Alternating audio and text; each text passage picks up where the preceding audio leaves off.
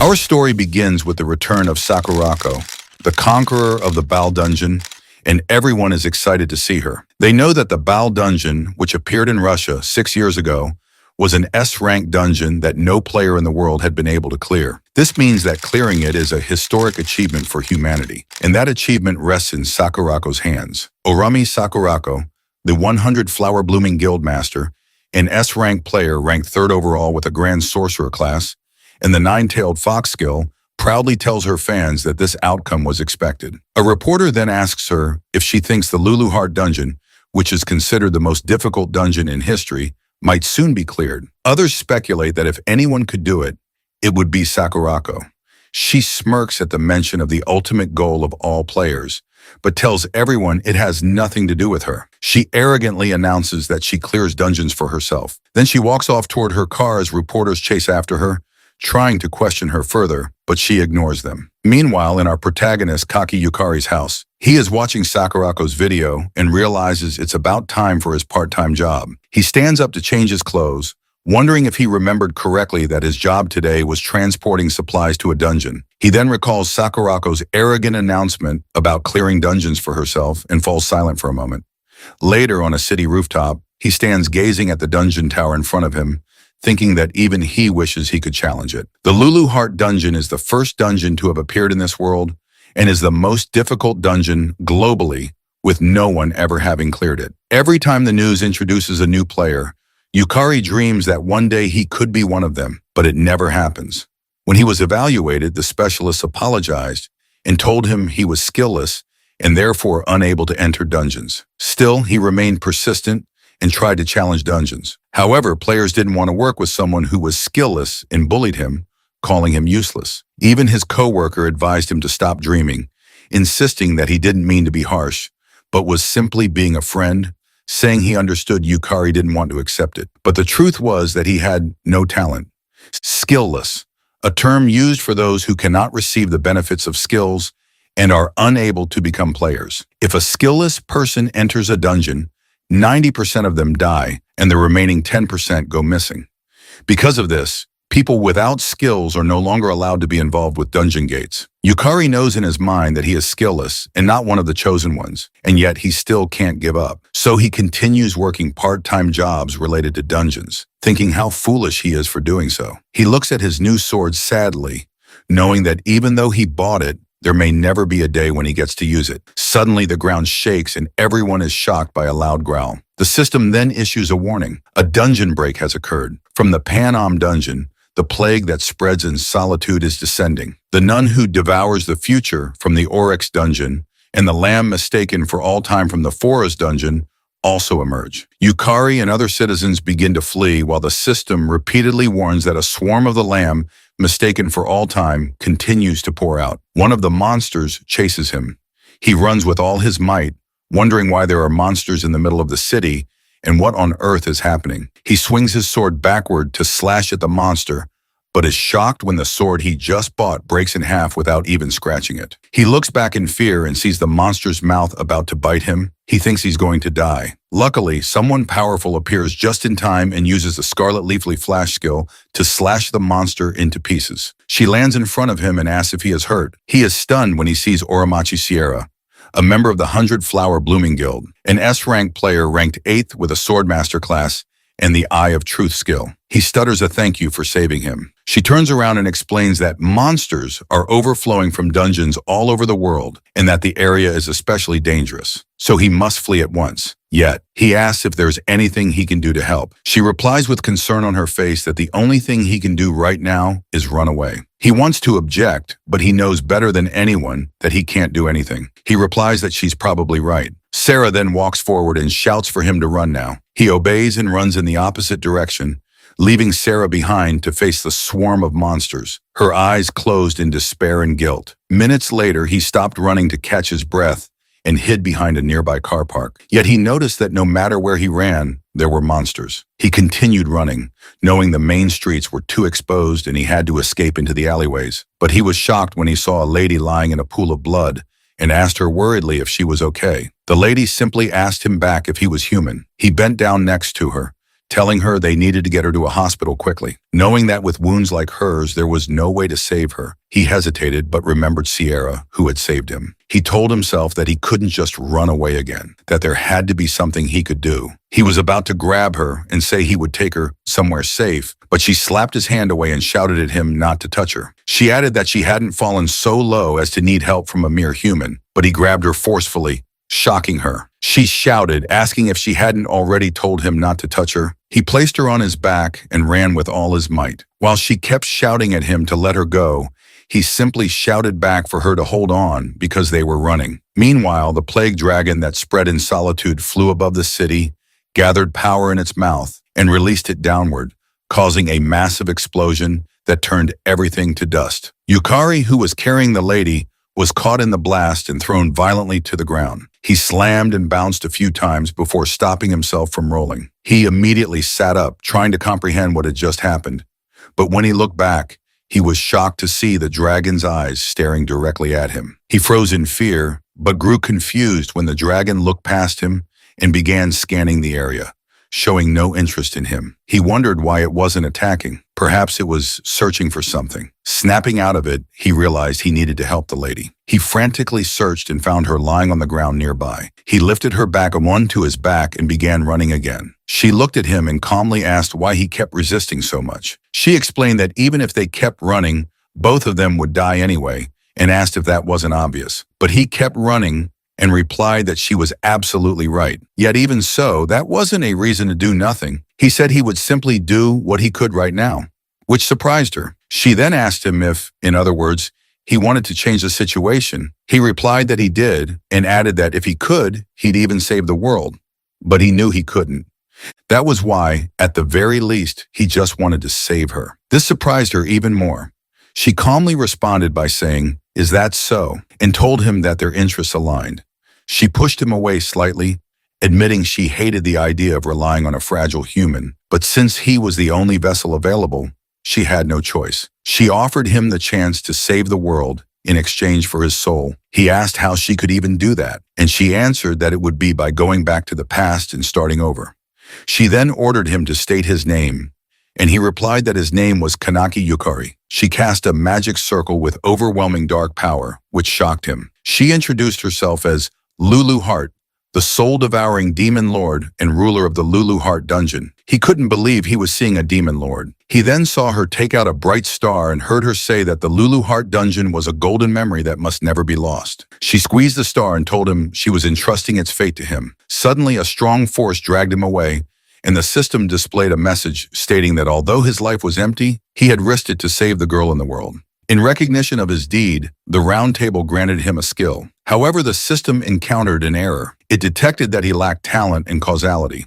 The system began reviewing his status, and the round table created a skill suitable for him as a special exception.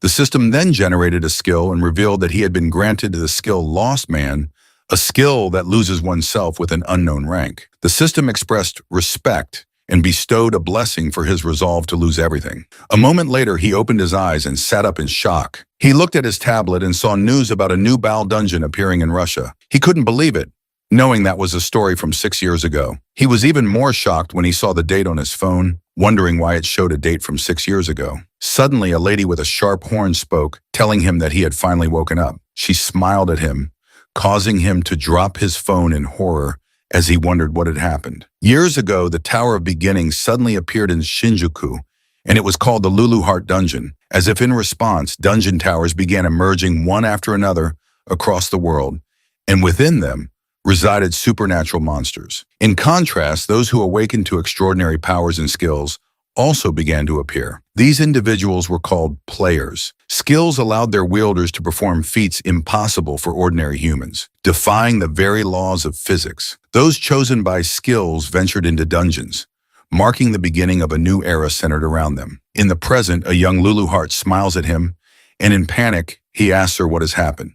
She simply replies that he has regressed, which confuses him even more. She then explains that he has regressed roughly 6 years into the past, and it was the result of the demon lord Lulu Heart's grand magic. He asks her if going back in time is even possible, and she proudly replies that nothing is impossible for her. However, she admits that she lost most of her magical power. which is why she ended up in such an adorable form, and informs him that no one else can see her but him. He then realizes that she seems somewhat familiar. Recalling the older Lulu heart, she tells him that she has fulfilled her part of the contract, so now it's his turn to fulfill his. He will be working to stop the dungeon break. He responds that he'd love to help, but he has no idea what to do. She explains that the dungeon break was a calamity caused by demon lords ruling over other dungeons. Their objective was to invade her Lulu heart dungeon, which held the greatest concentration of magical power in the world. She adds that since they couldn't defeat someone as powerful as her alone, they formed an alliance across all dungeons. This means that if they systematically conquer every dungeon in this world, they can prevent that future from happening. However, he responds that it's really hard for him to say, but he admits he's incredibly weak and has no skills. He adds that he has never even set foot inside a dungeon before. Yet he is shocked when she asks, "What about it?" and tells him it doesn't matter in the slightest. What's important is his resolve. She explains to him that to a demon lord like her, humans are all the same, so he shouldn't worry. She assures him that she will personally train him to become the strongest. She then firmly and confidently swears to him that he will surpass the limits of humanity and protect her beloved Lulu Heart dungeon. A moment later in the Frank dungeon, Lemura, they arrive. He looks around as it's his first time stepping into a dungeon, but instead of excitement, he feels a sense of restlessness. He then asks her about the training she mentioned.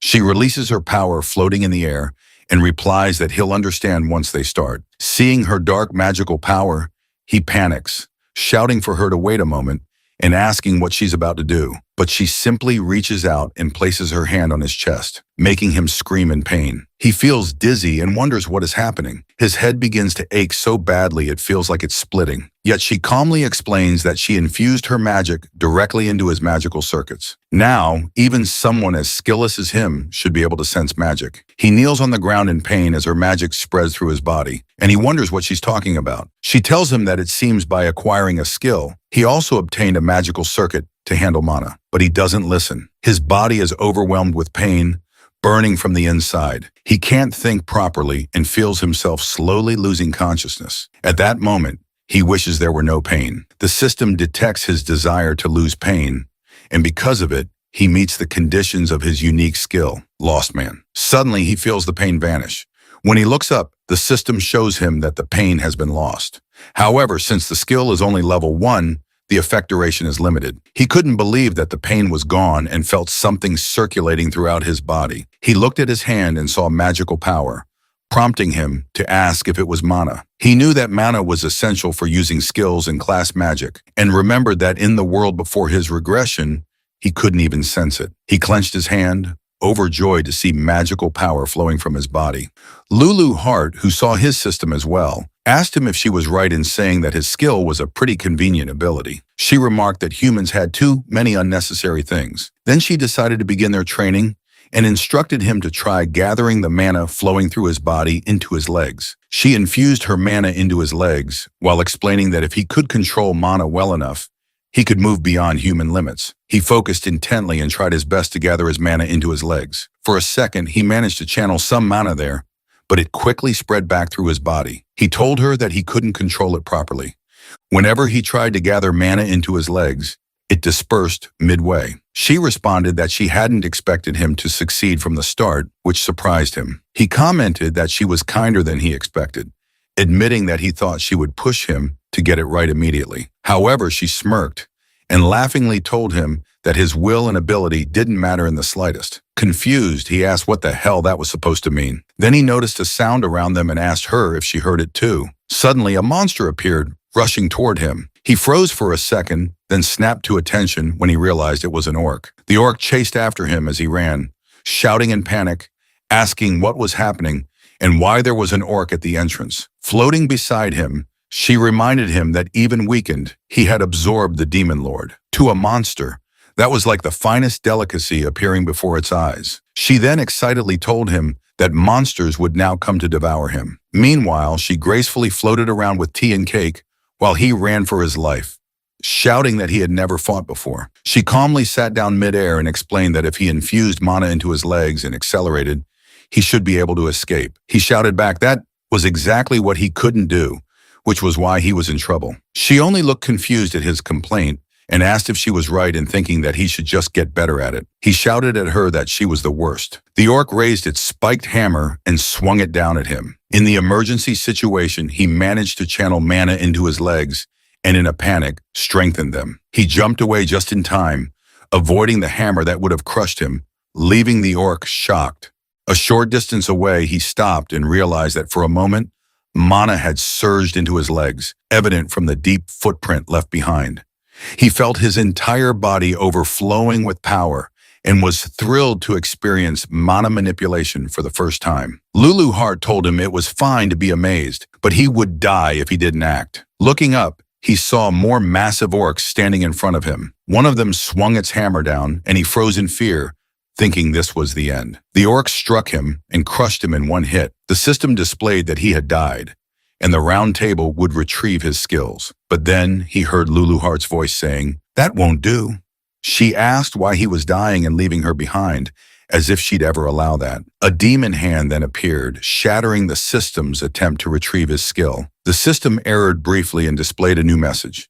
Interference by Demon Lord Lulu Heart had prevented skill retrieval. Due to the contract between him and Lulu Heart, he would now return to 1 hour before. He then woke up and screamed in fear, realizing he was about to be hit by the spiked hammer. Yet Lulu Heart greeted him with a cheerful "good morning" and asked if he had a nice sleep. She then drew out her mana and asked if they should resume. Before he could finish asking what she was doing, she placed her hand on his chest again and sent her mana into his mana circuit once more, causing him to scream in pain. However, he remembered the sensation from before, and just minutes later, the system activated his Lostman skill, which relieved him of the pain. Furious, he asked her what she was doing, but she simply asked him back if he had time to be spouting nonsense. At that moment, he felt a presence behind him. Fortunately, he jumped away in time before he was crushed again. He began to run while shouting that he thought he had died. Lulu Heart confirmed that he had died. He'd been crushed by an orc and turned into mincemeat. He asked her why he was alive again. She explained that there was a death return contract between them. When he dies, he returns to the world 1 hour before. He was confused, but there was no time to think about it. He kept running. Lulu Heart then told him not to worry about unnecessary things because the only thing he needed to know was that until he stops the dungeon break, he can't die permanently. They were in this together, and there was no way she'd allow him to die and leave her behind. She then shouted at him to show her his resolve. The orc caught up to him, but once again, he managed to channel mana into his legs and jumped away to dodge its attack. Lulu Heart praised him, saying his reaction was better than the first time. She admitted that she thought it would take longer for him to control magic, but it seemed dying once had an effect. She then formed a sword using her magical power and told him that if he was going to become strong enough to prevent the dungeon break, he couldn't keep running away forever. He accepted the sword, knowing he hadn't come back just to keep fleeing from orcs. He couldn't stay stuck there. She walked closer to him and told him that she would only say this once, so he should pay attention. She began explaining that the magic circuits inside him, the parts that connect to the magic overflowing in the world, were linked to his soul. In other words, with a strong will, he could control magic. But to do that, he needed a strong desire, which could be a passionate wish to grow stronger, or even the arrogance of wanting to save the world. She then asked him what exactly he desired. He remembered the dragon that had effortlessly destroyed the city and replied that he wanted to stop the dungeon and he wanted to become strong. The orc raised its hammer and swung it at him, but he bent his body low to dodge it. He immediately sat up and dashed toward the orc, driven by his new determination. Raising his sword, he channeled his mana into the blade, which allowed him to slice the orc cleanly in half with a single swing. He then caught his breath in exhaustion, but he was glad he had done it. For the first time, he had defeated a monster. Lulu Heart reminded him that she had told him he could do it if he tried, and admitted that she was planning to have him die about 100 times to get his body used to magic.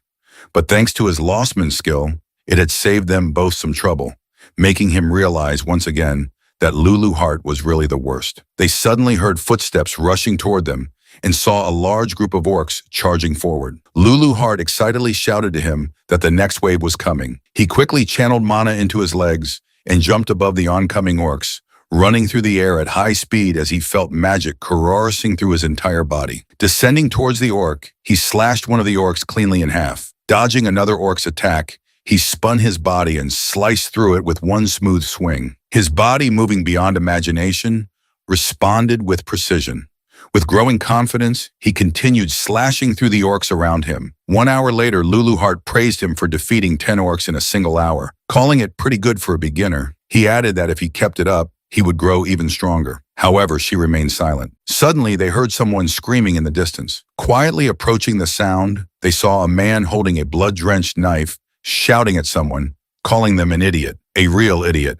The man scolded a young woman for not abandoning the others, saying she might have won if she had. He then teasingly addressed her by name, or Machi Sierra. She was younger with her Eye of Truth skill active, but she didn't have a class yet and was only frank. The man told Sora that she really had good eyes, then raised his knife and shouted that he was right to target her. Sora remained calm even as the knife neared her face. But before the blade struck, Yukari appeared just in time, blocking the attack with his sword and shouting that he wouldn't let him do it. Furiously, Yukari demanded if the man understood what he was doing, but the man stronger than him easily pushed him back and calmly asked who the hell he was. Sarah shouted that the man was a serial killer who targeted beginners, and she cried out in concern, urging Yukari to run away. He looked back and recognized her. Sierra, the S-rank player who had helped him in the world before his regression. The man, Akazuki K, pushed Yukari again and began slashing at him with his knife, tauntingly asking if he really had time to be looking away. Eventually, Yukari's sword was knocked from his hand. Realizing he had used too much magic and couldn't summon any strength, Kei told him he was full of openings, then activated Wave of Terror Level 3, which inflicted fear. The system displayed that Yukari was affected by terror status. He would feel intense fear toward Akazuki Kei, be unable to use skills, and have reduced stats for a certain period of time. Kei struck him with his knife, stabbing him through the abdomen. Yukari screamed in pain as the blade pierced him. Kei pulled the knife out and calmly turned his attention back to Sierra, who was already badly injured. Still conscious, Yukari managed to tell him to stop, but Kei continued forward. He knelt beside Sierra, saying he just wanted to understand what those skills were all about. Yukari could only watch in horror as Sierra screamed. Kei had stabbed her eye. Kei then muttered to Sarah and the other two corpses that he hoped to discover something when he dissected them. He stabbed Sarah's eye again and continued to stab her repeatedly, her screams growing louder with each stab. Yukari, furious and heartbroken, tried to move, but his bleeding intensified. He screamed at Kei to stop and remembered how in the previous timeline, Sierra had saved him, but now he could do nothing to save her. Kei laughed maniacally and grabbed his hair, while he thought to himself that he was too weak, too powerless, that this was why it was happening. Kei began stabbing him over and over until Yukari was killed. But as before, due to the contract, he returned to 1 hour prior. He woke up in the same place where he had just defeated 10 orcs. He turned to Luluart and told her that he had a favor to ask. She smiled, intrigued, and told him to go ahead and say it. He stood up and declared confidently that he wanted her to make him stronger, no matter how many times he had to die, because he wanted to defeat that murderer. She simply responded that she got it and told him that she couldn't care less about that little girl. But if this was what was driving him, then she'd let him go wild and personally whip him into shape. A moment later, Kei told Sarah that even though she had just become a player today, it was impressive how well she was holding out against his killing skills. He added that she was definitely Sakurako's sister, but he commented, today's dungeon was pretty thin on monsters. Kei then dashed toward her, shouting that he would take his sweet time breaking her. Yet Sierra remained calm and waited for him to get closer. But before the knife could reach her, Yukari appeared out of nowhere and blocked the strike. Kei demanded to know who the hell he was and whether he knew Sierra. Sarah collapsed on her knees in pain, shouted at Yukari to get out of there immediately because Kei targeted beginners. But Yukari stood his ground, doing his best to block Kei's attacks. He told Sierra to leave Kei to him. He would handle it from here. Unfortunately for him, he died at Kei's hands again.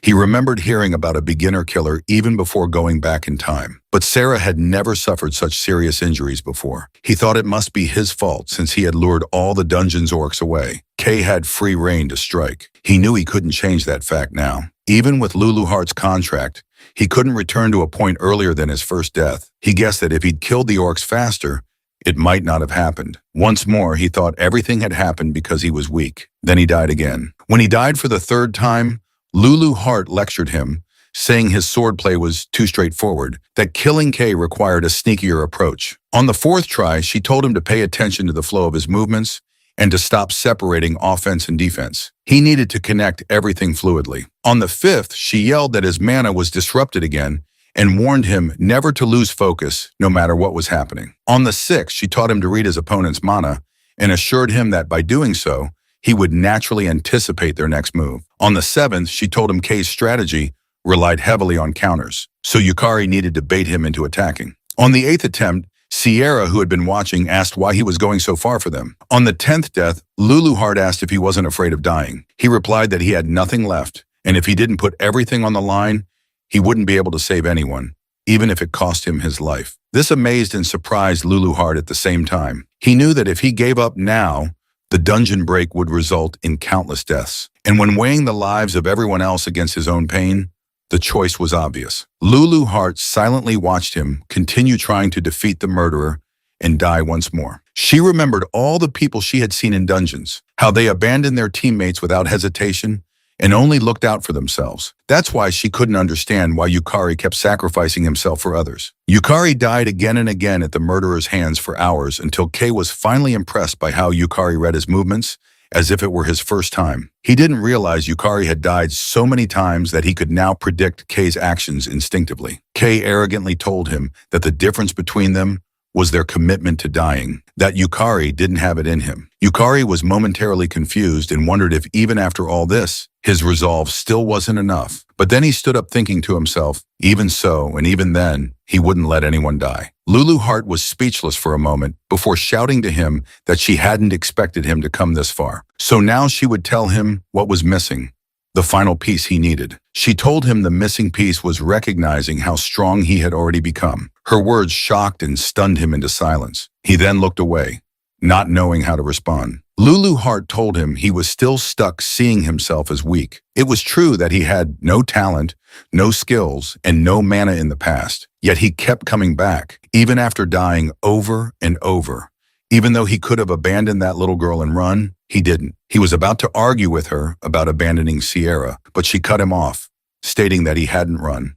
And no matter how many times he lost his life, he had chosen to keep fighting. That was why he had grown strong. She floated closer to him, pointed at him, and told him that even she, the demon lord, acknowledged his strength. She questioned why he was still moping and ordered him to stand up and lift his head. He obeyed. Kay swung the knife in his direction, but he easily dodged it. Luluhart pointed out that he could now read Kay's knife movements. Kay was shocked when he saw Yukari bend down and swing his sword to counterattack, which Kay blocked. Luluhart encouraged Yukari to swing his blade with everything he had, and Yukari managed to push Kay away with his sword, despite Kay using his knife to resist. Luluhart then remarked that Yukari could cut Kay down now, and he saw that he had slashed Kay's hand as well. She pressed him further, demanding to know how long he would continue, pretending he was weak, and shouted for him to accept his strength.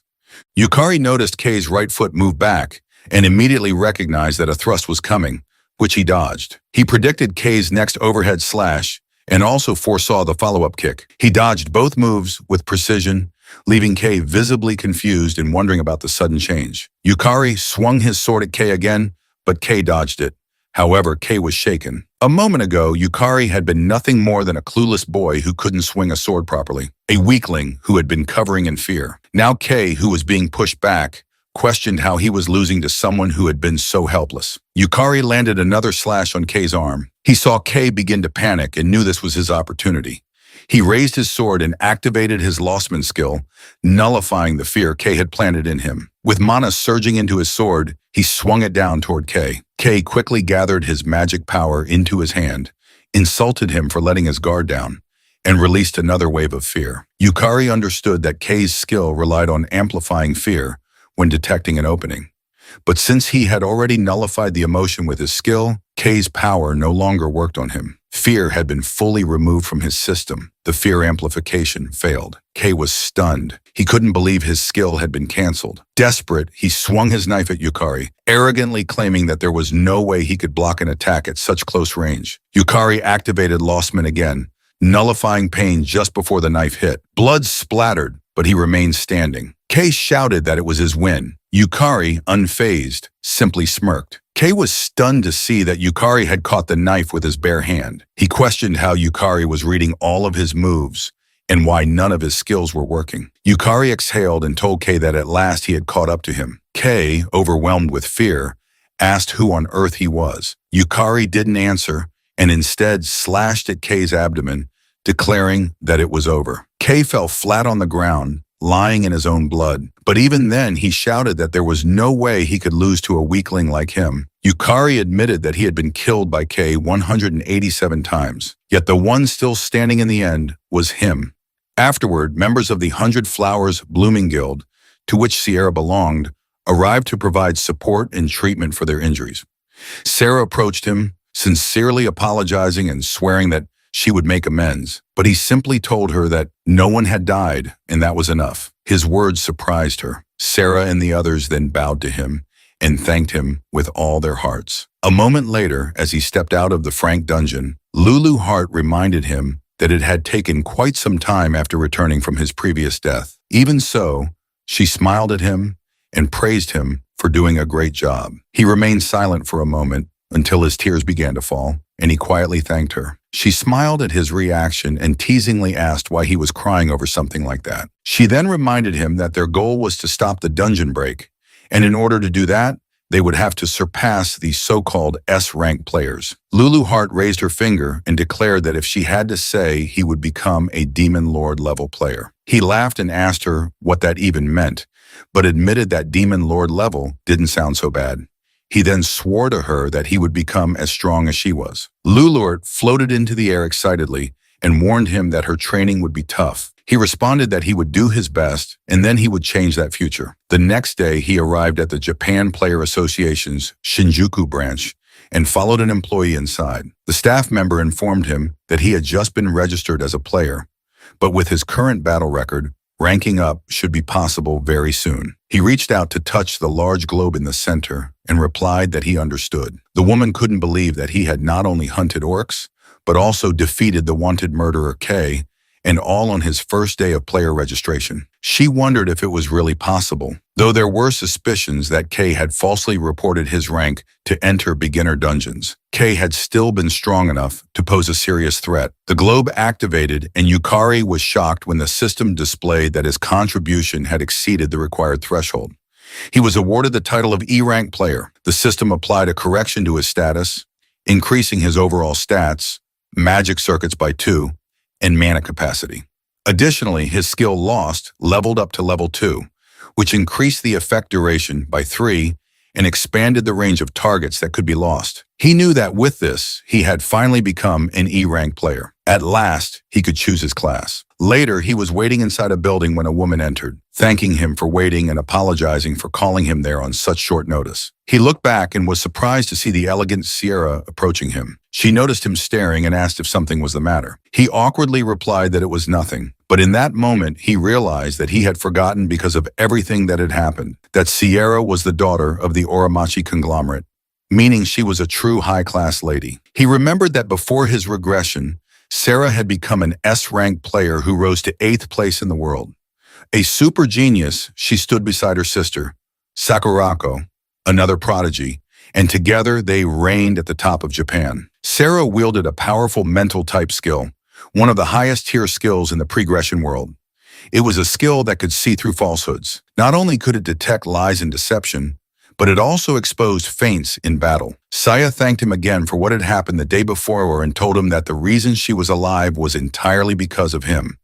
But he clarified that it was because she had protected the other two. Yukari later discovered that Sierra had never attempted a dungeon raid before, and yet she managed to keep fighting Kay while protecting 2 injured people, something he could hardly believe. She then held his hand and told him that hearing those words made her feel a little better, causing him to blush as she stood a little too close. They then entered a small cafe where Sierra informed him that she would explain about classes as they had discussed the day before. She asked if they should proceed with the class selection, admitting that it might be a bit pushy of her. She went on to explain that a job class was something a player could choose upon reaching E rank. It was similar to choosing a profession, and classes were broadly divided into physical-based, magic-based and mental-based categories. She added that a person's class was generally determined by their personality and abilities, and that their skills were reflected accordingly. For physical-based classes, examples included warriors, knights, and thieves. In magic-based classes, there were options like sorcerers and priests. For mental-based classes, there were unique and specialized options such as alchemists,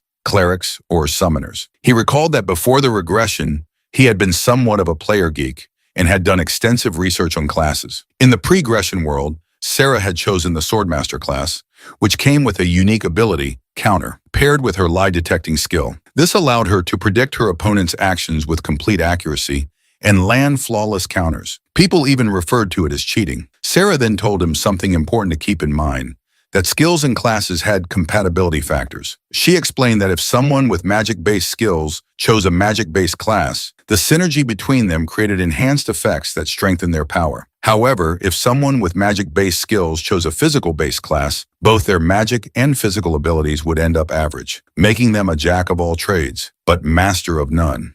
She added that although she didn't know exactly what his skill did, he should be careful. He thanked her, saying the information was helpful. He then realized that his skill, Lostman, was something he had never heard of before, even in his past life, and had no idea what kind of class options he would receive. Lulu Hart, who was floating nearby, appeared to understand the logic behind people having abilities after hearing Sarah's explanation. Sarah stood up and waved goodbye to him, saying she needed to go first for her class evaluation. Later in the same cafe, Sierra returned and thanked him for waiting. He asked if she had decided on her class. She replied that she had and told him she had received about 4 options, including Swordmaster and Paladin. He was shocked, knowing that even having that many high-tier options at her level would normally label someone a genius. Sierra then excitedly shared that she had chosen the S-rank classmate. This shocked him even more, knowing that it was indeed an S-rank class that combined elegant magic with cold, calculated combat techniques. He recalled that before the regression,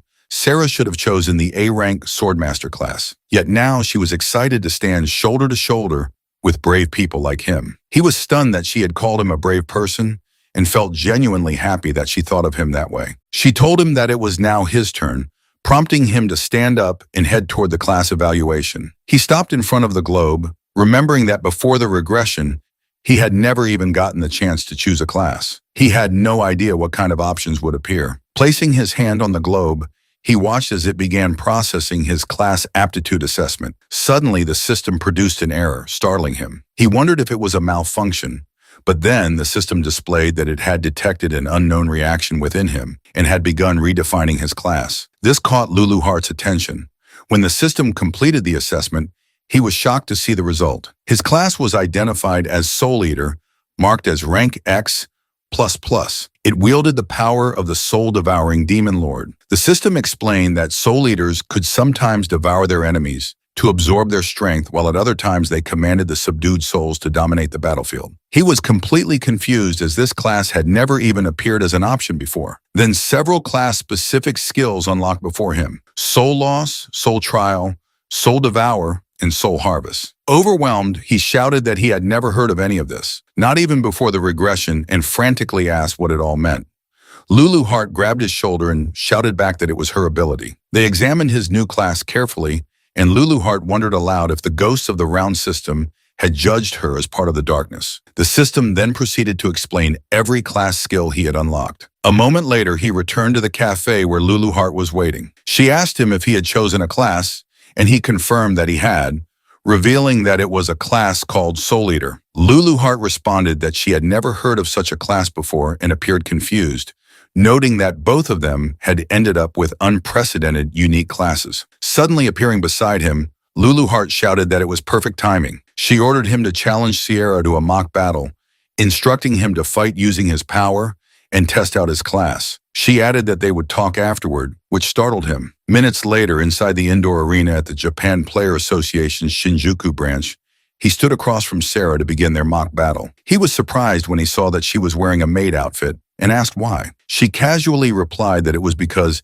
the outfit excited her. News had quickly spread, and players began gathering inside upon hearing that Sierra was about to fight. Her opponent was a rookie who had defeated Kay, the notorious beginner hunter. One of the staff members announced the start of the match and called for the battle to begin as the two faced each other. He reminded himself that Soul Eater was an unknown class, and this would be his first time testing it in actual combat. He activated his Soul Loss skill, which boosted his magic power, but simultaneously debuffed his stamina. He was shocked by the debuff. Before he could fully process what was happening, the system indicated that his Lostman skill had activated and had nullified the emotion of hatred. Lulu Hart then appeared above him, teasingly noting that she had forgotten to mention that her power was incredibly strong, but came with drawbacks. He quickly figured out that she had likely left that part out on purpose. Snapping him back to the moment, Sierra asked if he was finished testing his class. He assured her that he was ready. Sierra smiled briefly at his answer,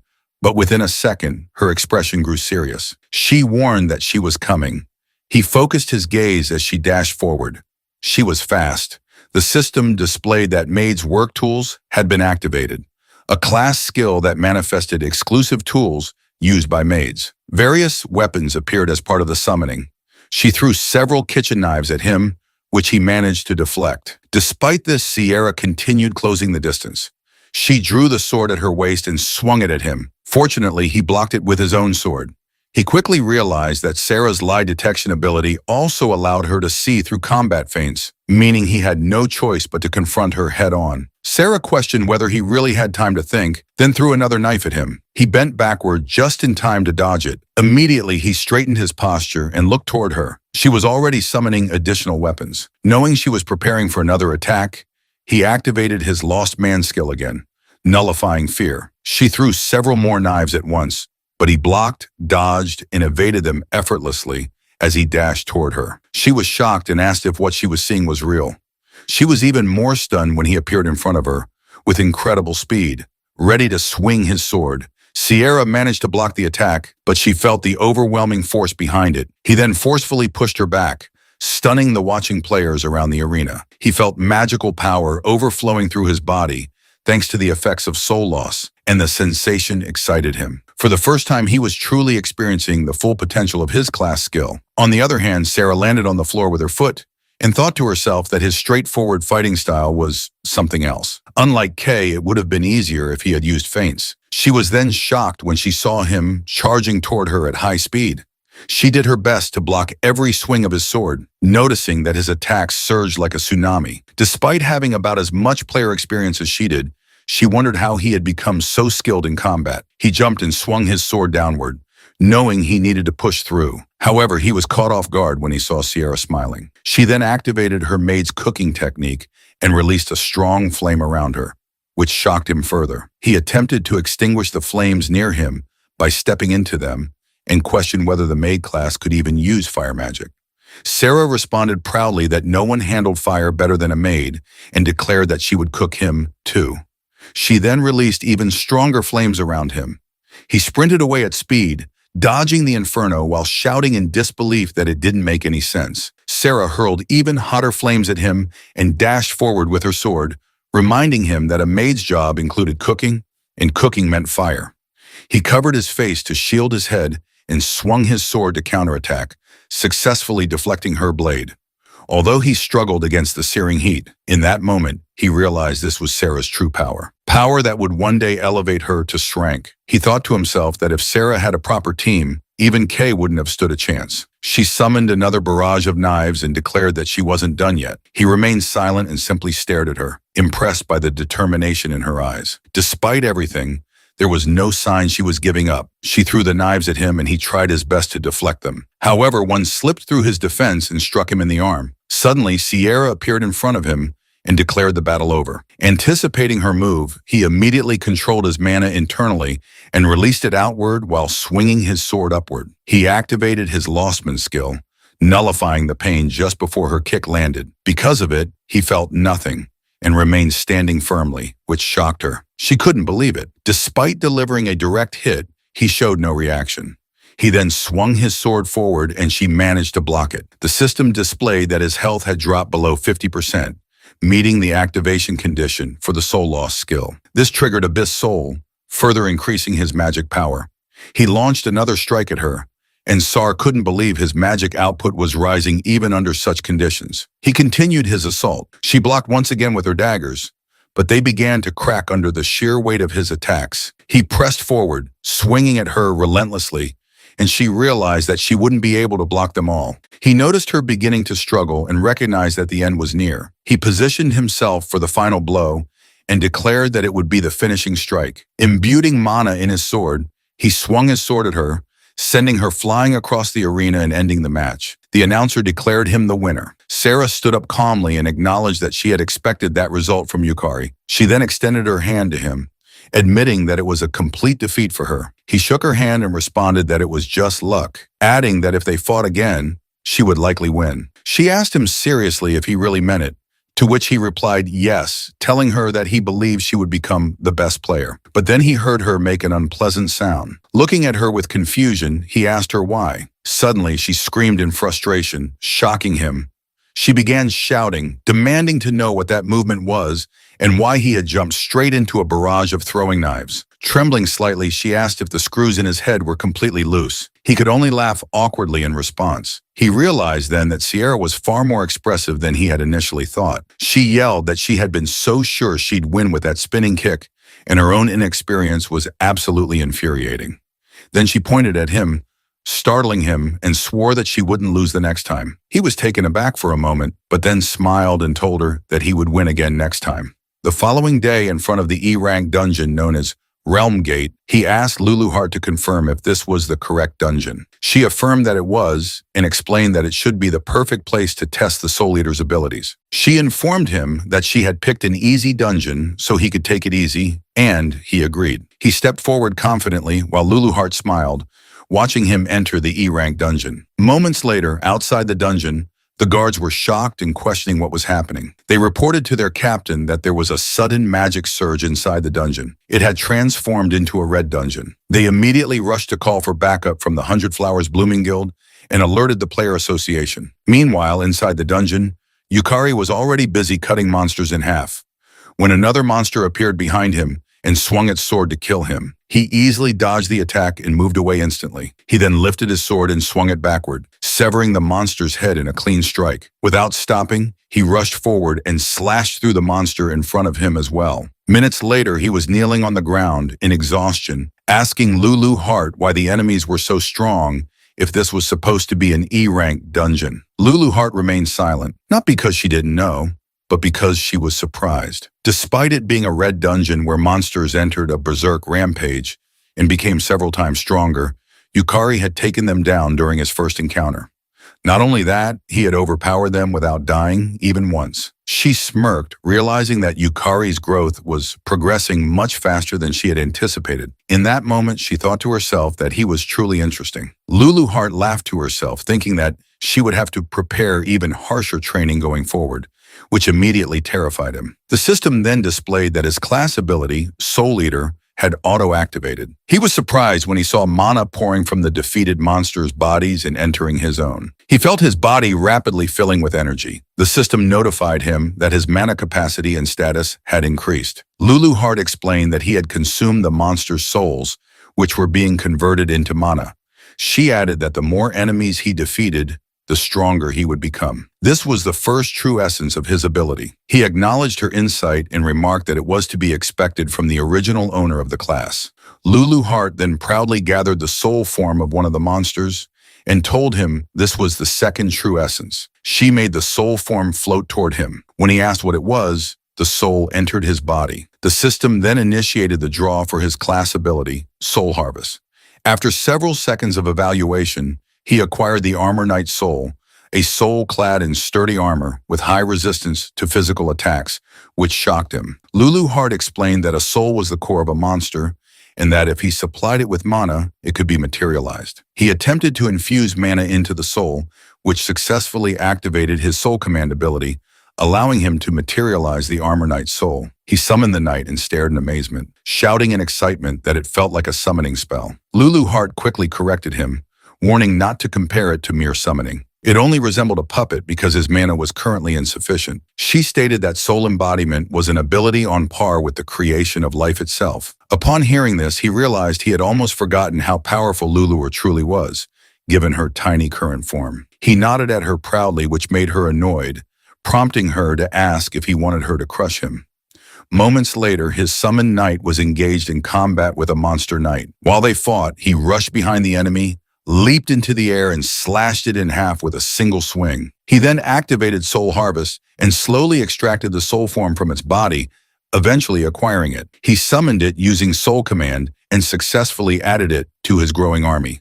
Lulu Hart remarked that he was starting to get the hang of it, but he replied that he could only summon the souls for a few minutes at his current level and needed to raise his rank and increase his mana capacity quickly. Lulu Hart smirked, noting that he was finally beginning to develop some ambition. Minutes later, in the dungeon's burning stage, he revealed the soul forms to Lulu Hart and reported that he had recovered 3 souls so far. She told him that it was not bad at all and gave him an approving smirk. Suddenly, a massive knight appeared at the center of the stage. Lulu Hart calmly noted that it was the only one left. Yukari confidently agreed and stared back at the towering figure, stating that this would be his first boss fight. Meanwhile, at the S-Rank 100 Flowers Blooming Guild, inside the Guildmaster's office, a lady secretary rushed in and called out to Sakurako. She informed her that she had received a report. Among the documents she carried was a file containing Yukari's information, immediately capturing the attention of Sakurako, the strongest player in Japan. The secretary reported to Sakurako that a mana overflow had occurred inside the E-Rank Ram Gate,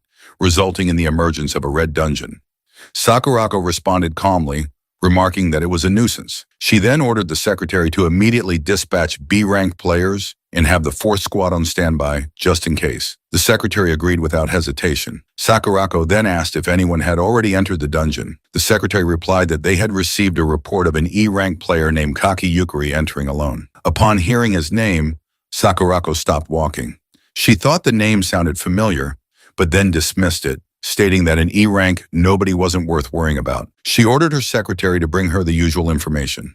The secretary presented a list of everyone who had approached Sierra the previous day. Sakurako began speedily reviewing the documents, her mood shifting to irritation as she grew furious that unworthy people were getting close to Sarah. In her eyes, they were all equally worthless. She stopped abruptly when she came across a photo of Sarah and Yukari talking in the cafe. When she asked about the photo, the secretary calmly replied that it was taken during lunchtime.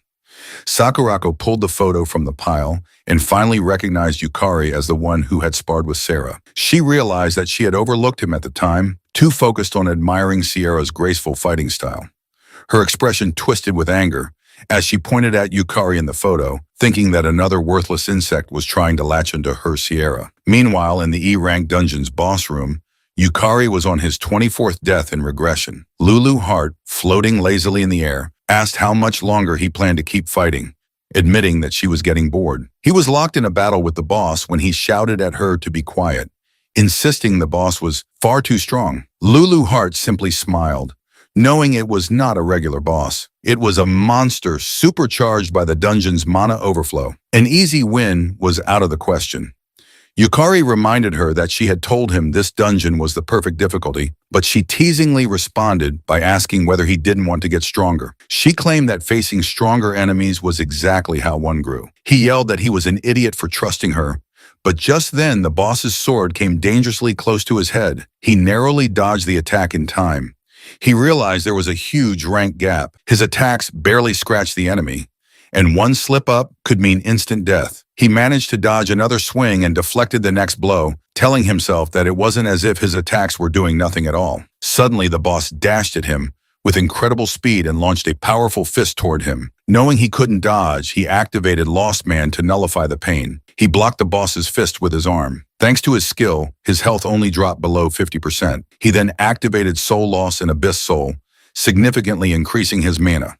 With a burst of strength, he pushed the boss's fist away and jumped back. He knew that Soul Loss drastically boosted mana as his health decreased. Though the activation conditions were strict, the resulting power surge was enormous. He stood his ground, telling himself that the real battle began now. Activating Soul Command, he manifested the Armor Knight Soul and ordered it to draw the boss's attention without attacking, focusing solely on defense. The summon followed his command and successfully distracted the boss.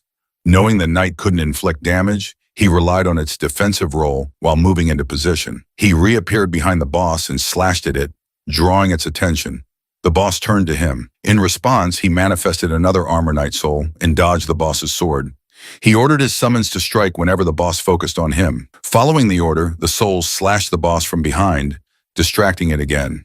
He wiped the sweat from his brow, confident that he had seen all these patterns through his many regressions. As long as he stayed focused, he wouldn't be hit. He told Lulu Hart that giving orders while fighting had been tricky at first, but he was finally getting used to it. She simply smiled in response, noticing how well he coordinated without overestimating himself. She quietly observed that he truly shined the brightest when pushed to his limits. Elsewhere in the 100 Flowers Blooming Guild, Sakurako told her secretary that everything had worked out perfectly. When asked how, she explained that a red dungeon formed due to mana overflow, dramatically increasing its difficulty, something a beginner could never clear solo.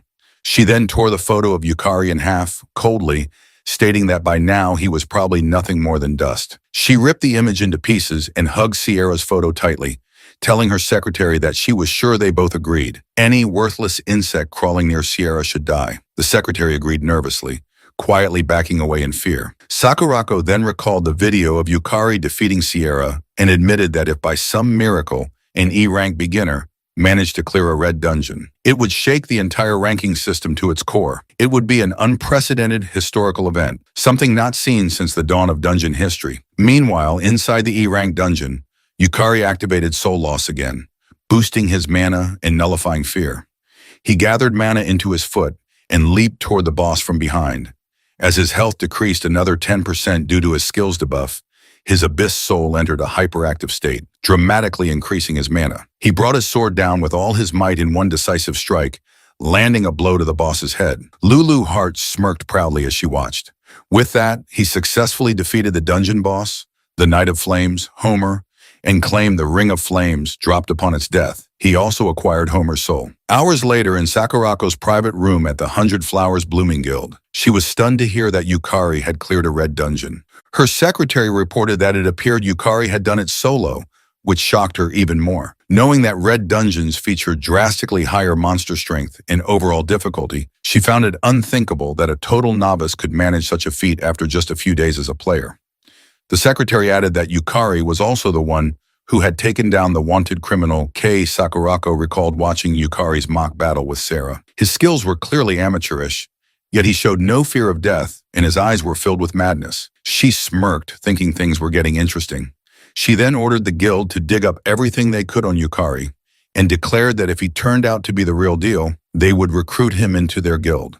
She also announced that Shikamura Kazuki would hand over command of his C-rank squad to Yukari. This announcement shocked the secretary and another woman present, who both turned their attention to Kazuki. Kazuki couldn't believe what he was hearing and asked her to confirm if she had really said his squad. She coldly warned him not to make her repeat herself, stating she hated repeating things. Her tone startled and irritated Kazuki at the same time. She leaned closer to him and told him that if he was dissatisfied, he should prove that he was more capable than Yukari.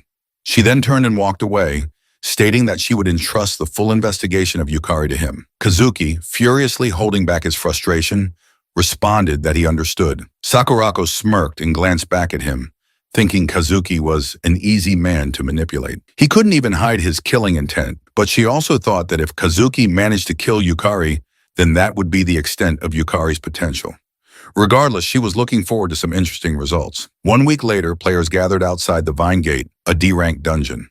Sarah addressed the group, informing them that they would be tackling the dungeon that day, and that 3 members from the 100 Flowers Blooming Guild would be joining the raid. Shikamura Kazuki, a C-rank player with a gladiator class and a strength multiplier skill, introduced himself as the appointed leader of the party. He extended his hand to Yukari, who shook it, and introduced himself in return. Suzumura Ayaka, a C-rank player with a Sage class, a mana cost reduction skill, and a member of the 100 Flowers Blooming Guild, nodded in greeting. Kato, a D-rank player with a sorcerer class and a combo bonus skill, also nodded.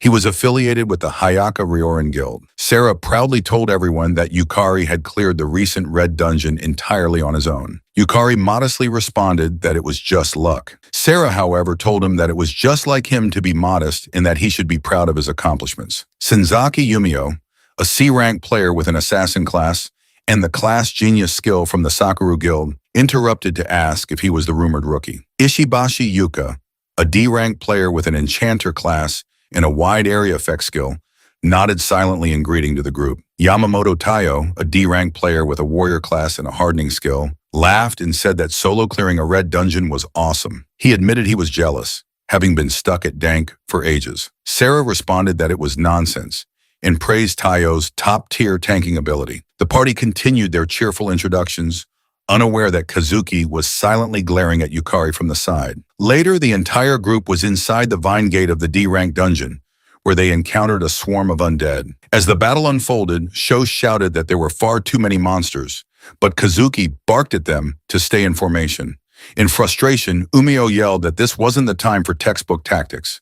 Meanwhile, Yuka was attacking with all her might at the side, thinking it would be a walk in the park, teaming up with the famous 100 Flowers Blooming Guild. She couldn't understand why they were struggling so much. One of the undead released a breath of decay, and Taiyo, positioned at the front, tried to maintain the formation, but the spreading poison was weakening their front line. He failed to notice an undead sneaking up behind him. Taiyo was shocked when he saw the undead's sword about to strike. Realizing it was too late to block the attack, he feared they were about to be wiped out. Fortunately, Yukari appeared just in time, slashing down the undead before it could land the fatal blow. He quickly helped Taiyo back to his feet and asked if he was all right. Taiyo, still stunned, stuttered that Yukari had saved him. But Yukari rushed off again, telling him he would draw the monsters from behind and for Taiyo to cover the front while he did so. Kazuki saw them acting independently and furiously reminded everyone that he had ordered them not to disobey his commands. Yukari ignored him, knowing that it wasn't the time for rigid hierarchy. He activated his lost man skill to nullify pain and called out to Lulu Hart, referring to her as Lulu for short, who was floating nearby, snacking on popcorn while watching the battle unfold. He asked her to pour her mana into him and draw the monster's attention. She agreed immediately, raised her hand, and infused him with mana, which successfully attracted the undead. Mid-cast, she realized what he had called her and shouted, demanding to know what was with the Lulu nickname. He ignored her and dashed toward the horde of undead, now rushing in his direction. He tilted his foot and leapt above the enemies. Lulu Hart shouted in frustration, offended that he would give her, of all people, a nickname. Again, he ignored her. Activating Soul Loss, he boosted his mana and nullified the emotion of hatred. He swung his sword backwards, then forward in a wide arc, striking multiple undead in front of him. Suddenly, an undead appeared from behind and released a breath of decay. He cursed under his breath, knowing that although the undead were slow, their poison was incredibly troublesome. The system then notified him that his desire to nullify the poison had been confirmed, triggering Lostman, which purged the poison from his body. Shocked, he felt the sickness vanish completely and theorized that status effects applied to him were recognized by the system as part of himself. With renewed energy, he spun his sword with greater force, realizing he could push even harder now. Compared to the monsters in the red dungeon, the undead were slow and lacked strong willpower. He continued swinging, cutting down the swarm almost entirely on his own. Umeko watched in disbelief and asked what was up with him, wondering if he was really just an E-rank. Taiyo watched with a smile, thinking to himself that this was the skill of someone who had cleared a red dungeon solo. Elsewhere, on the battlefield, Yukari infused a large amount of mana into his blade and swung it with full strength toward the last remaining undead. Cleanly severing its head, he declared that the fight was over. Everyone stood stunned at what they had just witnessed. He simply asked if everyone was okay. Umeo replied that okay was an understatement given that he had essentially defeated everything himself.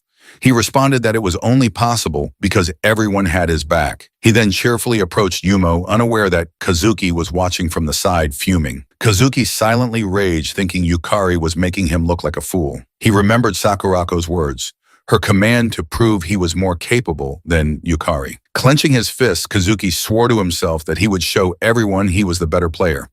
Kazuki then approached Yukari in anger, reminding him that he had told them not to act on their own. Yukari calmly replied that if they had stayed in that formation, the rear guard would have collapsed. Kazuki shouted back that it had already been accounted for. He then glared at Yukari, wondering how he dared to go against orders, thinking that he was acting all high and mighty. Umio then shouted at Kazuki not to mess with her, saying the rear guard were the ones suffering the consequences. Kazuki snapped back, telling her not to blame him, and claiming that just because she was a famous model didn't mean she could act superior. This angered Umecho even more, and she shouted that her being a model had nothing to do with the current situation. Kazuki, now furious, reminded everyone that he had been appointed leader by Sakurako and demanded to know what was with their attitude. Umeo grew even more frustrated, but the other players remained silent. Kazuki biting his lips out of frustration while looking at Yukari. Yukari then suggested they should all calm down as they were still inside a dungeon and the situation remained dangerous. Sarah agreed and said they should begin by reassessing their formation. Kazuki calmed down upon hearing Sarah's words and agreed, which only irritated Umeo further. Lulu Hart, observing the exchange, remarked that humans were as awful as ever. But what was even worse was that Yukari had given her a nickname. Yukari looked at her and explained that shorter names were easier to call out during battle. He was confused to see her floating upside down in front of him, but she simply sighed and told him to do as he pleased on the condition that he properly collected the souls of the monsters in the dungeon. He nodded and confidently promised to leave it to him. A moment later, they walked deeper into the dungeon and came across two different doors. Kazuki glanced at Yukari, noticing that he kept acting like the leader, even though it was he who had been entrusted with command by Sakurako. Kazuki thought to himself that at the very least, he had to be the one to defeat the boss. With a smile, Kazuki suggested that they split into two groups, claiming that their exploration efficiency was too low. Umecho agreed, saying it sounded like a good idea, but Yukari disagreed and asked whether it wasn't too dangerous. Kazuki ignored the concern and announced that his team would consist of Ayaka, the buffer Yuka, and the tank Tayo. The others were surprised by the sudden division. Yukari leaned in and quietly asked Tayo if he was sure it was okay to split up. Tayo replied with a bright smile that Kazuki was the leader and assured him he would protect the other team, which only deepened Yukari's concern. Kazuki then called Sho over and whispered to him to join the other party and keep an eye on Yukari. Sho responded that he understood.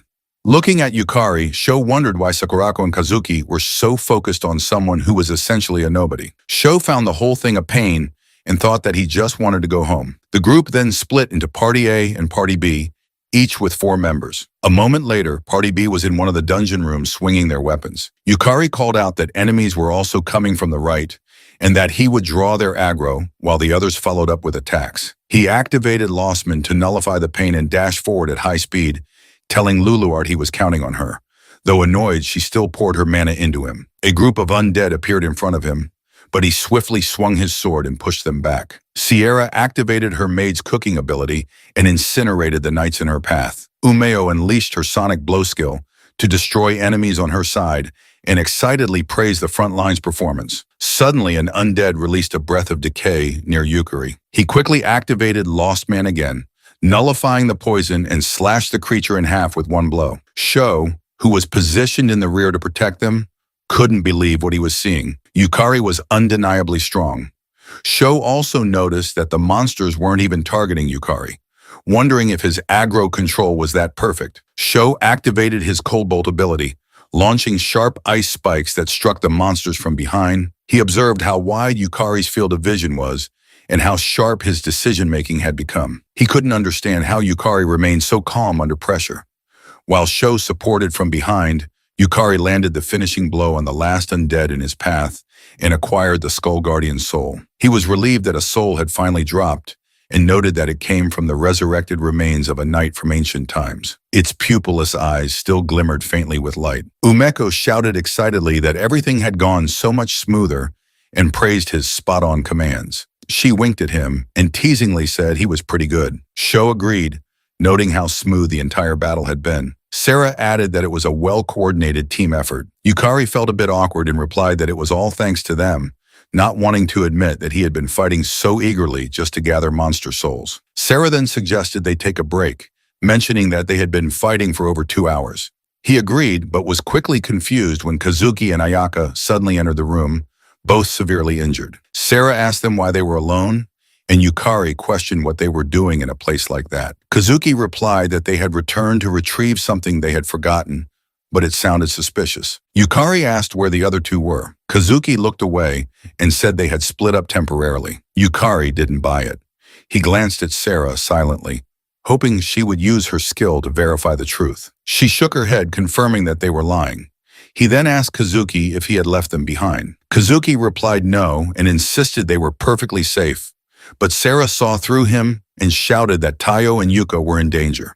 Without hesitation, Yukari dashed past them, running with all his speed. He couldn't believe Kazuki was capable of something so reckless. As he sprinted through the corridor, he begged in his mind for Tayo and Yuka to be safe. Yukari then asked Luluart if she could tell where Tao and Yuka were. She replied that her magical power was too weak to pinpoint their exact location, but the directions should be ahead of them. He immediately sprinted forward, blaming himself for not being more cautious of Kazuki. As he ran, he encountered two undead blocking his path, but he didn't stop. With a single powerful swing, he cut them down while shouting for them to get out of his way. He obtained another Skull Guardian soul and continued running, desperately hoping that Tayo and Yuka were still safe. Meanwhile, in another room, Tayo was on one knee, laughing bitterly. He never expected to be left behind in the boss room. Just moments earlier, Kazuki had shouted that they could be useful and told them to be careful before fleeing with Ayaka. Kazuki escaped, yelling about how he would become an elite member of the 100 Flowers Blooming Guild, while Ayaka turned her gaze away and followed him, abandoning the two weaker players. Back in the present, Yuka lay severely injured on the floor and apologized to Tayo for being useless. Tayo, struggling to move, replied that he at least wanted to let her escape, but now he couldn't even lift his arm. The boss approached, raising its axe for another strike. Tayo asked himself if this was the end. He clutched a ring in his hand, whispering apologies to his daughters, Sayako and Aoi, for leaving first. Suddenly, the room shook with the impact of an attack, but Tayo felt nothing. He opened his eyes and was shocked to see Yukari standing in front of him, blocking the boss's axe. Yukari apologized for being late and told Tayo to leave the rest to him. Tayo called out for Yukari to be careful before collapsing. Seeing this, Yukari quickly moved to lure the boss away from Tayo and Yuka. Luluart urgently shouted for him to stay focused, noting that while the monsters in the dungeon had seemed weak at first, the boss had been absorbing magical energy from the dungeon and others. All the dungeon's magic was converging into it. Yukari acknowledged her warning and assured her that he wouldn't let his guard down. He then activated Soul Trial, boosting his mana significantly, but at the cost of receiving a confusion status effect. He countered this by activating Lost Man, which immediately nullified the confusion. The boss raised its weapon, and Yukari saw the attack coming. The axe came down at great speed, nearly slicing him in half, but he bent backward in time to dodge it. He quickly stood and launched a counterattack, swinging his sword at the boss. The boss blocked effortlessly. Yukari was stunned. It hadn't even flinched. He could feel the weight of the boss's axe and pushed it back using his mana. Spotting an opening, he swung at its side, but the attack barely left a mark. Before he could react, the boss retaliated, forcing him to catch up with its speed and block every blow. He was shocked. His direct hits were doing nothing. Yukari realized the difference in their stats was far too great. At this rate, he couldn't do any real damage. He enhanced his mana to level 2 using Soul Trial, receiving Fear level 2 in exchange. Once again, Lostman activated and erased the fear. He dashed toward the boss, swinging with stronger mana. Watching from above, Luluart noted how convenient Lostman was. The mental debuffs, the main drawback of Soul Trial, were completely nullified by Yukari's skill. He was literally losing the associated emotions to bypass the cost. Yukari kept attacking, driven by the desire for more mana. He activated Soul Trial again, raising his mana to level 3, which gave him Anxiety level 3. Lostman triggered and erased the anxiety. As he tried to land a clean blow, he finally managed to crack the boss's axe slightly. That small victory filled him with hope. He knew it was working. He pressed closer and launched more attacks, convinced that if he kept increasing his mana enhancement level, he could win. He activated Soul Trial again, raising his mana to level 4. This time he received Deadly Sinsloth level 4. Lostman once more erased the effect, but as he prepared to activate it again, he suddenly froze. A strange feeling ran through his body. The system issued a warning. His proof of humanity was rapidly decreasing. Dizziness overtook him. Luluart was horrified as she watched. The boss swung its axe down, hitting Yukari square in the abdomen and launching him into the wall. He slammed to the ground, unable to move. Luluart cried out his name in panic. She flew down to him and informed him that Lostman was a skill that consumed him. At that moment, he had lost too many of the elements that made him who he was, all just to negate the demerits of Soul Trial. He weakly asked what was wrong and why she looked so desperate. His vision blurred as she explained that if he continued down this path, He wouldn't just fail to overcome the soul trial. He would cease to exist entirely. Luluart realized her voice was no longer reaching him. She knew that if this continued, Yukari would be forced into undergoing the true soul trial. And if he ended up responding, the psychological damage would be irreparable. There was no other choice. Closing her eyes, she cast a magic circle. As it activated, the boss paused in shock at her appearance. She calmly told it to be grateful. It was a special event. With a fierce smile, she declared that she would personally take on its challenge. Then she looked back at Yukari and urged him to overcome the soul trial, at least for now. A moment later, Yukari fell into a deep sleep and began to dream. In the dream, he saw the doctor who once told him he was skillless and couldn't enter dungeons. He saw the players who had bullied him, calling him useless. He heard his co-worker's voice reminding him that he was nothing. He saw the older Sierra worriedly advising him to just run away. Then he heard Kay calling him weak, the reason he had died. Yukari awoke, recognizing these as the worst of his memories. He then noticed his surroundings and wondered where he was. A copy of himself appeared from behind and replied that this was the soul trial. Shocked to see a duplicate of himself, he questioned whether he was hallucinating. He asked the copy if the soul trial was related to the soul leader ability. The copy confirmed it, stating that it was one of Demon Lord Luluhart's abilities. It explained that the true ability of the soul trial was to forcibly amplify one's desires, thereby increasing both soul and magical power. However, Yukari had been neglecting it too much due to the lost man's skill. Thus, he now had to confront it. The copy then grabbed him by the shirt, telling him almost creepily that he had to face the emotions he had lost and confront his own value. It accused him of being empty, shouting that he had nothing, that he would keep losing everything, and that he knew it deep down. It insisted that Yukari hadn't changed, couldn't change, and would never change. Meanwhile, back in the boss room, the monster swung its weapon and attempted to smash Luluhart to pieces.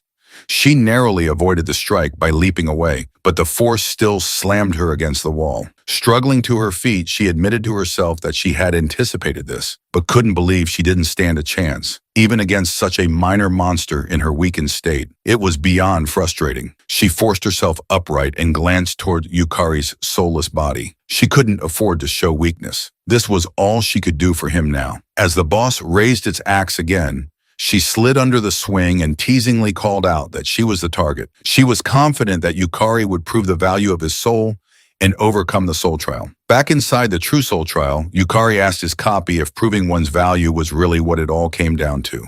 Laughing as he spoke, he surprised his copy. He then admitted that maybe his life had been wrong all along, and maybe he would continue to lose everything. But even so, it was because of that life that he had met Luluhart, that frustrating result. The moment he could only run with her, the times he tried his best not to die just to save her, they were all a part of it. He gathered mana in his hand and declared that he may have nothing within him, and his life may be flawed, but his choices were not wrong. He thrust his hand into his copy, swearing that he would stop the dungeon break and save the world. His copy screamed in pain as Yukari poured mana into it, reactivating the lost man's skill. The copy dissolved into water and vanished. His proof of existence had dropped below a critical threshold, meaning he had regained his human presence. The soul trial space around him began to crack. The older version of Luluart appeared and remarked that he was riding a one-way ticket and called him Lostman. Yukari replied that he would accompany her. They were partners in fate. He reached out and took her hand. As their hands met, the system displayed that Luluhart's magical essence was being supplied to him. His lacking existence was reconstructed using her power, and his proof of existence was stabilized. In exchange, Luluhart's own proof of existence decreased. The entire soul trial space shattered, and Yukari was freed. Back in the boss room, Luluhart was still facing the monster. When it swung its axe at her again, someone blocked the blow. She smiled, saying she had kept him waiting long enough. Yukari had returned, pushing himself to block the boss's attack. He apologized for the delay and told her to leave the rest to him. She called him Lostman and asked if he had made his decision. As he slashed his sword at the boss, he replied that there was only one answer. She was confused by his response, but smiled and said she was curious. For now, though, they needed to deal with the boss. The monster, enraged, charged at them again, swinging its axe. Yukari dodged effortlessly, recognizing the repeated attack pattern. He furiously slashed at its side, asking if it really thought he would just keep taking those hits. The boss was stunned when his armor cracked. Yukari calmly informed Luluhart that his soul trial magic power had increased to level 5. Lulu Heart responded that the cost was great, but the effect was tremendous. Yukari simply agreed, then shouted that it was time for the counterattack. He then swung his sword at the boss with great force, but the boss blocked the attack. Yet he didn't stop. He continued swinging, pressing forward with relentless strikes while the boss struggled to block them. Spotting an opening, he successfully severed the boss's arm, making it scream in pain and grow even more enraged. The boss then dashed toward him at high speed, which shocked him. He immediately activated Lost Man, nullifying his fear. As the axe was about to hit his head, he bent backward just in time to avoid the blow. Turning swiftly, he channeled mana into his leg and kicked the boss, launching it backward. He smiled, grateful that he had taken that kick from Sierra during their mock battle. It had prepared him for this. Suddenly, the boss released a surge of powerful aura and raised its axe again, shocking him. It then summoned a mass of undead, revealing it still had a trump card. Lulu Heart, unbothered, teasingly called out to the undead, referring to them as small fries, while releasing her mana to attract their attention. He was surprised by her action, but she simply told him that the boss's mana was nearly depleted and that he should get ready. He nodded in acknowledgement. Raising his hand toward the boss, he declared that summoning wasn't its exclusive privilege. He activated Soul Command and summoned both the Armor Knight Soul and Skull Guardian Soul, commanding them to assist Lulu Heart in dealing with the undead while he charged at the boss. Their swords clashed in the center of the room as he attacked again. Lulu Heart stopped releasing her mana and told the undead that their time was up. One of them attempted to strike her, but she vanished. From the corner of his eye, he saw his summons battling the undead and realized that Lulu Heart had fought just as hard as he had. There was no way he could afford to lose. As their weapons clash again, the boss's axe cracks. Lulu Heart shouted for him to win, which gave him a surge of confidence. With one final push, he slashed through both the boss and its weapon, cutting it in half. A moment later, Sierra and the others arrived at the room. Sierra rushed to him, asking if he was all right. Lying on the ground, he weakly called out to them. Umeko and Sho couldn't believe what they were seeing and asked if he had really defeated the boss alone. Sierra, however, was only concerned about his battered condition. He asked her to help rescue Tayo and Yuka, saying they should have collapsed over in the corner. She nodded and told him to leave it to her, but before she could move, Kazuki interrupted, stating that it wouldn't be necessary and ordered everyone not to move. Ayaka suddenly grabbed Yuka and held a knife to her neck. Kazuki warned them that Yuka's life was now in his hands. Everyone was shocked. He demanded to know why Kazuki would do something like this. Kazuki, his mana surging, screamed that it was because of him. He shouted that if only Yukari weren't there, he wouldn't have been pushed this far, and that proving he was better than him would make everything better. Sarah tried to reason with him, telling him to stop the foolishness while there was still time. Kazuki replied that the time she spoke of had already passed. He had crossed the point of no return. He then asked if she knew the terrifying power of Sakurako, their guild master Aster. Sarah assured him that she would speak with her sister herself, but Kazuki scoffed and asked if she truly believed Sakurako would ever forgive failure. Sarah couldn't respond. She knew the truth. Kazuki then pointed at Yukari and challenged him to a one-on-one fight. Umeo shouted that Yukari wasn't in any condition to fight, but Yukari accepted the challenge. Sho approached, worried, telling him that it was insane in his state. Yukari thanked Sho for his concern, but stood up and said it had to be him. Kazuki, furious, charged at him, shouting that he would kill him. Yukari blocked his sword, but Kazuki, overwhelmed with anger, swung again and again, believing that if he could just defeat Yukari, Sakurako would acknowledge him. Though Yukari was barely standing, he continued to block each blow. Kazuki reminded himself that he was Kank and believed the gap in their stats was absolute, yet Yukari wouldn't go down. The system displayed that Yukari's health had dropped below 10%. Despite that, he smirked. His Abyss soul had entered hyperactivation mode, increasing his mana drastically and restoring everything he had lost. Recalling Kei, he told Kazuki that he had known someone even crueler and that he didn't fear death anymore. Raising his hand, he activated Soul Command, shocking Kazuki. Yukari then summoned the Skull Lich Lord, and to everyone's disbelief, the soul of the boss responded to the call. Kazuki stood stunned in fear and confusion as the spirit of the boss knelt before Yukari. No one could believe what they were witnessing. Kazuki demanded to know whether Yukari was a summoner or a necromancer. Even Ayaka stood frozen, gripped by fear. Yukari simply aimed his sword at Kazuki and declared that it was time to end it. The Skull-Lich Lord then swung its axe at Kazuki. Though Kazuki managed to block the attack, the force caused his sword to slip from his hands, and all he could do was curse loudly. He turned, seeing the Skull-Lich Lord looming behind him with immense power. Yukari commanded the Skull-Lich Lord to move closer, and Kazuki froze in fear and horror. The undead entity raised its axe and brought it down toward Kazuki, who lay helpless. Just seconds later, Kazuki was sprawled on the ground. Sho excitedly rushed over, asking what had just happened and confirming if that summon was really the boss of the dungeon. Umeo joined him, still unable to believe that someone with such combat strength was also capable of summoning a boss-class entity. Yukari replied that he wasn't a summoner, but he could do something similar. Sho then helped him to his feet. Taiyo, regaining consciousness, expressed his gratitude for being saved. Yuka added that Yukari was their savior, but he humbly replied that it was because they both had endured the boss's fierce attacks. As the group began walking out of the boss's chamber, Sira followed behind silently. She reflected on how, once again, Yukari had taken on an overwhelming burden. She wished he would take better care of himself. Yet knowing she lacked the strength to stand beside him, she felt she had no right to say anything. Watching him talk casually with Sho, she felt a strong determination rise within her. She must become stronger. Meanwhile, Luluheart watched Ayaka, who was now helping the collapsed Kazuki, and smirked knowingly. The next day, at the Japan Player Association's Shinjuku branch, an employee informed Yukari that all procedures for his promotion to Dank were now complete. He thanked her for her assistance, but the lady noted that he didn't seem very happy about it, which surprised and confused him. She went on to explain that reaching Dank was considered the first real hurdle for a player. It required both solo and team dungeon clears, and it entitled players to government subsidies and tuition exemptions. She remarked that he should be more excited. Yukari responded by asking if she believed a D-ranked player could clear an S-ranked dungeon.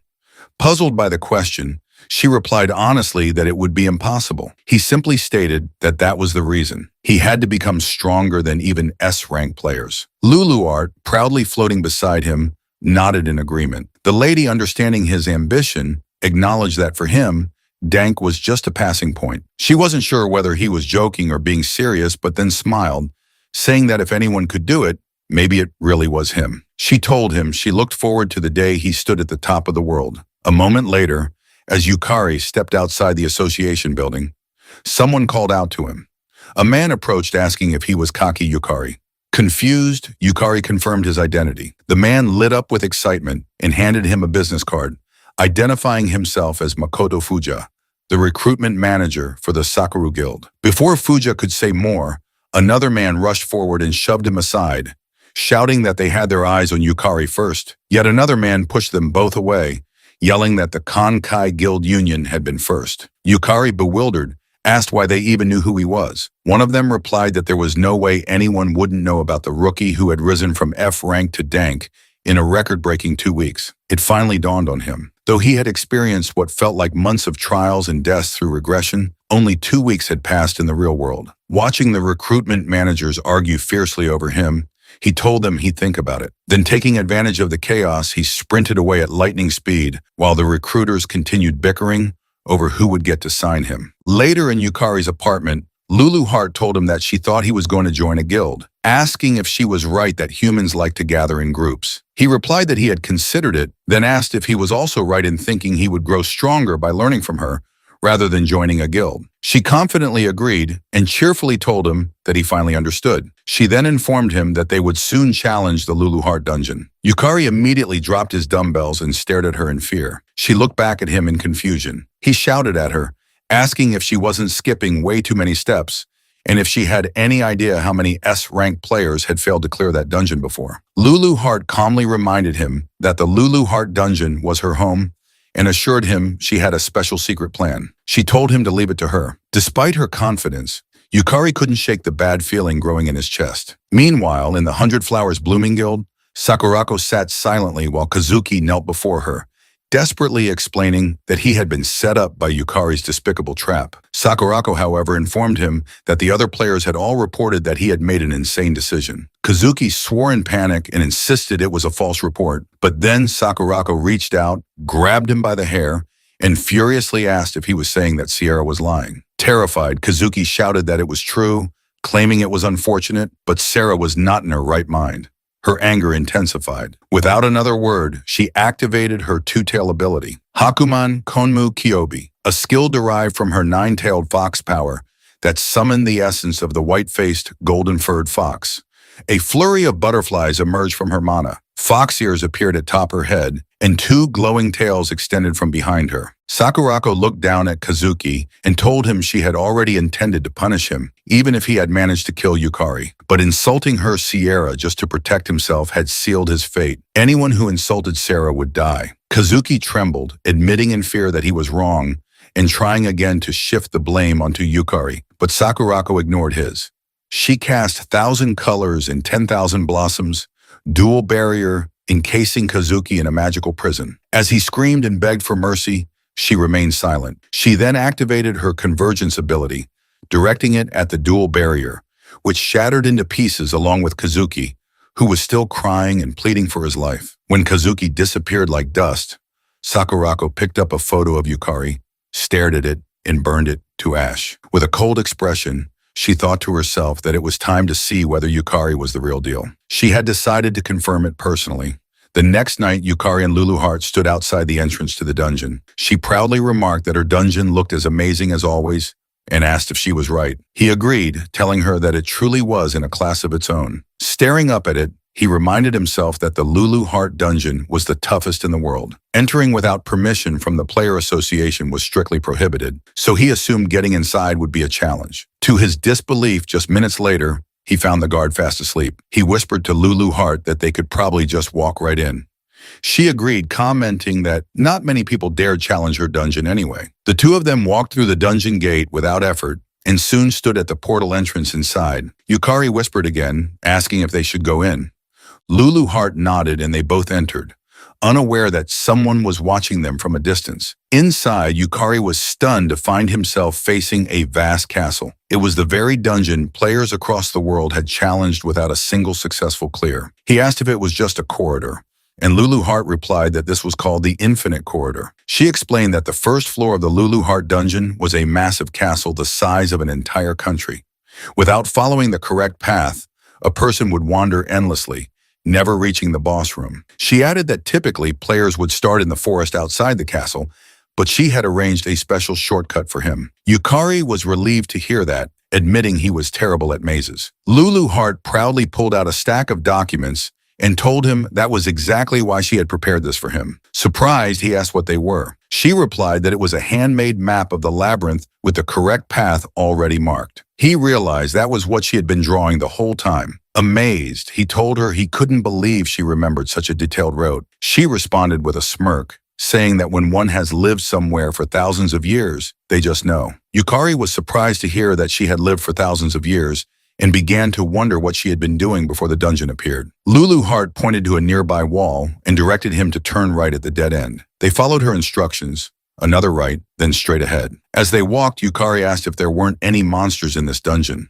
She replied that she was deliberately leading him through monster-free paths, adding that at his current level, he wouldn't stand a chance. Shocked, he asked if that meant he could reach the boss room without fighting. She told him no, he would have plenty of fighting to do soon enough. Exhausted just by the thought, he muttered that he knew it was coming. Eventually, they arrived at the end of the first floor path and peeked around the corner to see the monster guarding the area. Lulu Heart explained that Harble's body was extremely fragile, so he should be able to defeat her easily. Encouraged, Yukari immediately leapt out from hiding and charged toward Harble with his sword. But Lulu Heart called out that from his perspective, Harble was still very strong. Unfortunately, it was too late to retreat. Harble activated her wave of exhaustion ability, sending a blast of energy toward him. Yukari was stunned as the ability inflicted apathy, sapping his motivation and rendering him temporarily unable to move. His body froze in place. Panicking, he realized he couldn't move at all. Harble launched forward, her sharp claws slashing clean through his neck in one swift motion, killing him instantly. Yukari regressed 1 hour back. Trembling, he shouted at Lulu Heart that she could have mentioned that earlier. Calmly, she explained that she was in the middle of explaining when he ran off on his own. Defeated by her logic, Yukari admitted it was his fault and accepted responsibility. He shouted that Harble was insanely strong. Lulu Heart clarified that while Harble's body was fragile, she wielded powerful mental magic. He asked what that meant, and she explained that her magic inflicted level 7 apathy, equivalent to 7th tier magic. Finding someone who could resist it was nearly impossible, not just among humans, but even among monsters. He asked if it was really that impressive. She replied that someone able to use 3rd tier magic would already be called a genius. Even S-rank humans could usually manage up to 6th tier magic at best. He couldn't believe that Harble, who appeared so weak, was as powerful as an S-rank player. Lulu Hart simply responded that it didn't matter to someone with the lost man's skill. They peeked at Harble again, and Lulu Hart instructed him that all he needed to do was remove the emotion of sloth, which was the root of apathy's effect, and he'd be fine. Yukari finally understood what she meant. She then shouted that it was his chance, an opportunity to rapidly gain souls and mana while leveling up. Meanwhile, inside a church, Irugami knelt in prayer. Another nun entered and reported that a new player had entered the Lulu Art dungeon. Irugami stood solemnly, replying that to challenge such a sacred dungeon meant the person carried a sinful soul. Yoro Beatrice Irugami, ranked 1 in the Holy Dungeon Church, was the 6th strongest player in Japan.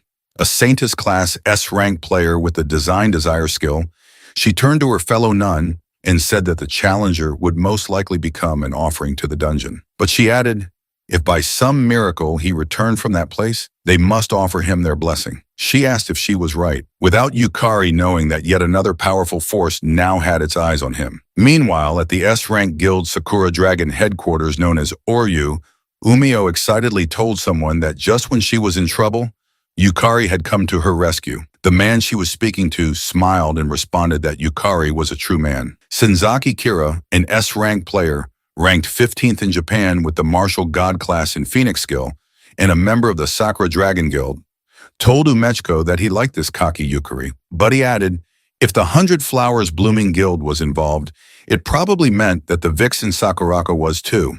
Knowing Sakurako, whose pride was practically a wardrobe, meant Yukari might be heading into some dangerous encounters. Yumo asked her brother if there was anything he could do to help. Smiling, he patted her head and told her to leave it to him. He swore that he would train Yukari thoroughly after beating him to a pulp. Confused, she asked him to just protect Yukari normally, but Kira turned away, laughing as he walked off. She hurried after him, asking where Yukari was now. A moment later, his secretary whispered something into his ear. His expression changed to shock when he heard that Yukari had entered the Lulu Heart dungeon. Meanwhile, on the first floor of the Lulu Heart dungeon, Harble swung her claw at Yukari. He blocked the attack with his sword, but the impact was so powerful he staggered. Despite Harble's metal sealing magic being restricted, she was still immensely strong. Yukari activated his soul command ability and summoned the Armor Knight soul. He quickly coordinated with it, instructing it to attack from the opposite side. The summon obeyed and charged in from the other direction. Harble immediately turned and struck with her claw, instantly vanishing the summoned knight. But Yukari used the opportunity, appearing behind her with a smile and slashing her back. The strike landed cleanly, making Harble scream in pain. He quickly activated Soul Command again and summoned the Skull Guardian. He noticed that Harble's curious nature caused her to chase anything unfamiliar. But after the second trick, she began to grow cautious. She glanced back and forth between the Skull Guardian and Yukari, visibly calculating her next move. He ordered his summon to attack again from the side, catching her attention.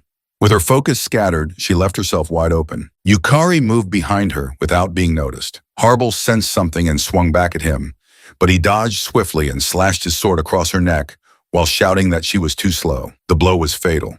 Harble's head was severed and she collapsed. Yukari then activated Soul Devour, absorbing her soul and converting it into magic, which he successfully did. He was stunned by the incredible surge of magic power that flowed into his body. Lulu Hart explained that Harble was a monster from the highest difficulty dungeon, so the mana gain would obviously be immense. Excited, Yukari noted that he managed to acquire her soul on the first attempt. He decided to summon Harble's soul immediately and activated Soul Command. When Harble's soul appeared, she had a surprisingly cute smile, which startled him. Looking closer, he admitted that Harble was actually kind of cute. Reaching out to pet her, he was caught off guard when she suddenly bit his hand. He quickly pulled his hand back, stunned that her soul had bitten him. Lulu Hart explained that Harble's soul was currently overpowering for him. Even as a soul, Harble would naturally exhibit resistance. He asked if that meant souls had their own will. She reminded him that of course they did. Souls were at their core will itself. He nodded, realizing it made perfect sense. Lulu Hart then added that the stronger a monster's magic power, the stronger its will. In Harble's case, both her personality and appearance were directly reflected in her manifested soul. So if Yukari wanted to fully control monsters with strong wills, he would first have to grow stronger himself. A moment later, they arrived at a fountain along the path. Yukari drank the water from it, and his magic power was instantly restored. He turned to Lulu Hart and commented that the magic power recovery spring was a lifesaver. With his current mana reserves, using Harble's abilities would drain him completely. She agreed. Lulu Hart then informed him that the spring was placed there by the first floor boss, who loved fair fights. Yet for some reason, humans never used it. Yukari glanced at the side of the spring and noted that with such a suspicious sign saying it was a magic power recovery spring, most people would assume it was a trap. Still, he was glad for its existence. It allowed him to keep fighting. Lulu Hart told him that nullifying mental magic, retrieving Harble's soul, summoning her, and defeating the next monster was a special leveling up method that only he could achieve. After a few minutes of rest, Yukari summoned the Armor Knight soul and ordered it to stand still. Another Harble monster soon approached and was distracted by the knight. Yukari then ordered his Harble to use her Wave of Lethargy, a magic attack that inflicted lethargy, freezing the target's ability to use skills and rendering them completely incapacitated.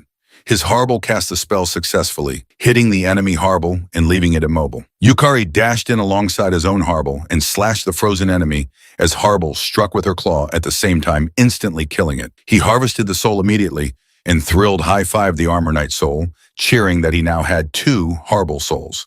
However, Lulu Hart seemed dissatisfied. She criticized him for using one of his souls as a decoy and landing a sneak attack, asking whether he shouldn't be focusing more on improving his personal combat skills. He casually replied that decoy tactics were part of combat prowess too. As he tried to make a heart shape with Harble, she simply gave him a like, leaving Lulu Hart visibly frustrated. Suddenly, a golden key appeared in the air. He reached out and grabbed it, calling out to Lulu Hart that something had dropped. She saw the key and lit up with excitement, telling him that it finally dropped. He asked her what kind of key it was, and she eagerly replied that it was a treasure chest key. Yukari couldn't believe what he just heard, but Lulu Hart confirmed it with a gleam in her eye. She explained that dungeons and treasure chests go hand in hand, and now they could finally collect some world-class items. Meanwhile, in the corridors of the Sakura Dragon Guild, Kira was running at full speed, heading out. Knowing the nature of the Lulu Hart dungeon, where monsters beyond human comprehension resided, he understood just how insane it was to enter alone. As he raced forward, he couldn't help but wonder who exactly was Kanzaki Yukari. A moment later, inside the Lulu Hart dungeon, they arrived at the treasure room. Lulu Hart instructed him to open the screen in front of them. He carefully examined it for a moment before activating it. What appeared before him was a luxurious chamber gleaming with gold. He stared in awe, his body trembling as he approached a golden sword, overwhelmed by the number of powerful-looking weapons. Lulu Hart proudly agreed with his reaction, but quickly warned him that if anyone other than the rightful owner touched any of the weapons, a trap would activate. Horrified, he froze. His hand had been just an inch away from the golden sword. She continued, telling him that while her treasure vault was magnificent and she understood his excitement, their objective was something else. She then walked toward 2 treasure chests placed at the side of the room. Pointing to one, she told him she believed that was the one. However, she warned him sternly not to touch the treasure chest on the right. If he did, the mimic would awaken. He froze in place again. He nervously opened the chest she indicated and asked her if it was really okay. To his shock, the first item that emerged was the last elixir, an S-class rarity item that fully restored health and mana, cured all status ailments and diseases, and temporarily increased both maximum health and mana points. He couldn't believe what he was seeing and shouted, asking Lulu Hart if she was really sure he could take it and if she wasn't planning to come back later and demand it back. She simply asked him what kind of person he took her for. She urged him to continue. The next item was the Monodominial Ring, a world-class artifact, a rune-engraved ring that increased maximum mana capacity by 1.5 times. Then came the Infinitus Vault Pendulum, another world-class item, a magical storage device capable of storing up to 713,925 items. Next was Eterno Alma, an S-class artifact, a piece of equipment that prevented weapon durability from degrading. As long as it was equipped, any weapon would retain its form even after the most grueling battles. After that came the ring de lingua, a world-class ring that enabled communication across all human languages. It allowed the wearer to understand and speak any human language, though it didn't work on creatures without linguistic intelligence. Rare item after rare item poured out from the treasure chest, leaving him overwhelmed. Panic set in as he asked Lulu hard again if he was really allowed to take all of these treasures. She replied casually that she'd love to explore the other treasure vaults too, but no matter what, they'd eventually run into monsters. So it was better to avoid them for now. Hugging his precious haul tightly, he trembled in joy, admitting that he was more worried about whether it was really okay to take all the treasures. Just then, Lulu Heart mentioned that she had almost forgotten something. She turned and walked upstairs. Curious, he followed her until they stood before a display of weapons mounted on the wall. She turned to him and said there was one last thing she needed to do. Reaching for one of the weapons, he asked her what she was doing, but she only laughed and took a weapon off the wall. Smiling mysteriously, she told him he'd find out later. It was a surprise. Hours later, in one of the dungeon's hallways, they were facing a monster imbued with thunder powers. Yukari ordered his equipment, which had taken on a human form, to defend against the monster's attack. The equipment obeyed and cast an aqua-based spell to prepare for impact. The monster then released a powerful burst of thunderlight in their direction, but the water-based magic blocked it effectively. Yukari then summoned Harbel's soul. Harbel instantly used her skill on the monster, immobilizing it. Seeing the opportunity, Yukari rushed forward and cut the monster in half with a single swing. He immediately used his soul harvest ability and obtained the lightning element's soul. Before he could breathe, he sensed another monster approaching from behind. Exhausted, he turned around and shouted its presence. His equipment responded without hesitation. A flame monster released a searing wave of fire, but the equipment countered it with water magic, shielding Yukari from the flames. He dashed forward again and shouted to Harbel that it was time to move. She responded in agreement.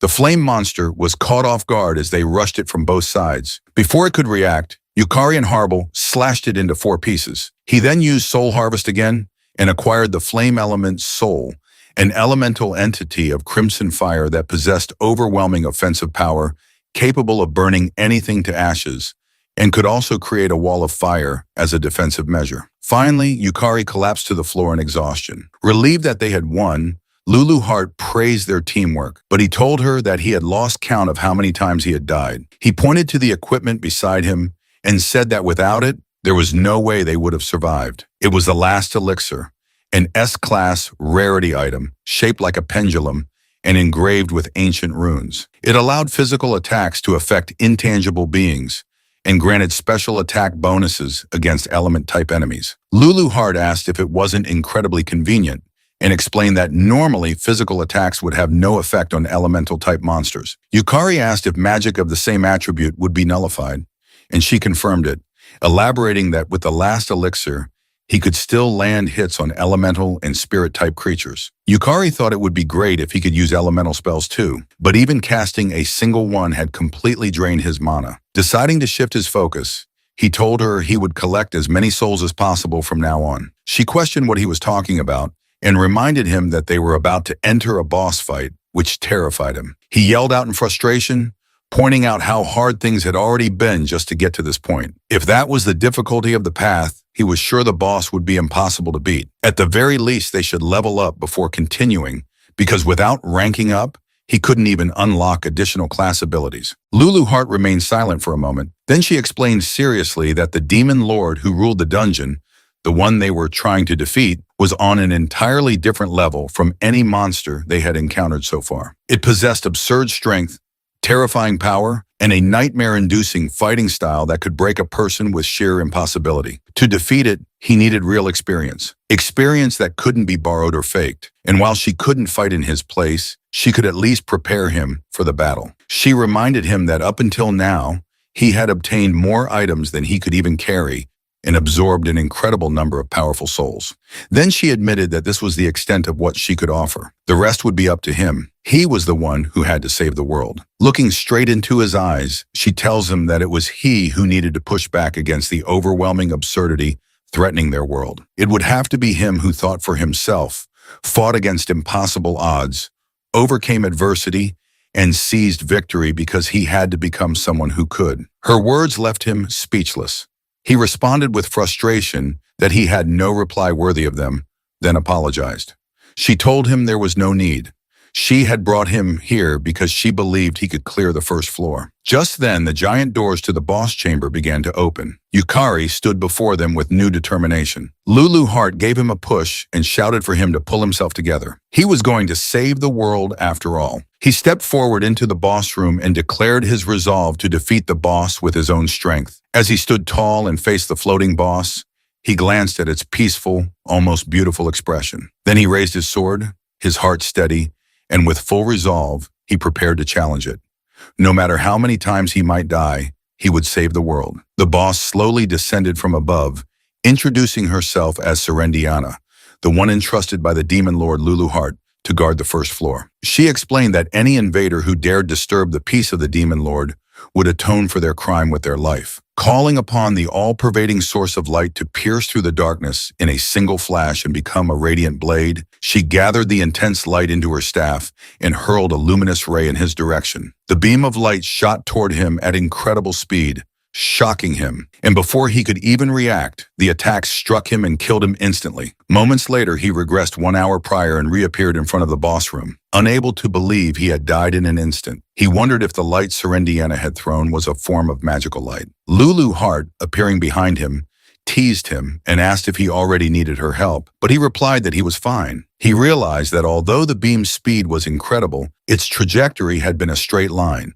making it possible to predict. He concluded that if he kept his eyes on her staff's direction, he might be able to dodge it, activating his soul abilities to boost his magic power. He stepped toward the boss room, deciding to initiate the soul trial first. Once inside, Serendiana once again began gathering light into her staff and aimed it at him. He focused his gaze on her staff, and when she released the luminous ray, he immediately jumped to the side, narrowly avoiding the blast. It was a close call, but he was relieved that he had managed to dodge it. Serendiana appeared surprised that he had evaded the attack on his first attempt and acknowledged that he had truly earned his way there. She then added that perhaps it was time she got a little serious, which caught him off guard. Calling upon the void-born flame, she summoned fire to scorch the earth without light and bring forth judgment that incinerated all creation. The crimson flame gathered in her staff as she activated her dance inferno skill, forming a massive magic circle. She then launched Empress Explosion in his direction. He saw the fire surging toward him and realized there was no way to dodge it. Serendiana appeared surprised that he hadn't attempted to escape, but he vowed to himself that he would burn the experience into his memory. The explosion engulfed him, and his body was blown to pieces. Once again, he died and regressed. Now understanding that fire magic was typically a wide-area attack, he took note that its activation time was roughly 3 seconds. Swearing to himself that he would make it next time, he stepped back into the fight with renewed determination. After dodging the luminous ray again, Serendiana prepared to strike with Empress Explosiona. As the flames rushed toward him, he immediately activated his soul command and summoned the fire element's soul. The summon created a protective wall of flames that blocked the incoming attack and shielded him from the explosion. Serendiana, observing that he had survived, calmly noted that it was an interesting tactic. She recognized that the fire element he had summoned was born as a natural elemental and therefore possessed the innate ability to nullify magic of the same attribute. She acknowledged that he had used this property to cut through her magic. While she explained he was barely staying upright, his body strained and mana nearly depleted. A light then emerged from Serendiana's forehead as she pointed out that he had full control over the surrounding magical energy. But his mana reserves were clearly exhausted, rendering him no match for her.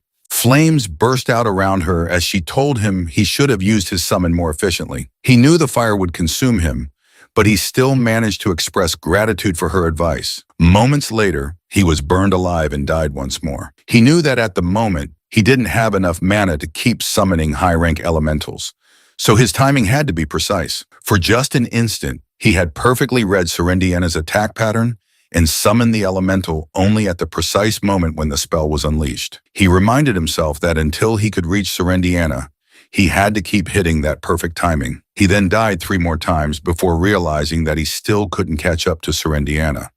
though he told himself that he only needed a little more time to analyze her. When she released a powerful wind spell, he was killed again. After dying 4 more times, he began to notice that Serendiana's spell selection speed was even slower than summoning an elemental. He then pushed himself to avoid her lightning spells, knowing that he had to predict the next element and summon the correct elemental in response. Otherwise, he would have no chance of winning. 6 more deaths followed before he attempted summoning Harble, only to realize her mental magic had no effect either. He was killed repeatedly after that, especially when Serendiana attacked with dark magic. He ran for his life while noticing that her long-range spells had homing properties, and no elemental could block them. Accepting his fate, he died again and again. Eventually, he realized that whenever Serendiana fixed her gaze on him, it signaled a guaranteed water-type spell. He trembled from the cold as he was encased in ice and died a few more times. Serendiana then launched another flame explosion, mocking him as a pitiful, helpless lamb, desperately trying to prolong his fleeting life. Despite his repeated deaths, he kept trying to get closer to her. Thoughts of giving up started to creep in, but when he saw Lulu Hart's gaze filled with belief in him, he found renewed strength. He rushed toward the stairs, dodging another blast of flame, and shouted in defiance that there was no way he couldn't do it. Though he died again, he managed to inch closer to her, which took Serendiana by surprise. Unfortunately, he perished before reaching her completely. Once again, Serendiana hurled a flame explosion at him and silently observed whether he had survived. Fortunately, he did. He stood proudly at the top of the stairs and declared that he had finally made it that far, right to her feet, and had at last reached her. Serendiana calmly sighed before questioning whether he truly believed that was the extent of her power. She mocked him as truly pitiful. He was stunned when she released a radiant light around her. She asked if he realized that what lay ahead was nothing but sheer despair. She then cast the forbidden magic, 9-fold silent chant, releasing 5 different elemental powers around her simultaneously. He couldn't believe what he was witnessing. She was casting 5 elements at once. With her staff pointed directly at him,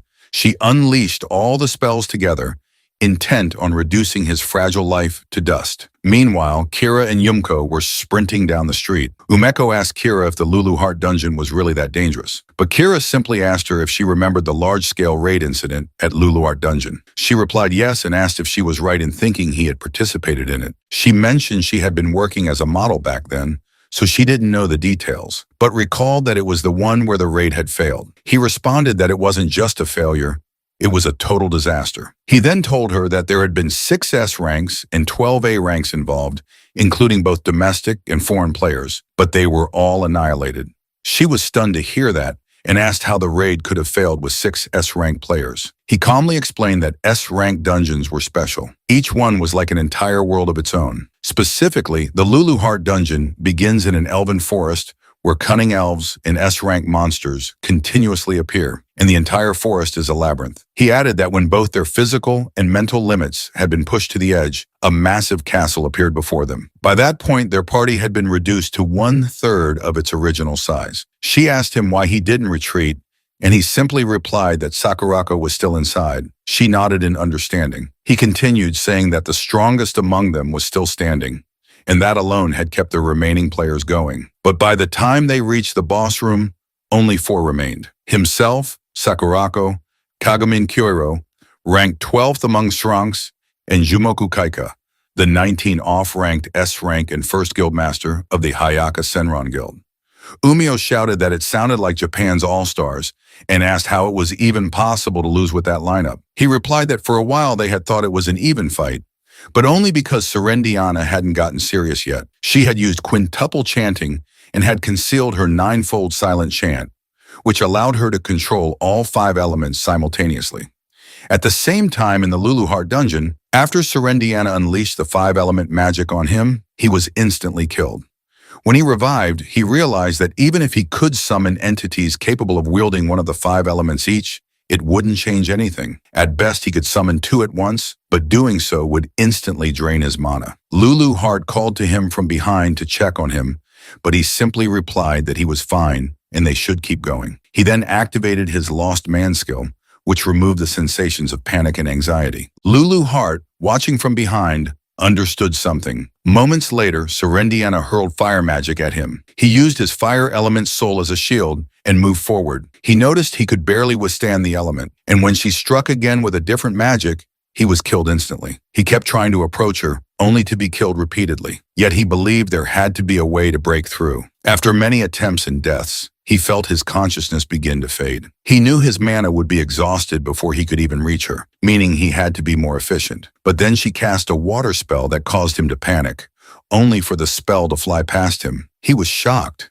He hadn't expected her to miss. Unfortunately, when he looked ahead, another water spell hit him. He realized too late that it had been a double attack and died. He grew frustrated, unable to break through her 5-element magic. After being killed multiple times, doubt consumed him. He asked himself what he was supposed to do, how he was supposed to win. All he saw was the death panel again and again. Kneeling, he couldn't see a path forward. Clenching his teeth in frustration, he thought that even though Lulu Heart believed in him, he still couldn't win. In a desperate moment, he chose to use the method Lulu Heart had warned him not to. He activated Lost Man again, this time removing not only panic and anxiety, but also fear and paranoia all at once. As expected, without any unnecessary emotion, his thoughts became sharper. He told himself there had to be a reason Lulu Heart brought him there.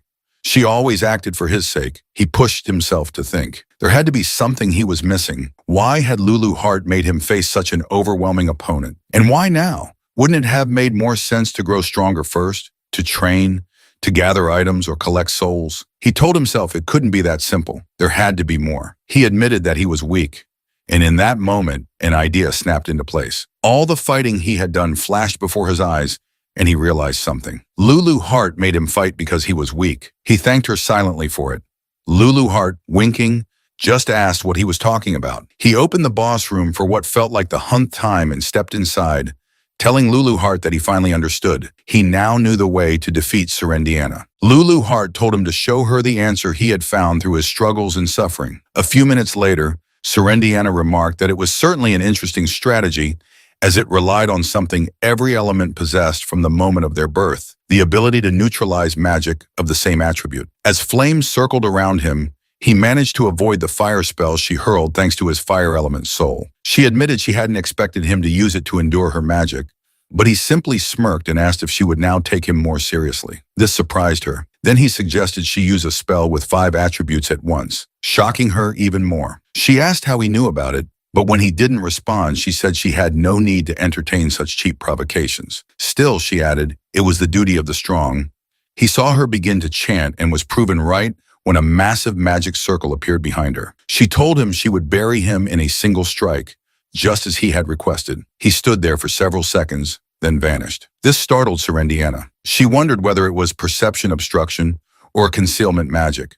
But she knew her mana detection couldn't be deceived by such simple tricks. She looked around, confident she should be able to detect his presence, no matter how weak his mana was. Calming herself, she reminded herself that no living thing in that world lacked mana. All she had to do was annihilate everything in the area. She unleashed her 5-element magic in a wide area attack. Minutes later, as the magic began to dissolve into the air, she still hadn't sensed him and grew angry at her inability to locate him. Suddenly, she heard the sound of footsteps sprinting and cast magic around her instinctively, still wondering how he had disappeared. What she didn't realize was that he was directly above her, perfectly positioned. He had figured out that Serendiana perceived the world entirely through mana. When he used Lost Man, which eliminated his mana signature, she could no longer perceive him. He raised his sword, knowing that once Lost Man expired, his mana would return. As the system displayed that the skill had ended and his mana was restored, he leapt down and activated his ultimate ability.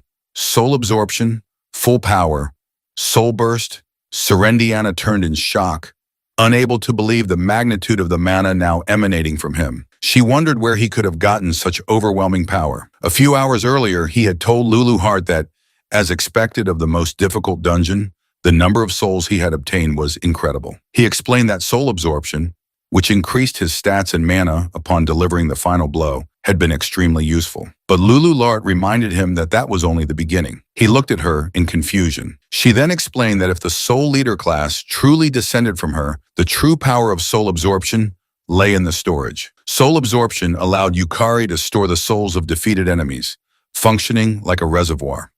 Just like a dam, it could release the stored energy all at once. His final attack was powered by every soul he had ever absorbed and every life lost in regression. It was a strike containing everything he had. He knew it was an enormous risk, as it would use up all his collected souls. But he shouted at Serendiana, demanding to know how many times she thought he had died. He had observed her spells. He knew the length of her chance, and at this distance his strike would land no matter what. Serendiana remained calm, acknowledging that he was a splendid human. But she reminded herself that he wasn't the only one with a trump card. She knew that a magician's greatest weakness was chanting time. Did he really think she hadn't overcome that? She extended her hand into the air and opened her treasure vault, searching for a wand she had stocked, one that allowed casting without chant time. But she was stunned to find it missing. Panic set in. Had her vault been breached? Looking up, she knew she wouldn't make it in time. Yukari gave everything into his final attack, shouting that it would end there as he swung his sword down upon her. She raised a barrier in desperation, but she already knew it wouldn't hold. As expected, the barrier shattered within a second, and his final blow landed, triggering a powerful explosion. At the same time, the system broadcast a global announcement to all players. The first floor of the Rank 1 Lulu Heart dungeon has been cleared. Sakurako was infuriated. The system then showed the identity of the player who cleared it and stated that this player had been rewarded with control authority over the first floor, as well as authorization to enter the second floor. The system congratulated all players and wished for the health and blessings of everyone in the world. Meanwhile, inside the Lulu Heart dungeon, Yukari and Lulu Heart celebrated in joy. The first floor of the Lulu Heart dungeon lit up, and a statue of Serendiana appeared at the center of the altar as the living Serendiana vanished. Yukari screamed in disbelief that he had actually won, but soon after he felt dizzy and fell to his knees. Laughing, he told Lulu Heart that he was completely out of it. It had cost him far more soul energy and mana than he could handle. The system then displayed a message confirming the dungeon's conqueror, showing Yukari at rank 1 on the contribution ranking. That's when he realized the system had assumed the dungeon would be tackled by a team. The system then awarded him the Rinton, a world-class great item known as the Ring of Rotating Magic. It explained that the Rinton nullifies all magic, but after use, it enters a 24-hour cooldown. Immediately after, his Soul Devour skill activated, consuming the soul of Serendai Diana Rinswheel, also known as Serendiana, and converting it into mana. He was shocked when he felt a flood of souls pouring into him, but it made sense given the enormous scale of mana involved. Even though it was overwhelming, he understood what it meant. Once Serendiana's soul was fully devoured, the system began processing his contribution level. However, it encountered an error, informing him that his contribution would be stored until he reached S rank, as contribution ranking updates were not possible for non-rank players. Surprisingly, he was relieved.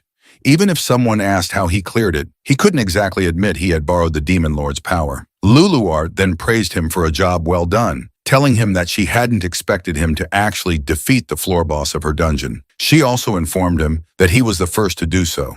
He was surprised that she was honestly praising him and thanked her, adding that it was only possible because of her. She asked if she was right in thinking he brought her along because of his low mana. He didn't answer directly and instead told her that he had always wondered why she had sent him to the Lulu Heart dungeon, despite him only being dank. But during his fight with Serendiana, he realized something. Every time he was near death, her accuracy dropped. That's when he figured out it was because when his mana ran out, Serendiana couldn't perceive his presence. He explained that at first he had thought Serendiana was just a beautiful woman with sleepy eyes. But the truth was, she really couldn't see. If he had been stronger with more mana, he might never have realized that Serendiana observed the world through mana. He would have fought her head and over again, never understanding why he kept failing. He guessed that the real reason he was sent into that dungeon was because of his low mana, a trait that ironically turned out to be his greatest advantage. Luluart didn't bother responding with pleasantries. Then Yukari asked if he was right that she had also recovered Serendiana's staff back then. He thought to himself that while he had managed to defeat both Harble and Serendiana somehow, he hadn't truly conquered the dungeon.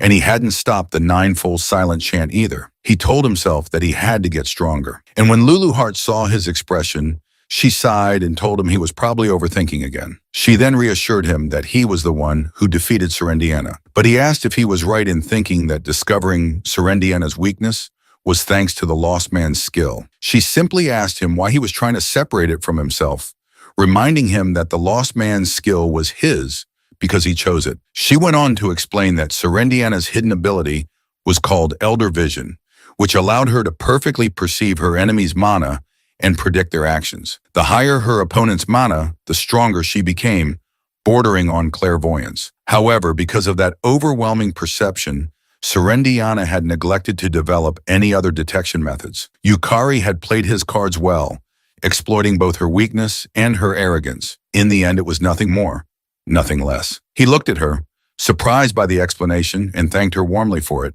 He then asked why his soul harvest ability hadn't activated when he delivered the final blow. She pointed ahead and told him that Serendiana's soul was sealed within the statue.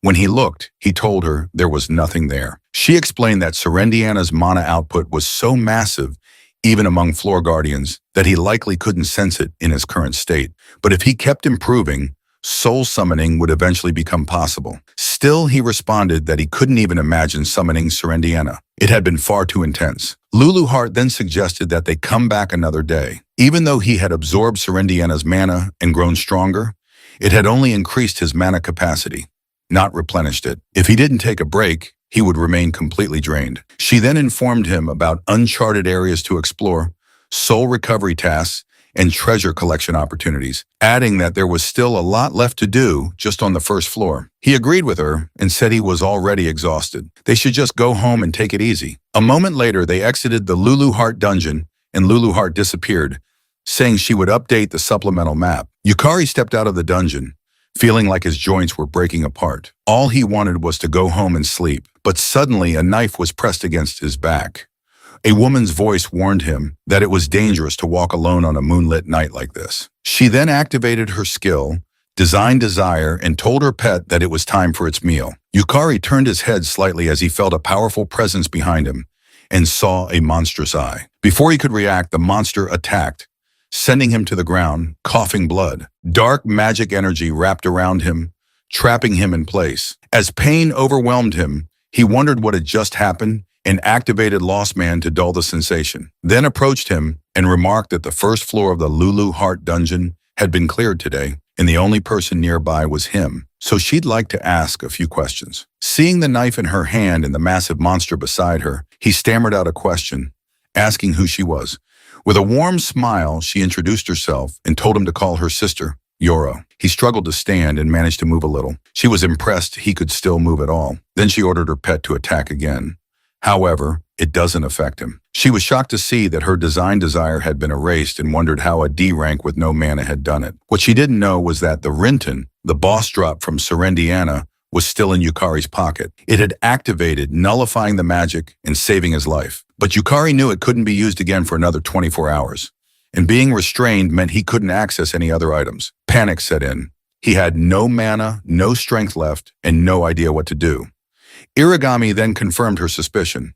He was dangerous and said she would now use a little of her true strength. Activating Design Desire again, she ordered her pet to tear off his limbs. The monster lunged with its claws while Irigami coldly said they would make him permanently disabled. But just before the claws reached him, someone appeared, shielding him in time. Sakura greeted Irigami, calling her trash while holding the monster's claw tightly. Sakura then turned to her and asked he was doing to Yukari. He couldn't believe his eyes. Sakura was standing before him. He wondered why Japan's top player had appeared there of all places. Sakura turned to Irigami, calling her a witch, and said she had heard someone had cleared the Lulu Heart dungeon, so she came to take a look. She hadn't expected to run into her there. Irigami responded with a warm smile, saying it was cruel for Sakura to call her a witch, and that she should instead call her sister Yoro with a bit more affection. Sakura glared at her. She knew exactly who Irigami was, the holder of the Holy Attribute's strongest saintess class, a so-called witch who in truth governed the mysterious Holy Dungeon Church. Sakura accused her of always being good at hiding her tail, making it so no one would ever guess she was in Japan. But today must be her lucky day, she said, because she finally had the chance to erase her. Irigami, however, smiled sweetly and told Sakura not to bear her hostility so openly. She claimed that she merely revered the dungeons, the monsters, and the one who ruled them all, the Demon King. Irigami added with excitement that it was simply an act of faith. That angered Sakura even more. She told Irigami she didn't care what she believed in, but messing with her guild had been a mistake. Just feigned confusion and replied that she had no idea what Sakura might be referring to.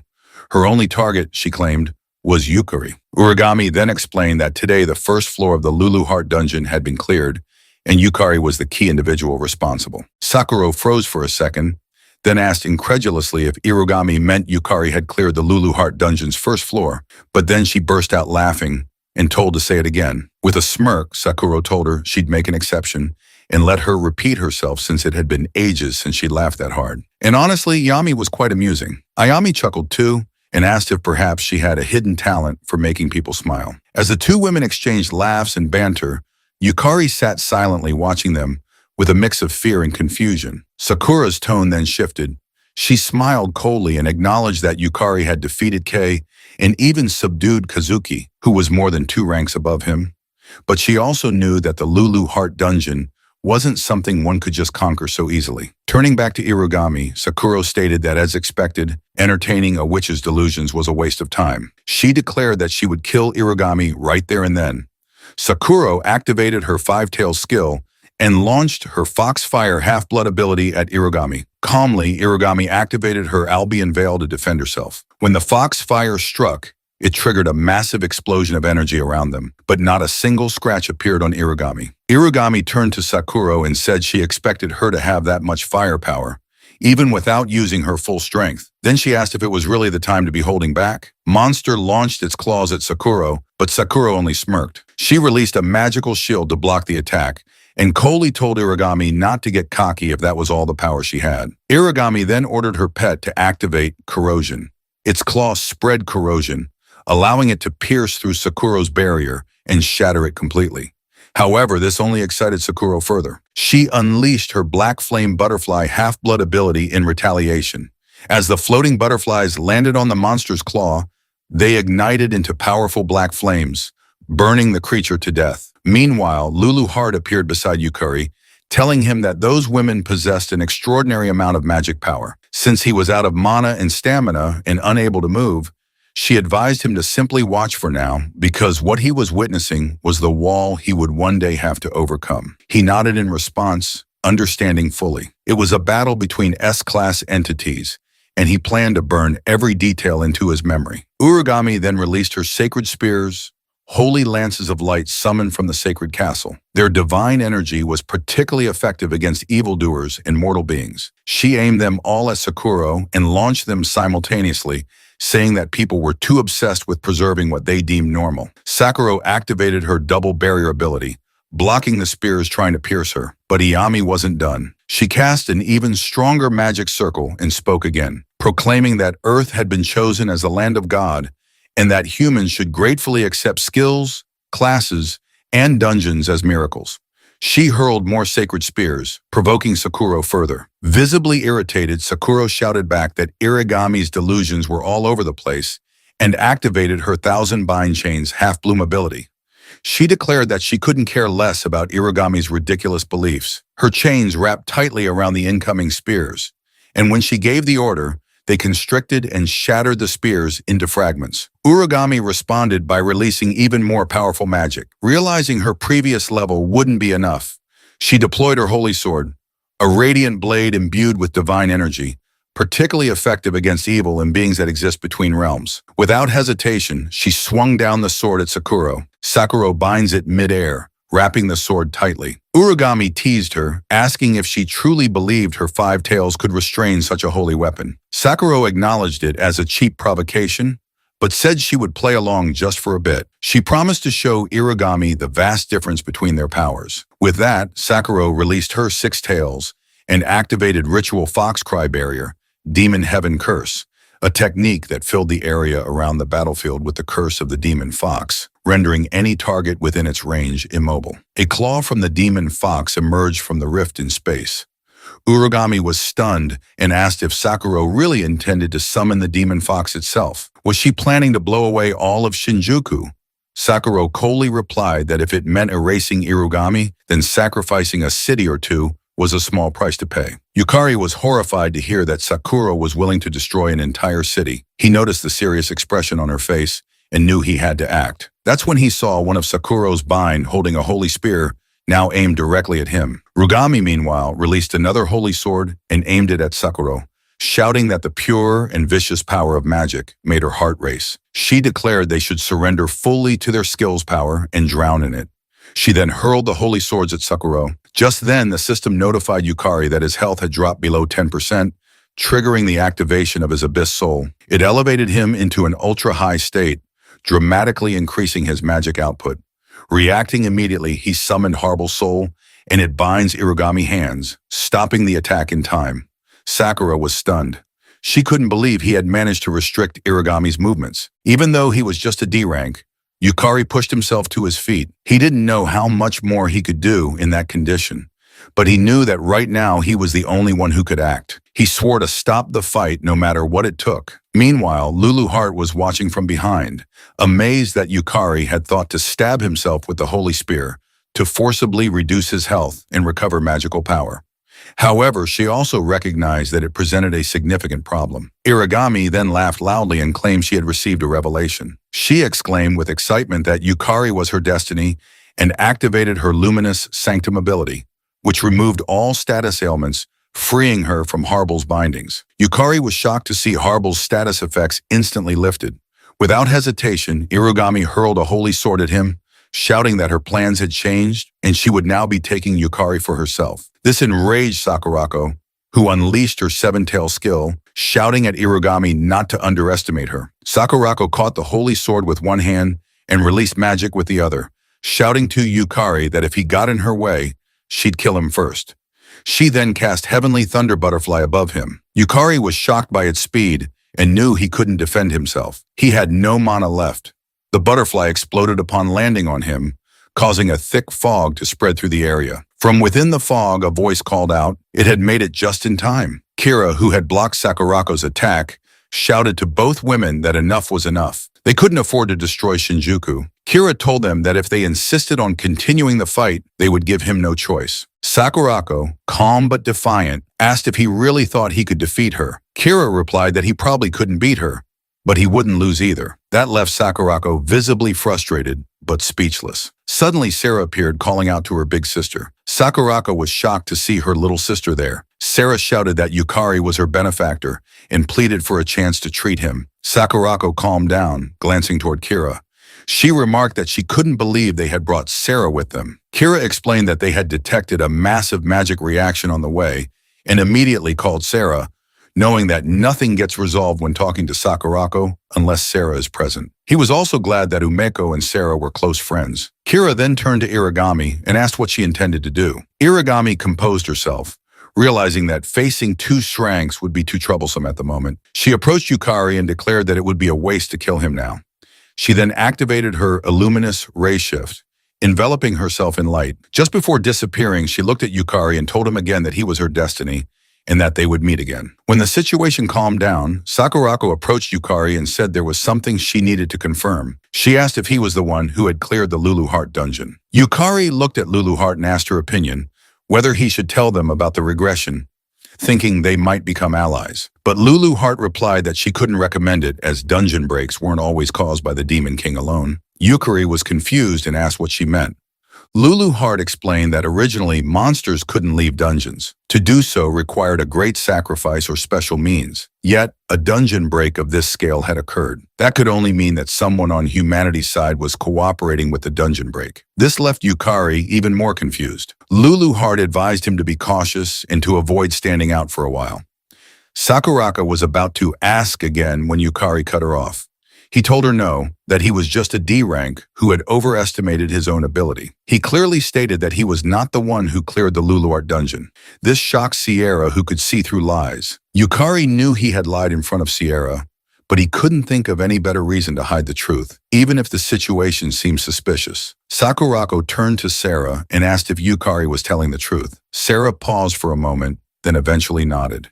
She said Yukari was telling the truth. It wasn't him who cleared the dungeon. Sakurako nodded and accepted the answer, saying that for Sierra's sake, she would let it go. Umeo then introduced Kira as her older brother. Kira said that somehow they had made it through the chaos and offered to let Yukari stay at their place for the night. Yukari thanked them, admitting it would be a big help. Sakurako turned to Sarah and asked if they should go home together. Sarah agreed, but inside she knew the truth. Yukari was the one who had cleared the first floor of the Lulu Heart dungeon. Sarah felt a pain of sadness, realizing he was always one step ahead of her. But more than that, she was confused about why he had chosen to hide the truth. Was there some secret he couldn't yet share? Sarah convinced herself that Yukari wasn't the kind of person to lie without reason. It must mean she wasn't yet someone he could confide in.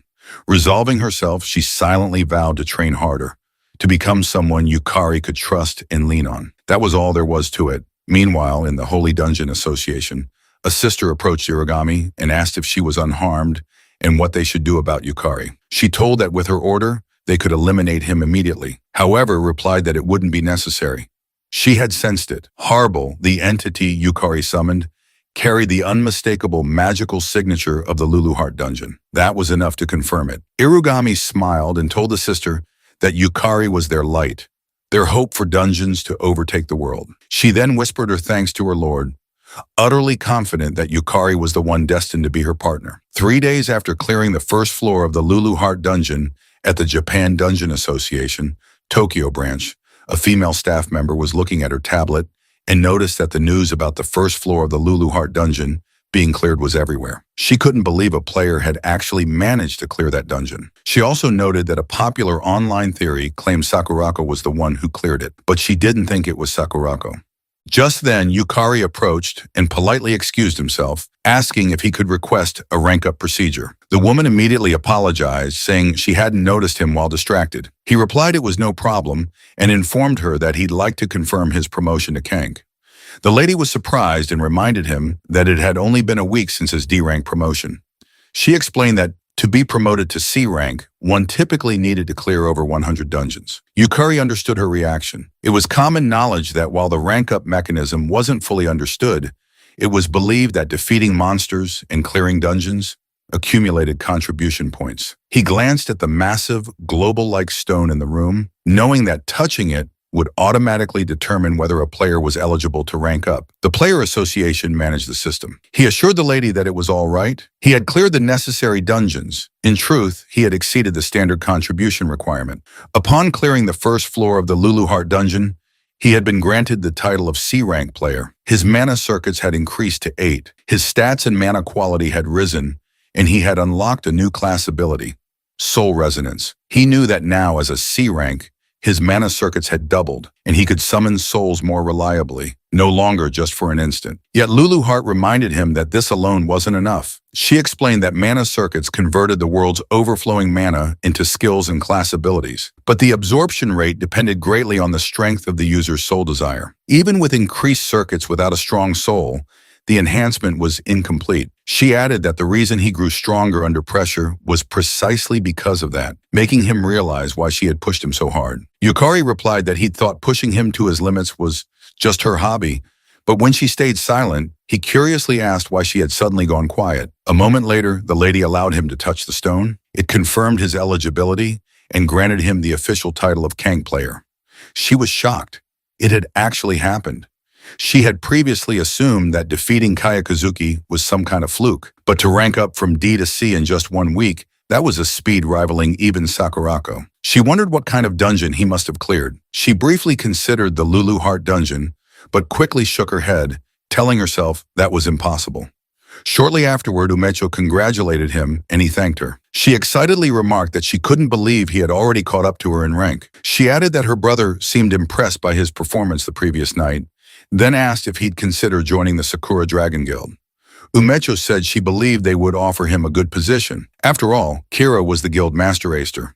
But Yukari replied that he was thinking of going solo for a while. He still considered himself inexperienced. Ume nodded and said she wouldn't force him, but added warmly that he'd always be welcome. Later in the National Player University East Building cafeteria, Yukari was eating when he asked Lulu Heart via telepathy if it was really okay for them to be attending university so soon after such a major incident. Lulu Heart replied that the soul would wear out if he just kept pushing it, and that moderate rest, what people call daily life, was important. Yet he responded that he felt guilty relaxing when he knew a dungeon break was bound to happen in the future.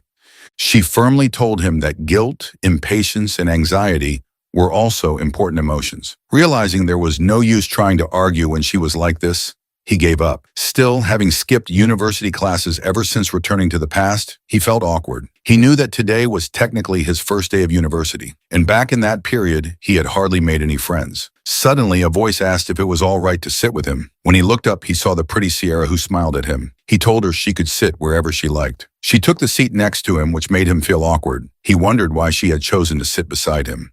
He guessed that Sierra was still worried about the lie he told before and quietly thanked her for covering for him. He glanced at Lulu Heart, wondering if he should properly explain the Lulu Heart dungeon situation to Sierra without realizing that Sarah had already activated her Eye of Truth skill. She saw a green aura around him, the color of guilt. Smiling, she told him that she didn't know his circumstances, but she wouldn't doubt him, and if he ever had something he wanted to talk about, he could rely on her. He was touched by her words. Then she mentioned that she had heard he transferred to the player education department after being promoted to C rank. He confirmed that was right and explained that it was apparently quite rare for a first-year university student to reach C rank since players could only become active after turning 18. Aside from special cases like Sierra, most aim to rank up from FTO over the course of a year. Sierra, hearing that, thought to herself that she had finally caught up to him a little. But in reality, she had been left behind again. She figured she was probably nowhere near him. Her thoughts were interrupted when Yukari told her that he'd heard she had also ranked up to Dank and congratulated her. He was confident that she wouldn't just reach D rank, but would climb all the way to S rank. He assured her that she would surpass him in no time. Sarah silently confirmed that he wasn't lying. She wondered why Yukari believed so strongly in her and what kind of expectations he had for her because she had been curious for a while. Thanks to his words, her confidence was boosted once again. She swore to herself that she would live up to those expectations. She then asked if he had decided on his class and told him that she was in class 1. One next to him, Lulu Heart was yawning with exhaustion. He replied that he believed he was assigned to class 113. Sierra was visibly startled. He noticed her reaction and asked if there was a problem. She replied that it was nothing, but her expression clearly said otherwise.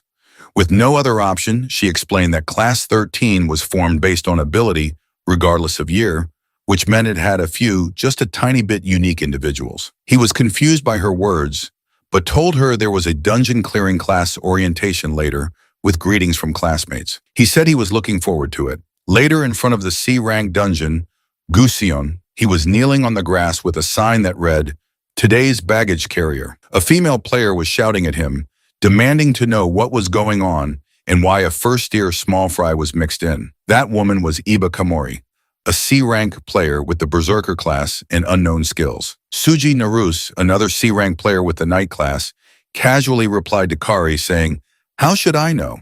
and guessed that Yukari was probably just there to carry bags. Nearby, Utoto Kagariawa, a C-rank elementalist with unknown skills, yawned silently. Komori then turned back to Yukari and shouted at him not to dare get in front of her. She warned him that she'd kill him if he got in her way. He awkwardly laughed and responded that he would do his best to learn from his seniors. Looking at his 3 powerful classmates, he realized that this dungeon raid was going to be extremely troublesome. Naruse then announced that their job today was to carry the gear and collect materials, clearly stating not to join the fight and to save experience points. Yukari happily agreed. However, Lulu Heart wasn't having it. She questioned why she had to work with them and urged him to go to the dungeon by himself. He knew that to enter a C rank or higher dungeon, he needed to go with a party. Also, if he wanted to raise his player rank, he didn't have a choice. Before the reset, he had been desperate to be involved with dungeons and used to work part-time collecting materials near them. Right now, he couldn't publicly say he had cleared the Lulu Heart dungeon.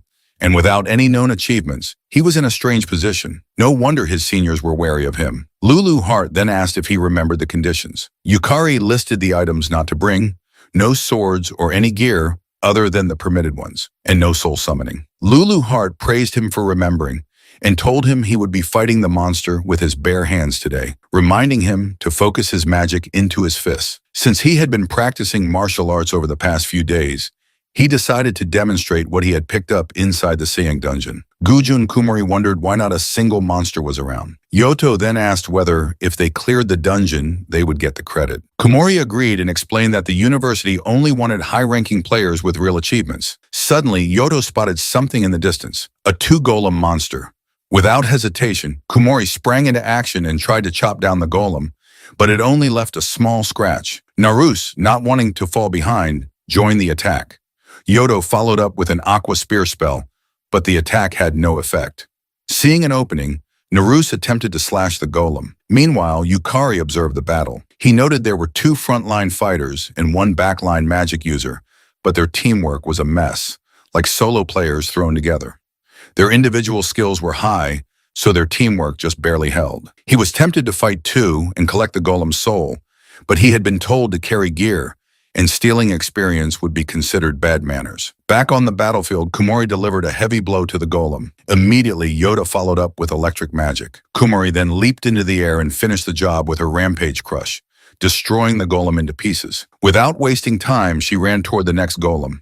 Yukari expected his seniors wouldn't need any help. At that rate, they'd finish the next one in 10 minutes. However, they failed to notice a golem hiding in the corner. Realizing his seniors hadn't seen it and were starting to look worn out, he decided to try it himself. Without hesitation, he dashed toward the golem, channeling magic into his fist and punching it directly in the face. He realized it didn't go down in one hit, but his control over his magic now rivaled using a sword. Deciding to try again, he delivered a second blow that shattered the golem's head into pieces. Realizing the result, he decided to try again later, when another opportunity arose. Just then, Kumori ran up and asked if he was okay, but what she saw shocked her, a golem reduced to pieces. Yukari tried to explain, but her attention had already shifted to the golem materials, and she assumed the monsters had fought over territory. Just as he thought he was safe, Yukari was scolded for wandering off on his own. She ordered him to return, and he quickly complied. Kumori then looked at the broken remains of the golem. Deep down, she knew what she was seeing. Yukari had destroyed the golem with his bare hands. She realized it shouldn't have been possible for someone with a C-class status or even an A-class power. Realizing something didn't add up, she decided to keep an eye on Yukari.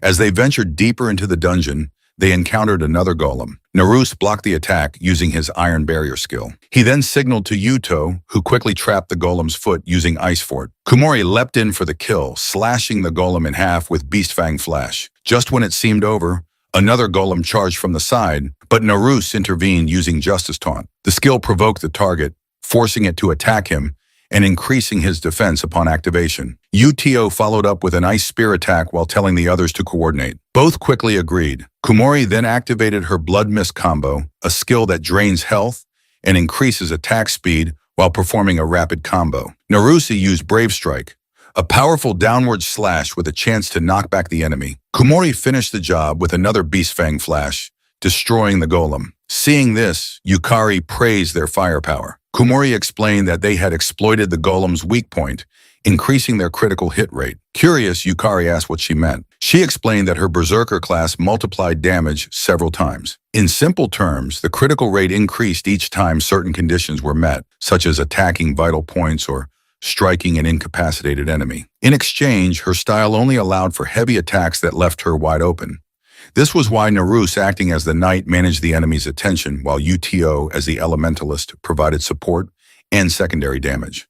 Once they had analyzed the weak points and created an opening, Kumori delivered the finishing blow. Yukari thought that the golem fight would be difficult for his seniors, but he realized they had developed their own rhythm through experience. He had been worrying for nothing. Naruse then inspected the golem's remains and commented that the monsters were tough but not numerous. However, it took too much magical power to defeat even one. He proposed retreating or taking a break. Yu disagreed, pointing out that the dungeon didn't have many enemies and they didn't have time to spare. Yukari, confused, asked what he meant. Naruse explained that they were already in their third year and it was scouting season. Right now they were only C rank, but if they didn't reach at least B rank, they wouldn't be able to join a good guild. Yu added that even if they managed to get in, they'd only be treated as bottom-rung members. This surprised Yukari.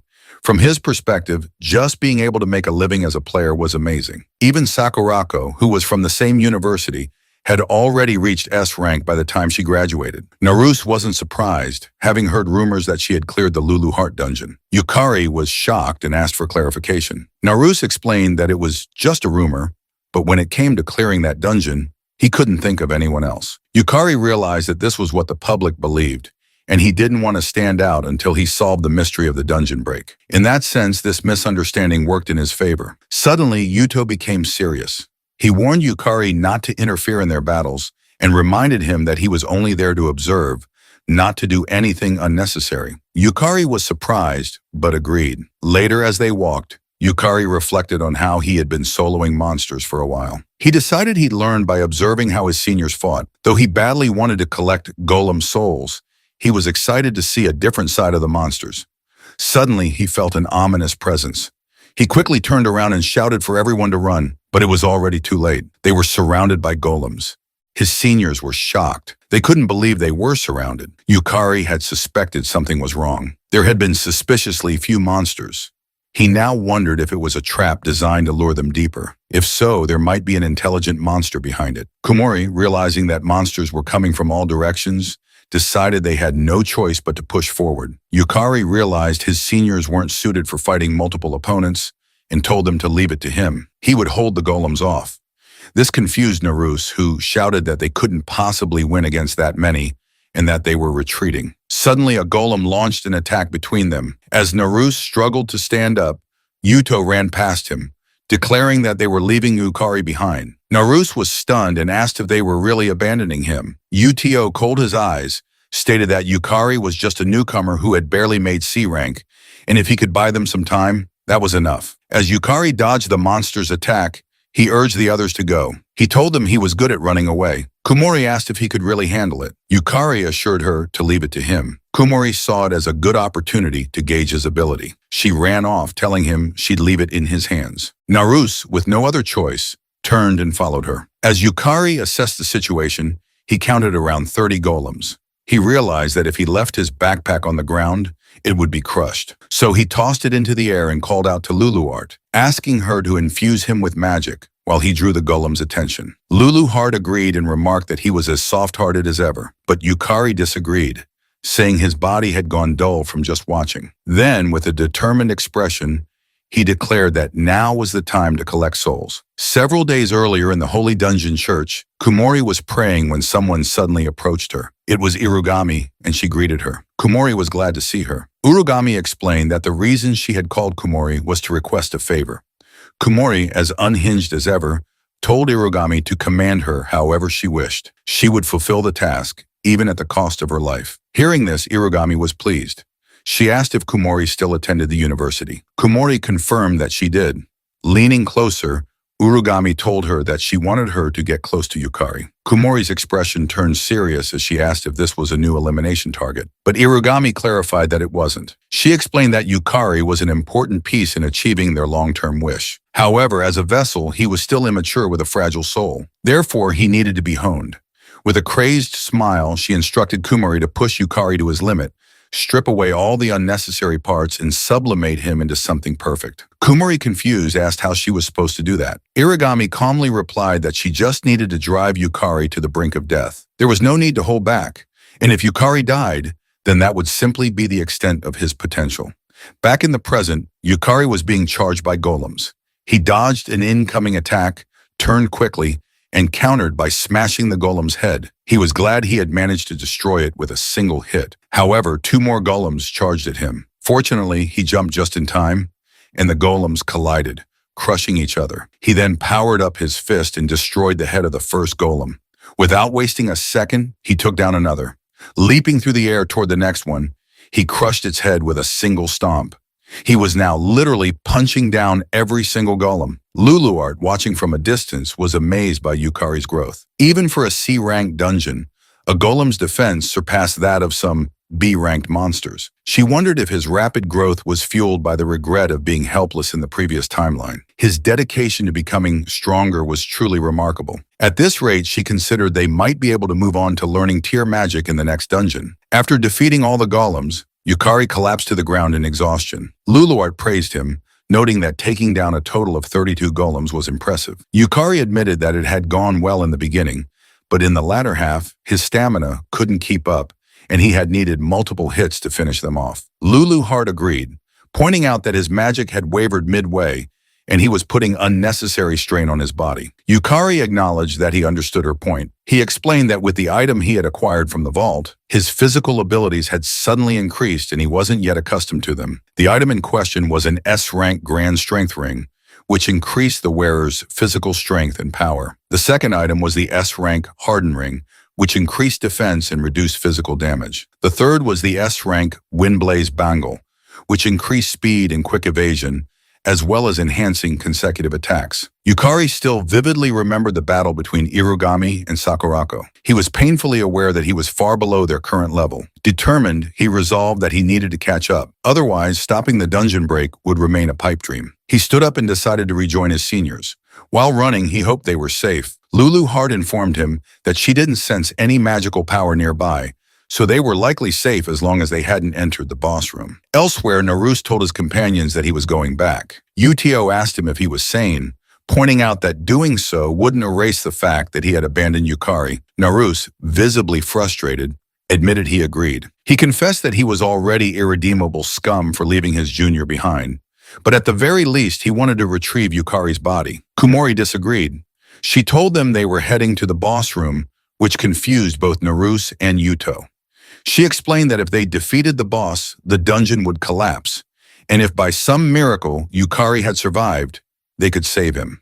But if they went back and faced dozens of golems, there was nothing they could do. They were better off defeating one powerful boss. That was how they could prove their worth. In truth, Kumori remembered Irigami's order to push Yukari to the brink of death. Helping him would be inconvenient. Utio agreed with her, telling Naruse that what they needed was results, not sentiment. Dwelling on the dead wouldn't help them. Naruse replied that he understood.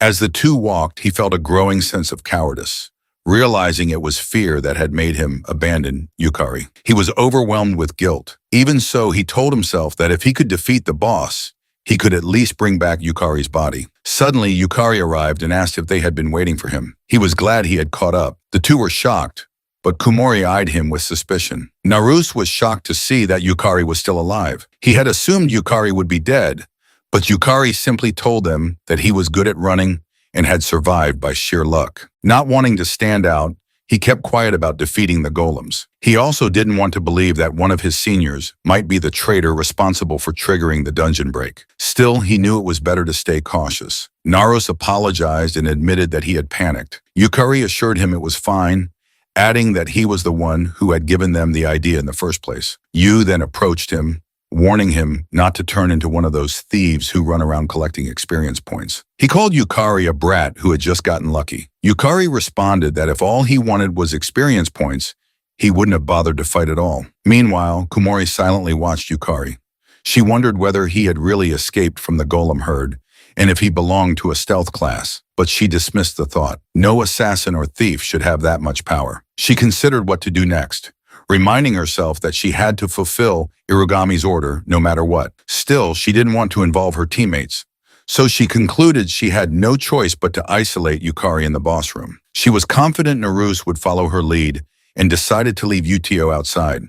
Calmly, she asked how long they planned to keep arguing, then informed them that they should scout the boss room first if they wanted to win. She ordered Yuto to stay behind, claiming he was too on edge. Utio protested, shouting that he could increase the casting speed of his spells, but she reminded him that his magic was already at its limit, rendering him speechless. She then stated that while Yukari still had stamina and backup items, he couldn't fight while protecting two people. She ordered Yuto to take a break and cool his head. Although irritated, Yuto knew she was right and sat down quietly while the others proceeded into the boss room. An hour later, after roaming around, Naruse finally asked where the boss room was. Kumori noted that there hadn't been any monsters around either. Yukari looked toward Lulort, asking if she noticed anything. Lulu Hart replied that there was a huge monster nearby, but the fog was blurring its presence or it was in pieces. She added that it was close. That made Yukari wonder if monsters could move in groups, recalling that one of the golems he fought earlier had shown signs of intelligence. He started piecing the information together and was horrified by what he realized. Elsewhere in the dungeon, Uto spotted a stray golem. Its body was damaged, alone, and on the verge of collapse. He wondered if Yukari had done it, but dismissed the idea. There was no way a first year like Yukari could have managed that. He approached the golem, thinking himself lucky. Confident he could take on a dying golem, Uto gripped his key tag tightly. He was determined to gain some experience points. He needed the money. A few days earlier in the hospital, Uto had been furious when he saw the bills. The doctor warned him that without treatment, his sister only had 3 more years to live. It terrified him. But when he checked his bank passbook, the money he had saved for her surgery had been withdrawn. He had a strong suspicion who had taken it. He rushed to confront his father, who was lying around lazily. When questioned, his father casually replied that he had borrowed the money. Uto shouted at him, saying the money was for Kaned's surgery, demanding to know what he had done with it. His father teasingly answered that he'd used it to buy alcohol and have a little fun. Enraged, Uto punched the wall and shouted that even if his father had abandoned them, he could protect Kaned by himself. He told him to disappear from their lives, but his father didn't take him seriously. Laughing, he walked away, telling him to just work harder. Back in the present, Uto knew he didn't have time. Killing one golem would be enough to push him to B rank. It wasn't much, but it was enough to qualify for a higher tier guild with perks that could earn him the money he needed for Kaned's treatment. He despised the world, calling it garbage, and decided never to rely on anyone again. He activated his magic power and struck the golem with his hydro spike. It shattered into pieces with a single hit. He calmly approached the remains, confident that as an elementalist, he could take on many attribute classes by exploiting their weaknesses. But he was stunned when he saw the shattered pieces begin to move. A wave of horror swept over him as he felt a powerful presence awaken. Just as he feared, the dungeon boss appeared before him. That's when he realized why the boss had been so difficult to find. Yu immediately tried to retreat, but before he could, the boss swung its massive fist and punched him across the room. He slammed into the wall and couldn't believe the boss's speed. It had grown much faster. He tried to stand, but his leg was severely injured. As the boss approached, he watched helplessly,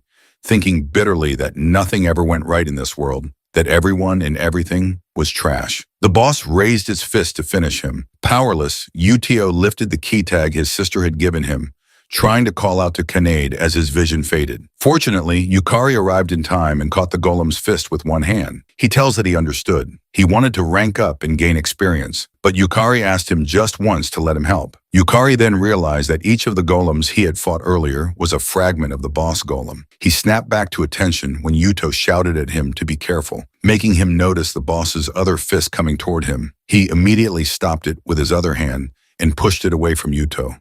Shifting his weight onto his back legs and lowering his hips, he struck the golem with full force, shattering one of its arms and pushing it back. It was tougher to defeat than the golems they had encountered on the way, but for Yukari, it wasn't impossible. However, he was surprised when the boss regenerated its destroyed arm.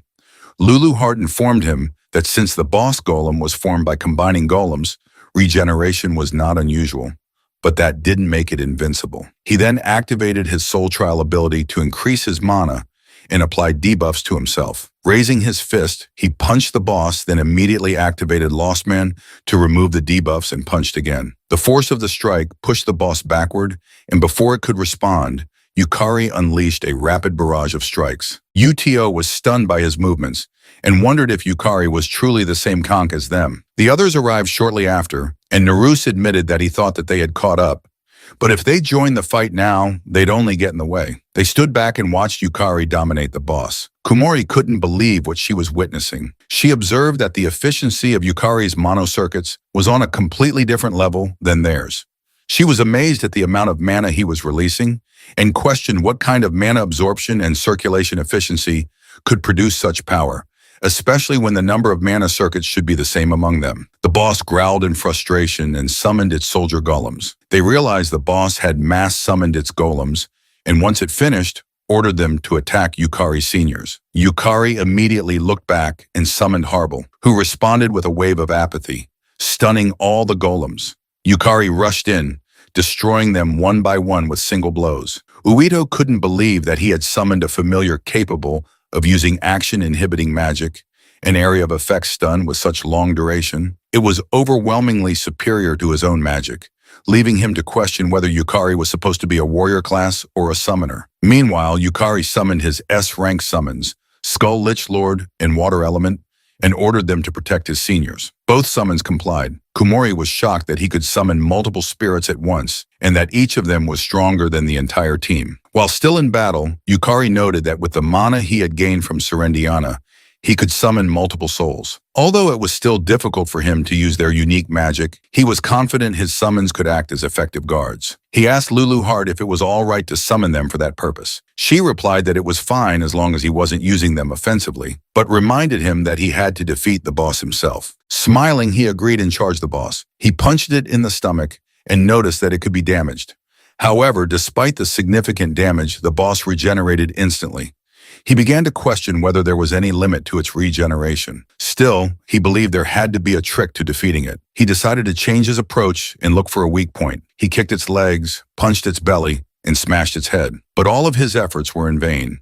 The boss regenerated every single time. He glanced at Lulu Heart, who was silently observing him, and recalled her lecture that he must think for himself, fight, overcome adversity, and achieve victory. He understood now he had to become capable on his own. Calming himself, he pushed through his thoughts. He then ordered Water Element to activate her water prison ability. She responded by casting Aqua Globe containing the prison. While she was busy holding the spell, Yukari rushed toward the boss's arm and gripped it tightly. He pulled with all his strength and managed to tear the arm off. The boss screamed in pain, but he ignored it, knowing that even if he completely shattered the arm, it would only regenerate again. He lifted the detached limb and threw it toward Water Element. He decided that they needed to prevent the pieces from reassembling. Water Element imprisoned the boss's arm in her water prison, and he ordered her to keep the fragments isolated. She winked in confirmation.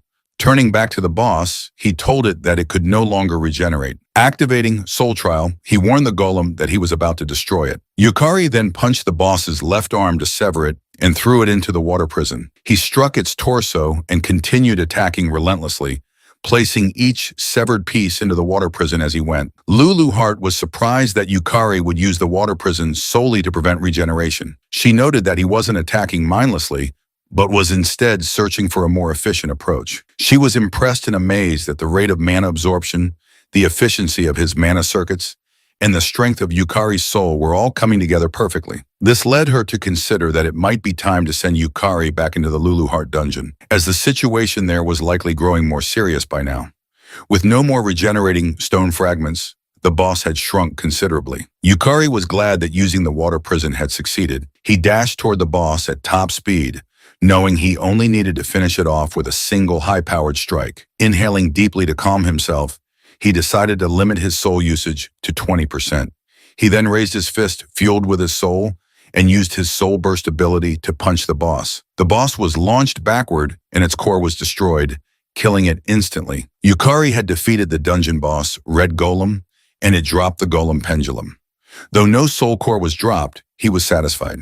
He had succeeded in controlling the high-cost soul burst skill, which consumes one's soul to trigger a magical explosion and slows mana recovery. He recalled that during his battle with Serendiana, he had used up his entire soul and could no longer continue fighting. But now he had managed to regulate the consumption, allowing him to remain combat ready. Naruse approached him from behind, praising him as something else, and figuring out that he was the one who had taken down the horde of golems a few hours earlier. Yukari admitted that it was him and asked if they could keep it a secret, as he didn't like standing out. Naruse thought he was humble and said it was a waste. His strength would be in high demand. Utio then acknowledged that he had underestimated Yukari. He confessed that he had prioritized his personal matters, which ended up burdening Yukari. Utio then bowed and sincerely apologized, startling Yukari.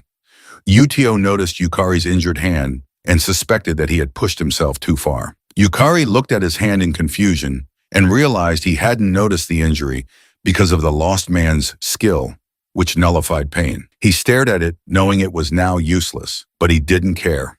He simply reminded himself to be careful when using Soul Burst, as losing use of an arm every time would become a serious problem. He smiled and assured Utio that as long as he could protect everyone, losing an arm was a small price to pay. Yu was stunned by what he heard, but before he could respond, Yukari pulled something out of his pocket and handed the key tag back to him, telling Yo that he had his own reason for becoming stronger. Uito responded that he understood and hoped they both could achieve their goals. On the other hand, Kumori began to understand why Irogami had her eyes on Yukari. But from the perspective of someone affiliated with the Holy Dungeon Church, it was not necessarily a good thing. Still, Kumori decided to set the thought aside.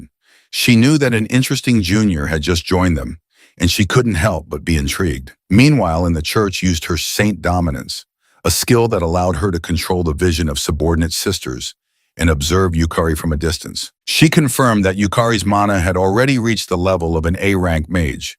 He was forcefully enhancing his physical strength by channeling his abundant mana, leading her to wonder just how much experience he had accumulated to reach such a level. What intrigued her more, however, was that despite having C-rank level mana circuits, Yukari was manipulating A-rank level mana. She knew that with only 8 C-rank circuits, there should be a strict limit to how much mana one could handle. That left her questioning how Yukari was compensating for it. She proudly declared that it was endlessly fascinating. Turning to the man standing in front of her, she asked if he agreed. Kayakuzuki and Frank, with the nightmare skill, agreed in a sinister voice that Yukari was indeed the best. His tone made happy. She said she was glad to see him understand Yukari's value, which made rescuing him worthwhile, even if it meant crossing Hyakuren and earning Sakurako's resentment. She then asked for his opinion and suggested that he abandon his boring habit of newbie hunting and get himself a class. He replied that he didn't hunt newbies for fun. It was just the quickest way to dissect players. What he truly wanted was to understand what skills and classes were and where they originated. Laughed and called him a wonderful philosopher. She told him that with his ambition and talent, it was only a matter of time before he reached S rank. He then asked her if she was really sure about letting him dissect Yukari, even though Yukari was her favorite. Excitedly, she told him to call her when that time came, explaining that she too was curious about what was inside Yukari. He sighed, realizing that Irogami was genuinely looking forward to it. He asked how he could obtain one of those classes, and she assured him she had the perfect method. He only needed to leave it to her. She then enthusiastically explained the method to Akazuki. He smiled, thinking it was a crazy idea, but he also understood why Irogami was feared as a witch. Akazuki knelt in front of her as they sealed their deal and confirmed that he would serve under her. From the day Akazuki had lost to Yukari, he had never forgotten the look in his eyes. He wanted to see him again, to meet him, and to discover what was inside him. Akazuki swore that the one who would dissect Yukari would be him. The next morning, Kuzuki Fujimin, in F-class rank with the Manav skill, and Yukari's best friend, greeted him. Fujimini informed him that he had ranked up to C-class and said he never thought someone like him, with no skill, would rise that far. Fujimini was Yukari's one and only best friend. He did possess a skill, but he had never chosen to live as a player because he believed he was just an average guy who couldn't risk his life going on adventures. Because of that belief in the world before regression, Fujimin had tried to stop Yukari from becoming a player and constantly reminded him that he had neither the talent nor a skill. Yukari recalled how Fujim had hardened his heart and discouraged him from chasing his dreams. He was lost in those memories when Fujimin called out and softly slapped his back, telling him not to zone out. Fujimin then proudly declared that Yukari was a celebrity now, a prodigy, the first since Sakurako to reach C-class in under a year. But Yukari irritably told him to cut the flattery and get to the point. Fujimin asked what favor Yukari wanted, and Yukari replied that he wanted him to team up with him. Fujimin asked if it was just to fill a party slot, which Yukari confirmed, explaining that to challenge a C-class or higher dungeon, they needed more than one person. He convinced Fujimin by saying he didn't need to enter the dungeon and could just wait at the entrance. Fujimini agreed, saying he wanted to see if Yukari had really gotten stronger. That thought alone made him excited. Yukari was about to suggest a date when Fujimin interrupted, stating that he would be coming into the dungeon too. Yukari was shocked to hear that from his friend, someone once afraid of becoming a player, and asked why. Fujim replied that he didn't care much about being a player or any of that, but he cared about Yukari and wanted to see him fight as the guy who used to be stuck as a no-skill. Yukari was stunned for a moment, but with no other choice, he agreed. He then called Lulu Hart to ask her for permission to go all out this time so that Fujimin wouldn't get hurt and could feel safe. She agreed and informed him that she would act separately from him this time because she had a few matters to take care of. He was confused. It was rare for her to act on her own, but decided not to question it and just asked her to return soon. As Lulu Hart left while he chatted with his best friend, she knew it was time to let Yukari start practicing independence. She had always wanted to watch over Yukari until the end of that world. but unfortunately, it was something she could not do. The next day, in the C-class dungeon, Umecho and Sierra were together. Saya rushed toward the goblins in front of her and slashed them using her maid's culinary techniques. She easily defeated a few of them, but more goblins kept appearing. In no time, 6 goblins were approaching. She activated her maid's work tools, which materialized exclusive maid equipment and summoned various items. She took out 5 shining long swords. Kicking 3 of the swords at the goblins in front, she threw one from her hand into the goblin in the middle, successfully piercing its head. She then dashed at the 2 remaining goblins and slashed them down together, defeating all 6 without breaking a sweat. Umeo, watching from behind, was amazed by Sierra's precision and seriously impressed. Still, she knew she had to work hard too. Gathering strong energy in her blade, she shouted to Sierra that everything was set. Yume's skill, Elegant Intercept, allowed her to switch positions with a designated party member, boosting her speed for a limited time. Sarah immediately dashed out of the way, and when the path was clear, Umecho swung her blade down. The unleashed power shattered the goblins and cleared the way. Moments later, as they were collecting the drops, Umecho praised Sarah for moving like she was threading a needle and asked how she did it. Sarah replied that her class was Maid, which had an ability called flawless movement, allowing her to perfectly replicate any movement she imagined. Asked if that meant she could never make a mistake and teased her, calling it cheating. Sarah responded that Umio's skill was even more incredible. Umio then proudly asked if she met her genius class and explained that as long as she met the requirements, she could learn any class, something that really helped with her short attention span. Sierra complimented her again, saying that her skill was insane. Umeko, lacking any sense of humility, confidently agreed. She went on to say that there were limitations. For instance, she had tried out Assassin during the last expedition, but it didn't suit her. Then she tested the Race Saber class, which felt better, but the charge time for attacks was too long, so she decided not to use it again. Sarah realized that Umecho adapted her class depending on the dungeon, and her talent was the ability to instantly master any class. Without a doubt, she thought was a genius with the potential to reach rank someday. Umeko then asked what Sarah thought Yukari's class might be. Sierra admitted she had been wondering the same thing, but had no idea. Was surprised, even Sierra didn't know. She recalled that just before entering the dungeon at Oryu Guild, Kira had informed her that the first floor of the Lulu Heart dungeon had been cleared. Based on what he sensed, over 20 guilds and factions had gathered there. She was shocked. She hadn't noticed anything at all, but Kira explained that was because they had advanced scouting and stealth abilities. He also informed her that all those forces were closely observing the battle between Sakurako and Irigami, and at the center of that battle was Yukari. She was horrified to hear this, realizing that it meant Yukari was in serious danger. Kira added that the reason so many strong players fought with him, caught in the middle, was because they were interested in him. That alone made Yukari a key figure in their world. Kira also explained that if he, as the master of the Uru Guild, were to approach Yukari any further, it would be like publicly declaring Yukari as someone of importance. Umeo understood what her brother was telling her and realized that this was where she came in. Kira agreed and said he wanted her to officially investigate Yukari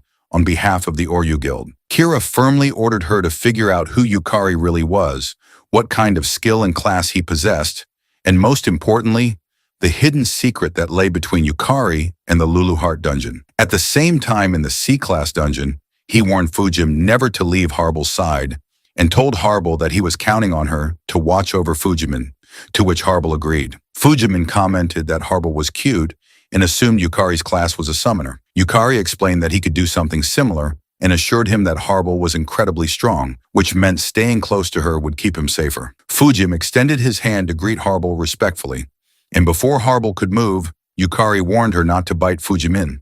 A moment later, Umecho and Sierra were hiding nearby when they felt a strong presence even from a distance and noticed that Harbel's magical power was outrageous. Sarah also realized that Harbel was not at a C-rank level. It was far above, and she guessed it could be a rank or even S-rank potential. Umeko asked if Harbel was communicating, noting that they had a summoner in their guild too, but summoned monsters usually acted like puppets. Sarah agreed with Umeko, stating that was how summons should typically behave. At first, when Umeko asked Sarah to help investigate Yukari, she felt uneasy about it, but now that she was witnessing Yukari's strength firsthand, she understood Umecho and figured that from that day on, Yukari would become a target for many factions. Umeo admitted that when her brother told her Yukari might have cleared the first level of the Lulu Heart dungeon, she thought it had to be a joke.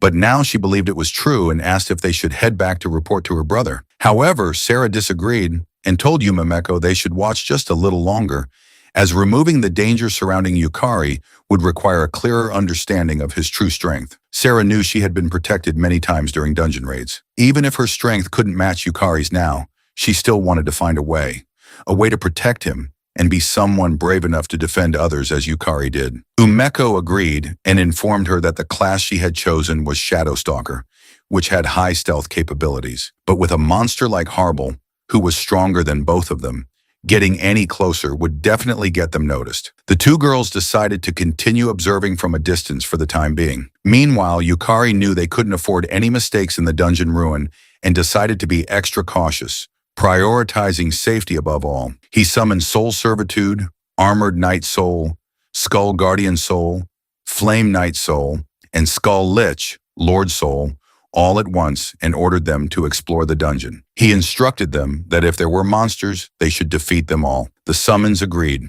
Yukari was confident that his summons were stronger than ever due to his increased magical power. Before dismissing them, he added that if there were too many enemies, they should retreat immediately. Their goal was safe, consistent progress, and the summons acknowledged that as well. Fujim, stunned by the terrifying appearance of the soul summons, told Yukari they looked horrifying. Yukari reassured him that the summons were loyal and actually pretty good guys, making Fujimin realize how much Yukari trusted them. It showed that Yukari had clearly been through many dungeons. A moment later, the summons began exploring. As they roamed the dungeon, they encountered a group of lizard monsters.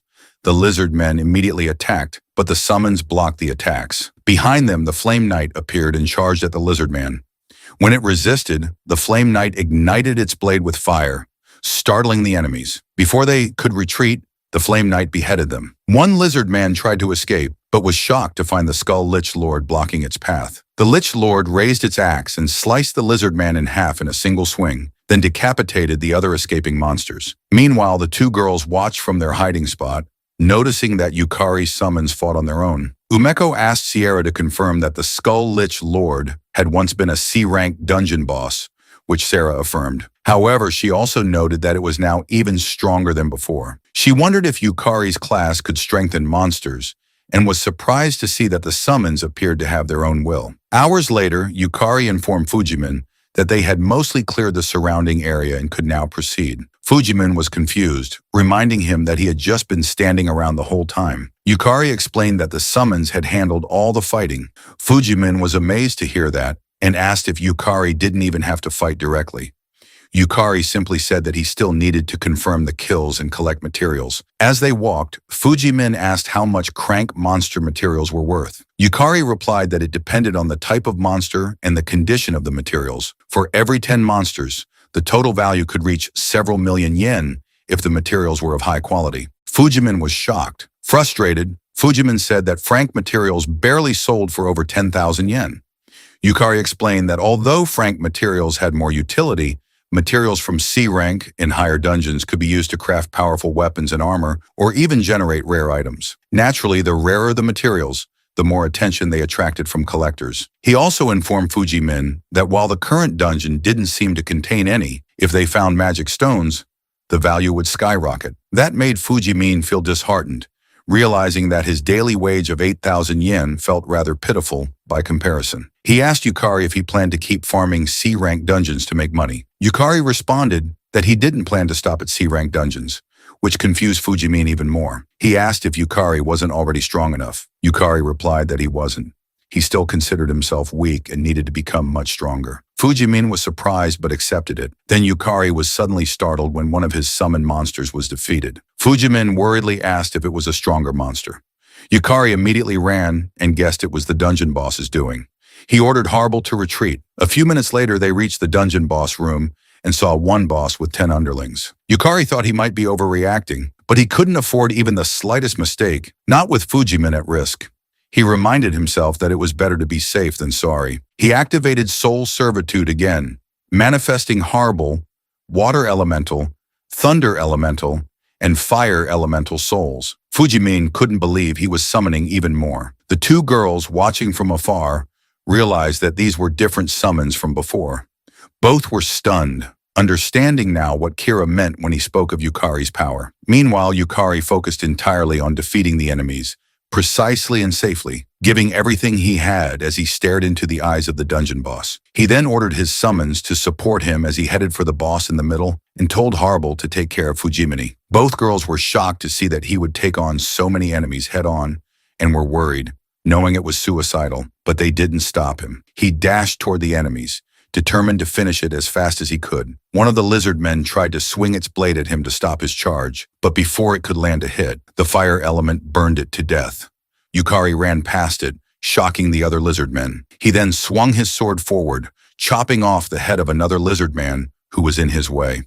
The boss, seeing its soldiers scared, growled in anger. With no other choice, the remaining lizard men rushed in to stop him. But unfortunately for them, the water and lightning elements stepped forward and electrocuted and drowned them to death. Thanks to them, in just a few minutes, Yukari reached the boss. He leapt at full speed, appearing behind it with his sword lifted high, and swung it down on the boss, slashing it continuously within seconds. Fujimin was amazed as he watched. When Yukari was done, he looked around to check the area for safety. He calmed down when Fujimin shouted proudly that it was over in an instant, and praised him for being so strong.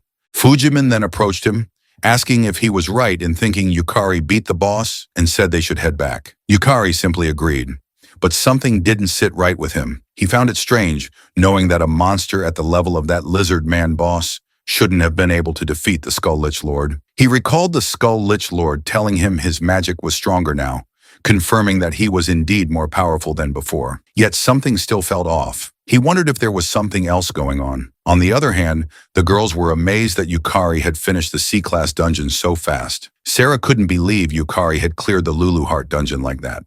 What amazed her even more was that not only did Yukari defeat boss-level monsters, but those monsters didn't even stand a chance. Whispered that Yukari was strong when they had done a dungeon together, but back then he wasn't this ridiculously powerful. They both guessed that Yukari might be using power from the Lulu Art dungeon monsters. As they watched from afar, they were left trying to piece it together. Yukari's overwhelming strength made them feel something close to fear. Later out on the street, Yukari and Fujimin were walking peacefully after selling the drop items and monster corpses. Yukari then saw Lulu Heart floating in front of him. He quietly asked her if her business was done, and she replied that it had ended earlier than expected and that she had handled the rest. She then asked him if she was right in assuming he noticed them, to which he replied yes, and shouted to the girls that they could come out. The girls awkwardly walked out of a nearby alley.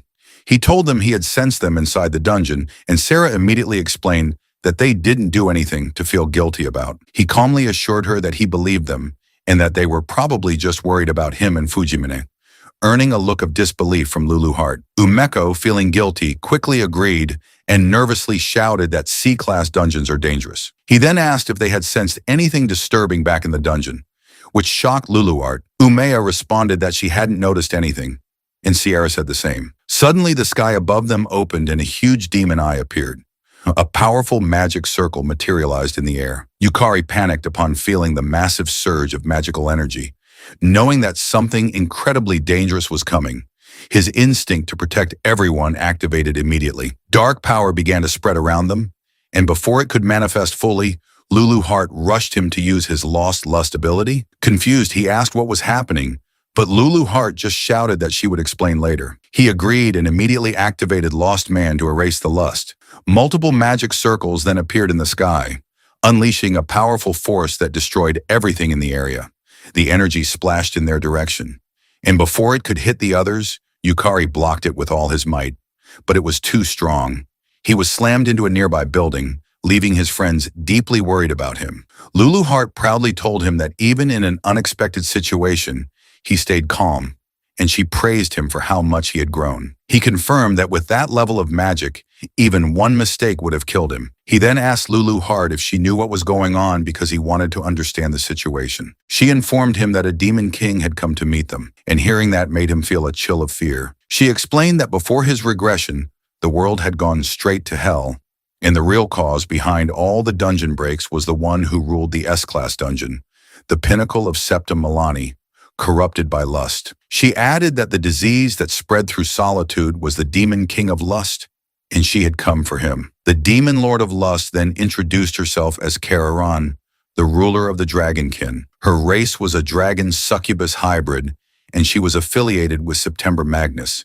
She greeted both Lulu Heart and Yukari. Yukari was surprised that Kararian could see Lulu Heart, but Lulu Heart calmly praised Carmian's flashy entrance and asked if she wanted something from her. Kararian replied that she had come to erase her, asking what other reasons she could possibly have. Yukari realized that Kararian's target was Lulu Heart and asked why she was after her, but Kararian simply asked if she really needed to kindly and politely explain anything to someone about to die. Lulu Heart teasingly asked if she truly believed Yukari would lose to someone like her, which angered Carmian. She snapped that Lulu Heart talked big for someone barely clinging to life. Kararian then taunted them to take her hellfire and assured them that if they survived, she would answer their questions. Lulu Heart informed Yukari that among all the demon lords, the demon of lust was the strongest. However, forcing herself out of the dungeon must have limited her power. She assured Yukari that she would read Kararian's movements and give him directions. She told him to focus on her thoughts and her voice because they would defeat Kararian together. He simply replied that he understood,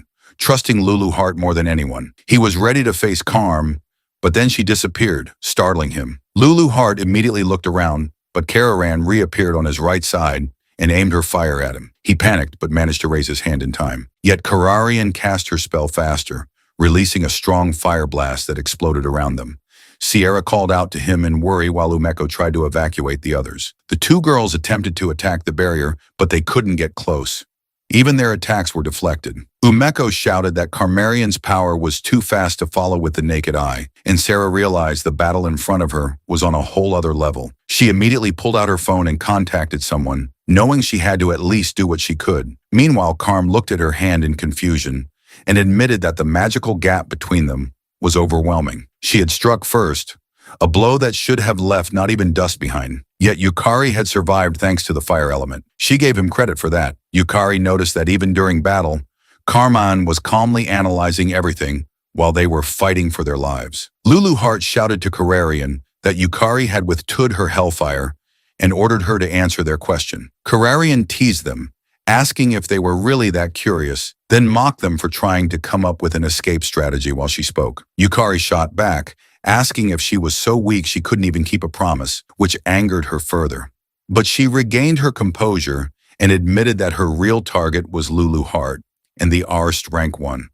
Lulu Heart dungeon because Lulu Heart was its king. Lulu Heart asked how she found out where she was, and Kararian replied that all dungeons where dragon reside fall under her domain.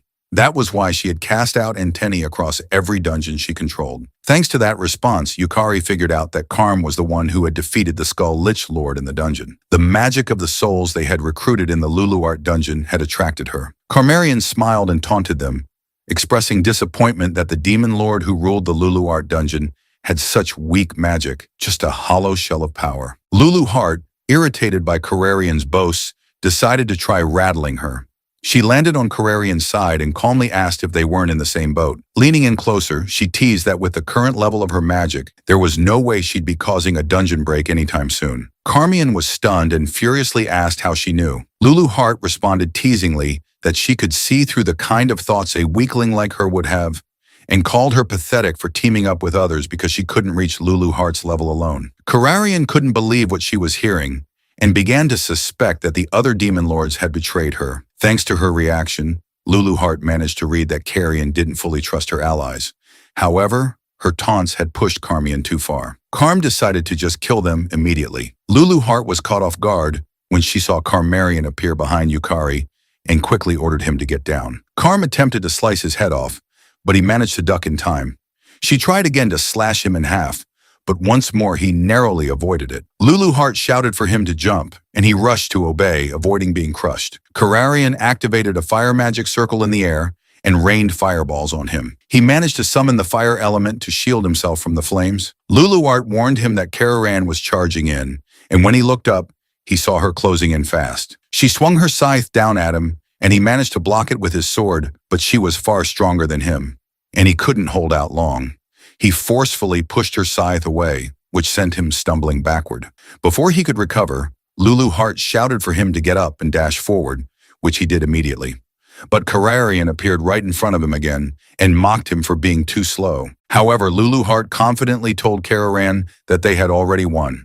Strong threads had wrapped around Karmarian's scythe and her body. Karm realized that this had been Lulu Heart's plan all along. She had initially thought Lulu Heart was just oddly chatty until she saw Sakurako calmly sitting on a rock holding the threads that had trapped her. Ignoring Kararan, Sakurako asked Yukari how many times she was going to have to save him. Just then, Kira approached, telling Sakurako not to say it like that. Being alive was already a miracle. Sarah Kagurazaka, an S-rank player with an unknown class and skills who also worked as a player association receptionist, agreed. Sarah reminded Sakurako that Yukari fought well against a Demon Lord class monster and deserved praise. Hirataro Odachi, an S-rank player ranked 18th with the Swordmaster class and Blade skill, also agreed, saying that he had heard rumors. But Yukari exceeded all expectations. Kuchiro then appeared behind them and praised Yukari for moving like a pro against a demon lord. Kira approached Yukari and asked if he could still fight. Yukari confidently replied, "Yes." Karmarian glared at them all in fury, but they remained calm. Together, they prepared to slay a demon lord. Kira was amazed to see the ruler of the S-rank dungeon and the strongest demon lord species. While beside him, Sarah praised Yukari for being impressive earlier and for deflecting Karmarian's attacks all on his own, something most people couldn't do. However, she told him that they would take over and to leave it to them. Yet Yukari didn't agree and expressed his wish to fight alongside them. He explained to Sarah that Karm uses powerful flame magic and teleportation, and that he has a way to detect her teleportation locations, which means he can be useful. Sarah paused to consider and then replied that she couldn't believe he was just an F rank not long ago. Fortunately, she agreed to let him join the fight. However, she warned him that even a single demon lord is enough to bring the world to ruin, and at the same time, she assured him that luckily they had a gathering of S-rank players present. Sarah then informed everyone of the formation. She and Kia would provide support. Kira and Kiritara would take the front lines. Umeko and Sierra would guide civilians to safety, and Sakurako would prepare the Grand Barrier. Yukari forced himself to stay calm and reminded himself that everyone there was a higher rank than him. He then activated his lost man's skill to suppress the feeling of panic, and once more told himself that the reason he was able to fight in that situation was because he had already seen Karm's attacks. He pushed himself to use his head, predict everyone's movements, and make the best possible move. Meanwhile, Karm realized she had been played. The players had hidden their presence to lure her into that exact situation. Lulu Heart noticed Kararian's reaction and could tell she was howling with her thoughts. She then teasingly showed the invitations and whispered to Kararian that if she let her sneak into a dungeon belonging to lizardmen, a distant kin of dragonkind, she knew she'd come running, which is why she had gathered the Shranks in advance. However, instead of being angry, Kararian smiled and responded that the world would belong to her eventually. But for now, she would watch what kind of power native humans held. Kararian threw her scythe away and taunted them, saying she wouldn't use her weapons or the power of dragons. And even then, she would snuff out every last one of them. She added that she would go easy on them and dared them to come at her with everything they had. Kira dashed forward and attacked Karmian with his Crimson Lotus War Dance ability, but she easily blocked it with her arm. Kira shouted to Yukari to sync with him, and Yukari immediately responded by dashing forward and swinging his sword at Karmarian's other side. Kyochiro, observing from a distance, noted that Yukari was even better than the rumors suggested and was keeping up with the movements of Shranks just fine. Sarah then released her Sparkle Starlight to support the front line, but before it could reach Karm, she cast a spell and burst the starlight apart. However, she overlooked Kiyotaro behind her, who slashed her hand. Kararian, at first confident it wouldn't damage her, was shocked when Kiyotaro slashed her hand again and it was cut off. Kararian was amazed that a mere human had severed her arm. Kiyotaro explained that her skill blade whisper can cut through anything, and not even a demon lord is an exception. Karmarian released magic at her severed arm and calmly stated that she had learned something new. Her arm regenerated, and within a second a magic circle appeared beneath Kitaro, while Karmian taunted that she had come too close. Yukari shouted to Kiritaro to jump, and she immediately acknowledged it, leaping into the air before a powerful flame capable of incinerating someone in seconds erupted from the magic circle. Thanks to Yukari's fire element summon, Kitaro took no damage. She praised Yukari for his good battle instincts and swung her sword down to slash Carmarian's head. But Carmarian, now enraged, easily dodged it. Kira attempted to strike Carm's open side, yet she still managed to block it with her arm.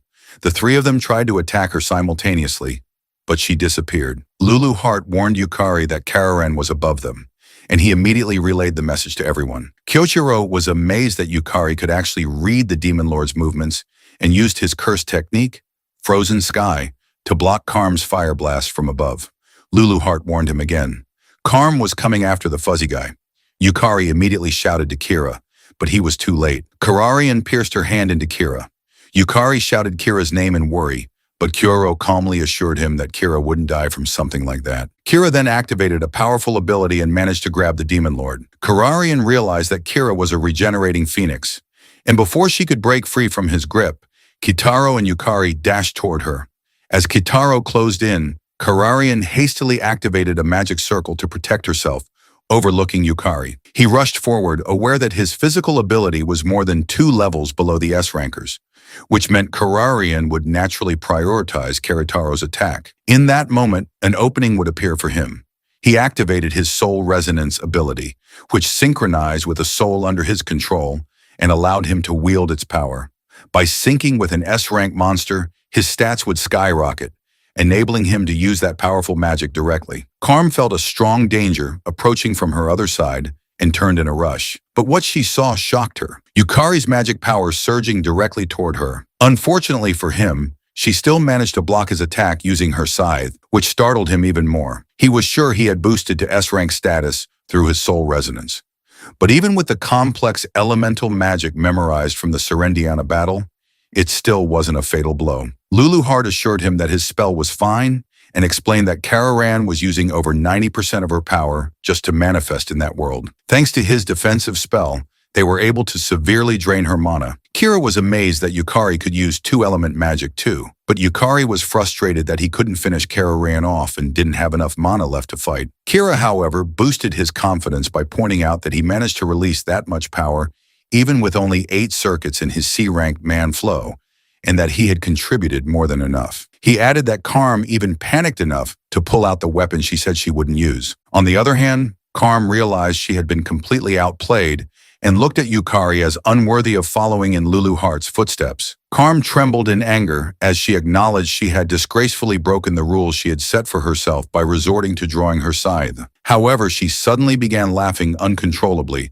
prompting Kira to ask the others if they had driven her mad from the pressure. Karm decided to reflect on her actions and floated into the air, opening a massive magic circle above her. She calmly warned them that she was going to get serious, startling everyone. Kira rushed to cover Yukari, and everyone gathered themselves to fight. Carmarian then calmly released Karma Catastrophe, and a tremendous force of power burst out from the magic circle, heading straight in their direction and destroying everything around them in just a second. When the power subsided and the destruction was laid bare, Yukari was lucky to still be alive. But he was horrified when he saw Kira standing in front of him, having taken the full damage for him. He panicked when Kira collapsed to the ground and could only ask him why he shielded him. Yukari rushed over and was relieved to find that Kira was still breathing. Meanwhile, Kararan, watching from above, was frustrated that even her strongest humanoid form attack couldn't kill him. She realized the dungeon's power to bind monsters was extremely strong.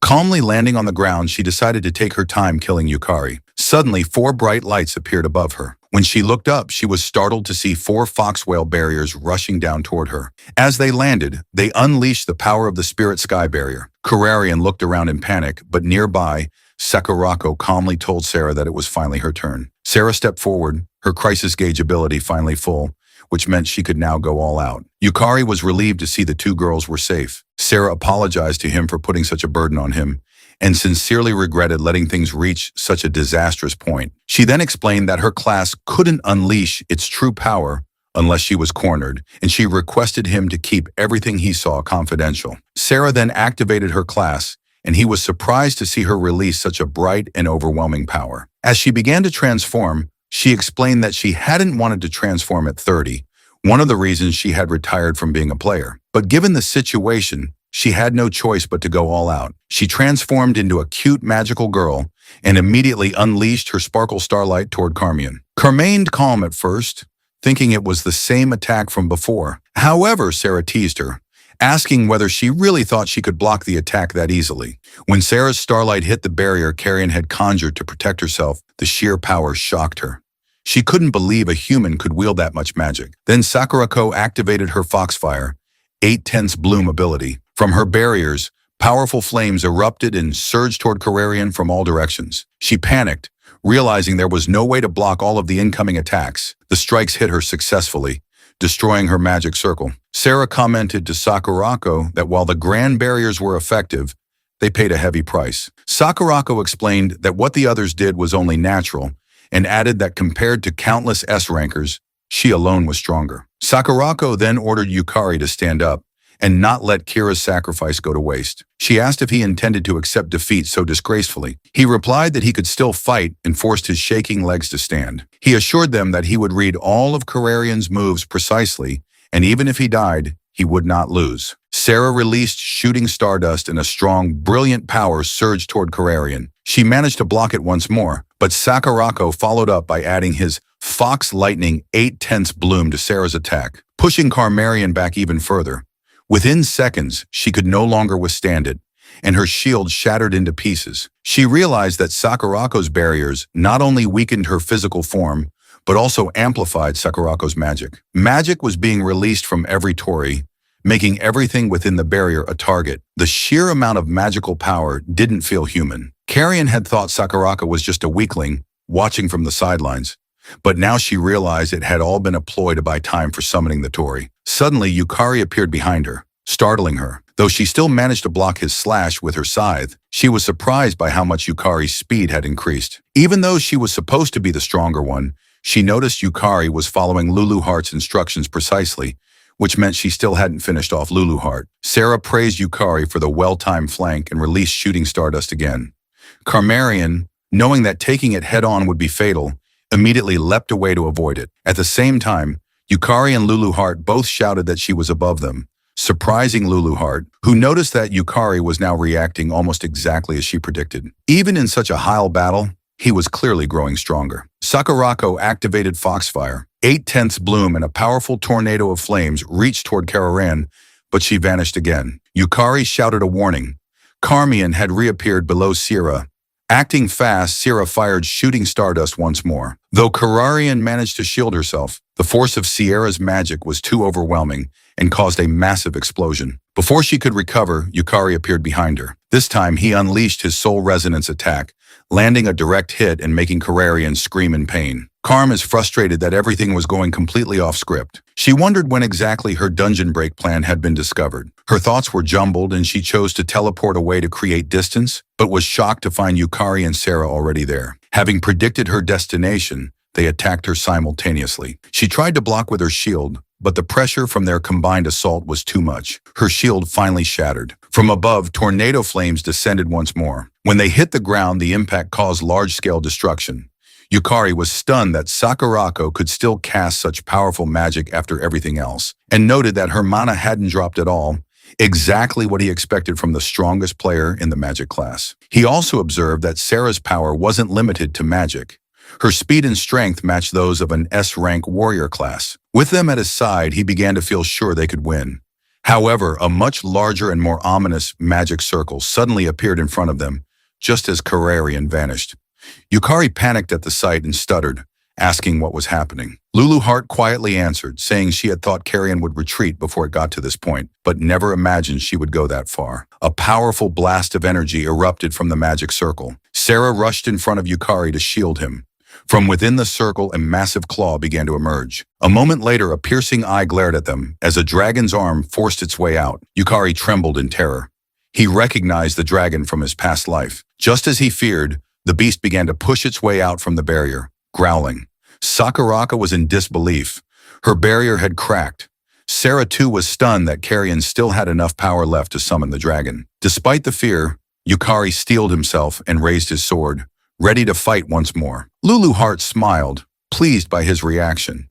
She had expected him to panic, but Yukari knew this time was different. In his past life, all he had done was run away.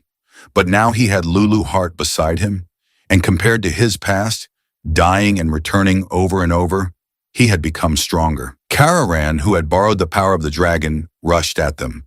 And right away, Sarah cast a milky shield to protect him, but it was too heavy for her. It then swung its tail around, trying to destroy the barrier. Sakurako immediately attacked it with her tornado fires, but her attack just triggered it even more, and it rushed at her. Sakurako cast a quadruple barrier around herself, and Kararian tried to destroy it using its claws. Lulu Heart followed Yukari as he dashed away and told him that Sakurako was quite capable. He knew that even if Kararian was weakened to seal her meant Sakurako was allocating a huge amount of resources to maintaining the barrier and was also continuing to protect the humans who were too slow to escape inside it, which meant it was going to be a slow defeat for them. Sarah used her milky shield to back up Sakurako, but she couldn't handle Kararian's claw, and her shield was easily destroyed. Sakurako thought carefully for seconds, while Kararian kept trying to destroy her barrier.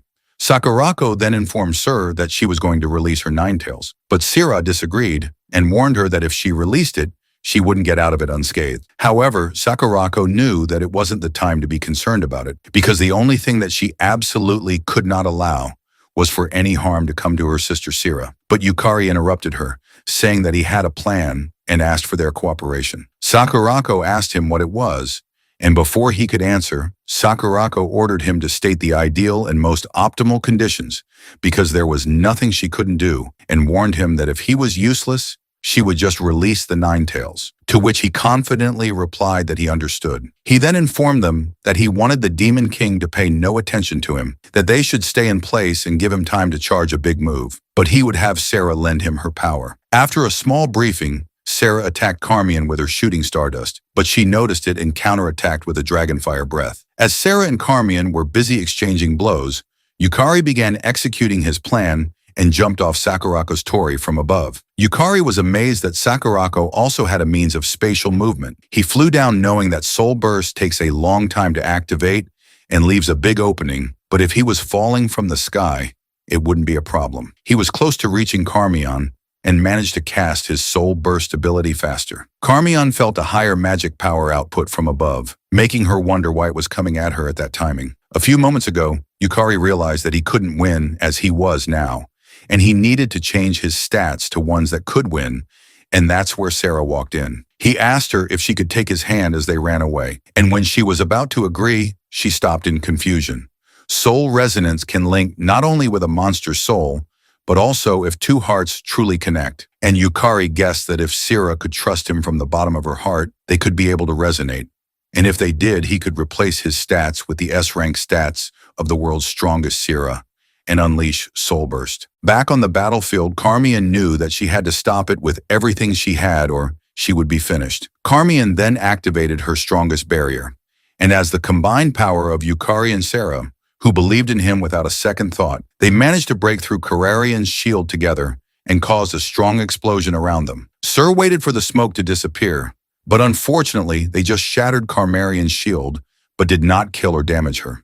However, Carmian admitted that their power together was incredible, and if she had taken it one more time, it would have been dangerous for her. Yet she was glad that she could sense Yukari's magic power vanish. Fujimini and the others were horrified when they didn't see Yukari, and like them, Kamarian thought that Yukari was dead, and all she had to do was finish off the remaining humans. Sakurako was frustrated that their effort didn't work, and was about to release her nine-tailed fox, but Sarah told her that it wouldn't be necessary, and looked up at Yukari, who was gathering a massive magic attack from above, and dashed toward Kararian with it. Carmian couldn't believe it and asked why the magic power that should have been gone had fully recovered. The reason for this is the last elixir that fully restores health and mana points, which he had gotten from the Lululart dungeon. Sarah excitedly reached for him and tightly held his hand. Their souls once more synchronized with each other, and it pissed Karmarian off even more. But they didn't care, and just launched his soul burst at her together.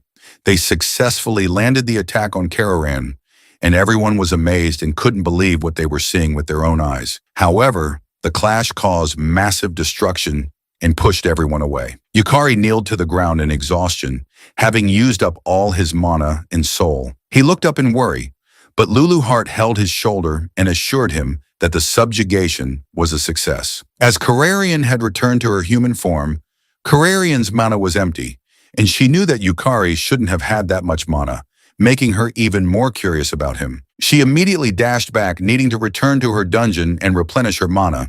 However, Sakurako used her tornado fires to stop her from escaping. Carmine panicked for a second, but then smiled as she called for the witch. Irigami appeared behind her instantly, and everyone was shocked to see her. Yukari couldn't believe it and figured out that the one connected to the dungeon monsters was Irigami. While Sakurako was furious at seeing her nemesis's face at the worst possible time, Kararian ordered Irigami to retreat and was frustrated, thinking that her retreat was an utterly disgraceful route. Irigami reminded Kararian that she had warned her many times that it was a trap. Still, Iami knew nothing could be changed and activated a teleportation spell to escort Kararian back to her dungeon. Sakurako and Sarah both aimed their weapons at them, but Irigami only laughed at their reaction and released her huge blades, reminding them that they were both extremely exhausted, which meant they shouldn't resist, then warned them with a sweet smile that she had no interest in slaughtering the weak, which enraged Sakurako even more. She threw her flames at her. Sakurako was confident that exterminating a couple of trash bugs meant nothing to her. However, Irigami easily blocked her attacks and teasingly asked where her usual firepower had gone. Irigami then reminded her that between maintaining the Great Barrier to imprison Karm, casting advanced spells one after another, and defending the weak, she had finally run out of mana. This pisses off Sakurako, and she swore to Irigami that she would kill her. Sarah shouted to Sakurako not to do it and reminded her that there were civilians nearby. Sakurako then looked down and saw Sarah below them. She forced herself to calm down, but unfortunately, Irigami noticed it and confirmed that Sakurako was soft when it came to her little sister. Irigami then ordered Kararian to target Sierra, and Kararian immediately opened a magic circle in front of Sierra, casting something at her. For a second, Sierra didn't feel anything. Sakurako demanded to know what Iami had done to her sister. Irigami just laughed at her and informed her that nothing would happen as long as she behaved, yet warned that if she tried anything suspicious, something dangerous might befall her dear little Sarah. This made Sakurako about to lose her temper and tried her best to calm herself down for Sarah's sake. Yukari asked Irigami why she was protecting Kararan and why she was siding with the monsters, greeted him first and praised him for growing stronger. She added that his growth always excited her. He shouted at her to answer his question, but she only laughed creepily and responded that it was for the same reason as him, shocking him and making him wonder if Ayami had seen through his connection with Luluart. Irigami then asked him if he understood her now and told him she had prepared a surprise just for him. Sakurako, unable to contain her rage, warned Irigami that she had made a fool of her and swore once again to kill her. However, Irigami simply pretended to be scared to tease her and replied that she'd love to experience it. She then said her farewells to everyone and vanished with Carmarian, leaving Yukari frustrated that in the end, Carmian still escaped. Lulu Hart told him not to be so pessimistic because Kararian's power had been greatly weakened and that she had achieved what she set out to do. She explained that she had deliberately leaked information, causing discord among those plotting the dungeon break, which was a major step toward stopping it. A moment later, the rescuers arrived and healed everyone who was injured. Kira apologized to Yukari for forcing him to face a demon lord, but he disagreed and reminded Kira that he should be the one thanking him. Without his protection, he wouldn't have been able to fight. Kira was proud that his decision to protect him had been the right one and praised him for fighting well. He then raised his fist, which surprised him, but it made him feel good, and he accepted Kira's fist bump. Yuma Mako appeared, rushing to him and worriedly asking if he was hurt. He was glad was safe as well. She informed him that Sierra had been taken somewhere by Sakurako, leaving him wondering if Carmarian had done something to Sarah. Fujimin also appeared, worrying about him. Yukari apologized for dragging him into the mess. Fujimin cried as he told him the battle had been so fierce along the way that he thought he might have died. He then showed him his phone. Yukari saw a video of himself on YouTube with a swarm of comments, amazed at his strength. Fujimin proudly told him he had broadcast his achievements to the whole world with tears in his eyes. However, it shocked Yukari as he was someone who never wanted to be noticed. A few days later, Yukari headed to the association building for his B-rank promotion exam. Sarah informed him that there would be a practical combat test after the written exam, to which he agreed without hesitation. Sarah assured him that he would be fine. After all, he had even defeated a demon lord, and she sympathized with him for having a hard time after the Lust Demon Lord battle, especially since his fight had been broadcast worldwide and was still trending on social media. Yukari personally didn't like standing out.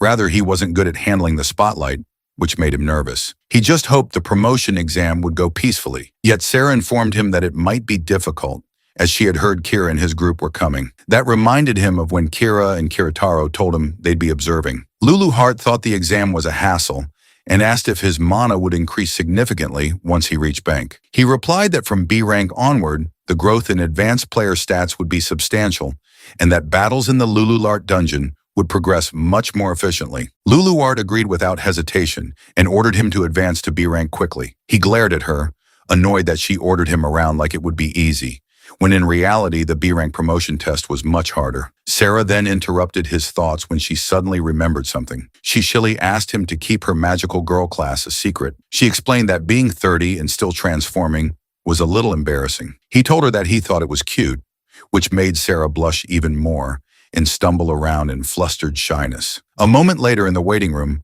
a girl asked him which rank's promotion exam he was taking. He replied that he was there for the B rank promotion exam. The girl told him she was there for it too and introduced herself as Sonagi Hyagisaka. Sonagi then spoke to a man named Ritsuki Kiroshima, a B rank player, but he told her not to talk to him so casually, claiming she was distracting him. Yet Sonagi didn't back down and told him they should get along since they were taking the exam together. However, Ritsuki angrily warned her that he was there for the A-rank promotion exam and not to lump him in with C-rankers like them. Tsunagi figured out that Ritsuki was a veteran and asked why he was so on edge. He explained that high-ranking big shots from major guilds were observing their exams, including Kira Senzaki from the Oryu Guild, which had the most S-rank members, and Kiritaro Odachi, the S-rank solo player. Tsunagi was amazed to hear that such big names were attending. Ritsuki confidently stated that if he made a strong impression, he might catch the attention of the S-rankers. However, Tsunagi told him it would be extremely difficult, which pissed him off.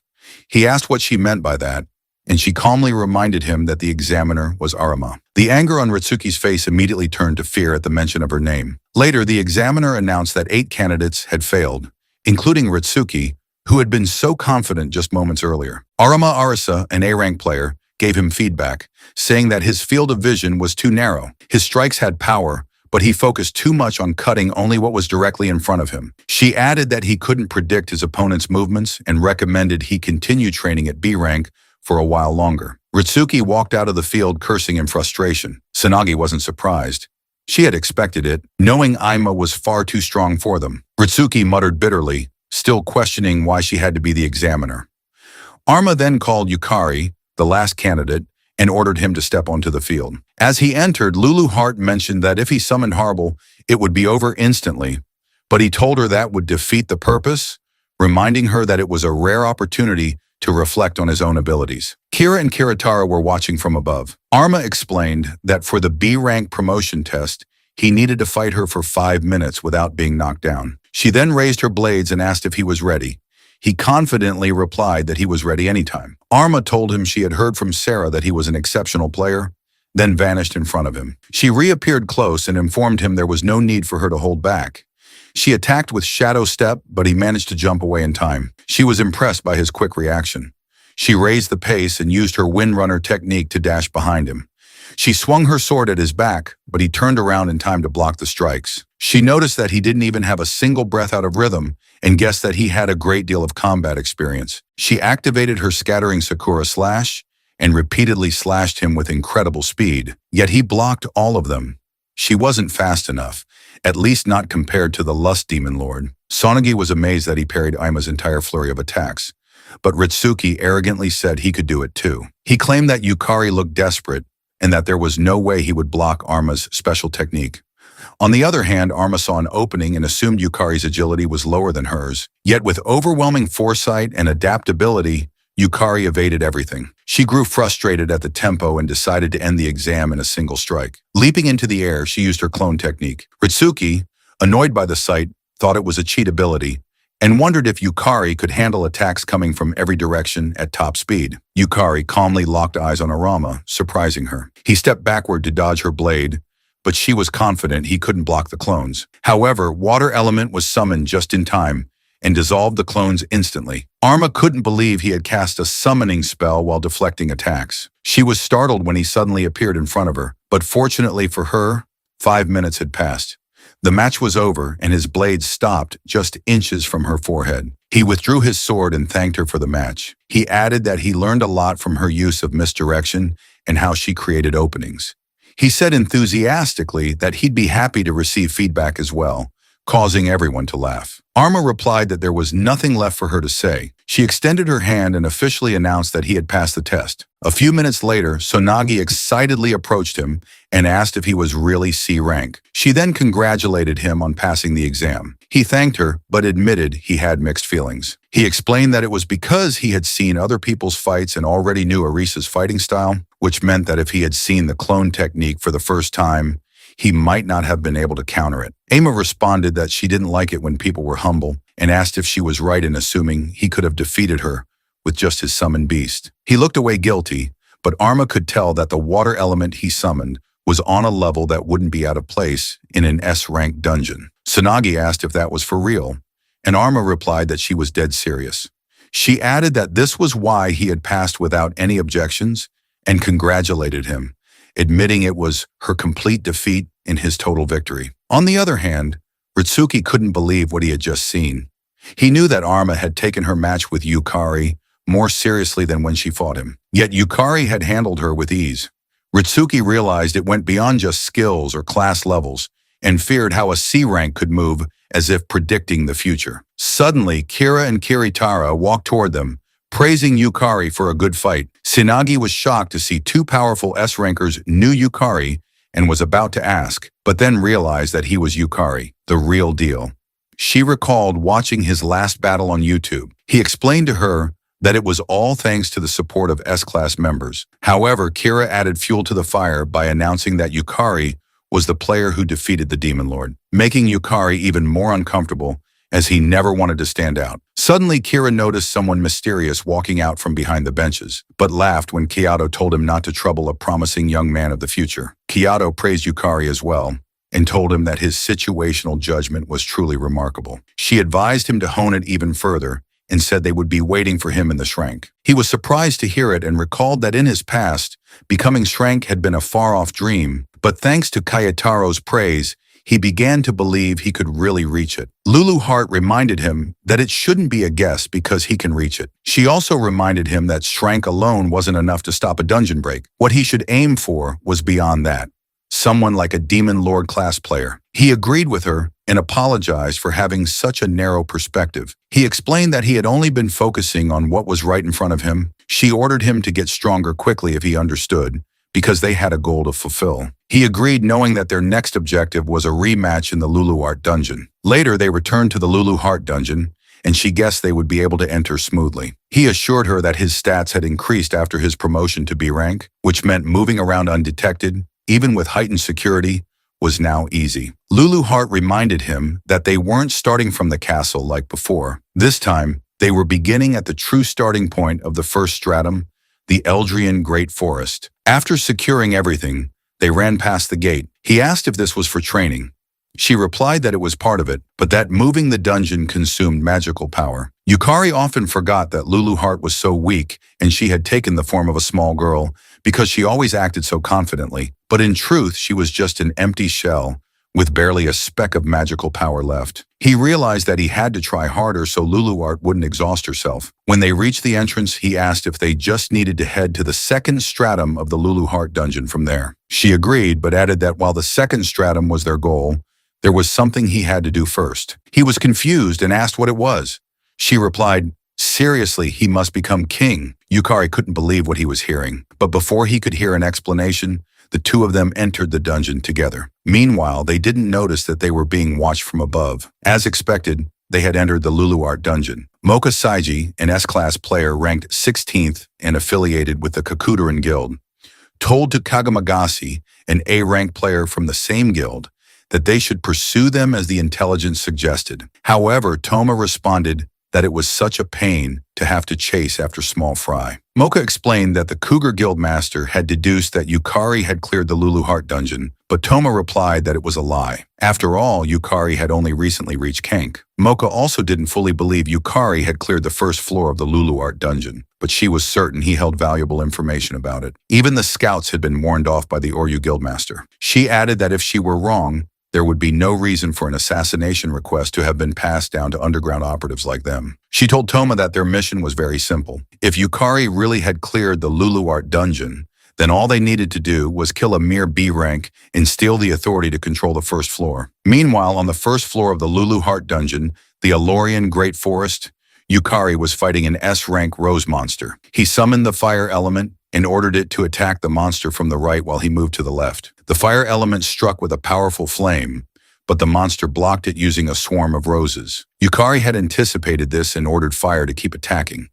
While the monster was focused on defending against fire element's attacks, Yukari rushed in from behind. However, the monster sensed his presence and released her Charm Bloom ability, which scattered rose petals that caused enemies within range to become charmed for a certain duration, rendering them unable to attack her. The Charm Bloom hit him, but it had no effect. He then used his Lost Man's skill, which removed the charm state from himself. He dashed forward and struck her, pushing her back. He immediately ordered Fire Element to finish her off. Fire Element unleashed a powerful flame, burning the rose monster to death. Luluart praised him for doing a great job. He admitted that even though he had died 3 times, they managed to defeat the monster using just one soul summon while conserving mana, making the deaths worth it. Luluart informed him that there would be continuous battles ahead, which would make for efficient training against S-class monsters. He thanked her for the information, but warned that they needed to make it even more efficient. They had to reduce mana consumption further and end battles faster because they didn't have time. Moments later, he was horrified by Luluart's confession. She explained that when Kararian retreated, she had cast a curse of lust on Sarah and placed the mark of Ludess on her. Luluart guessed that Sakurako had noticed it too. Yukari asked why she hadn't said anything and prepared to run to Sierra, but Luluart stopped him.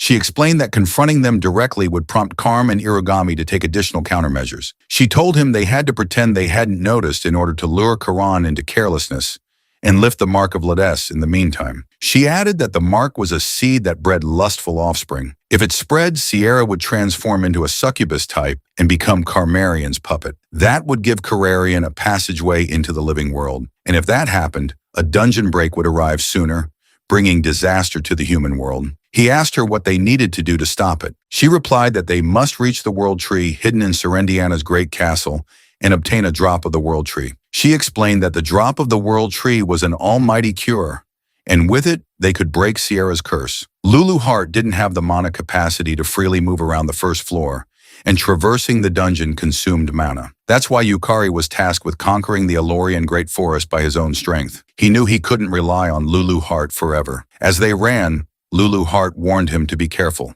In her prime, she had designed each floor of the Luluart dungeon as a world of its own, where countless races had established ecosystems and cultures. Yukari understood that meant facing all kinds of monsters. He assured her that no matter what appeared, he would handle it. However, she disagreed and explained that ever since Queen Serendiana had been defeated on the first floor, every race had been fighting for dominance. In other words, the first floor was now a war zone among all races, making security its weakest. Yukari was startled when he sensed a strong presence. He informed Luluart that he could feel many monsters nearby. Luluart quickly ordered him to attack and advised him to go all out, to which he agreed. He rushed into the battle and was surprised to see a child in the middle of a pack of wolves. He used Resonance of Soul to slash the wolves in his path, but one managed to sneak up behind him. Fortunately, he bent down in time to avoid the attack and decapitated the wolf with a single slash. He then summoned Harvel, who used her Wave of Despair to stun the incoming wolves. Yukari leapt forward at high speed and easily cuts down the wolves around him.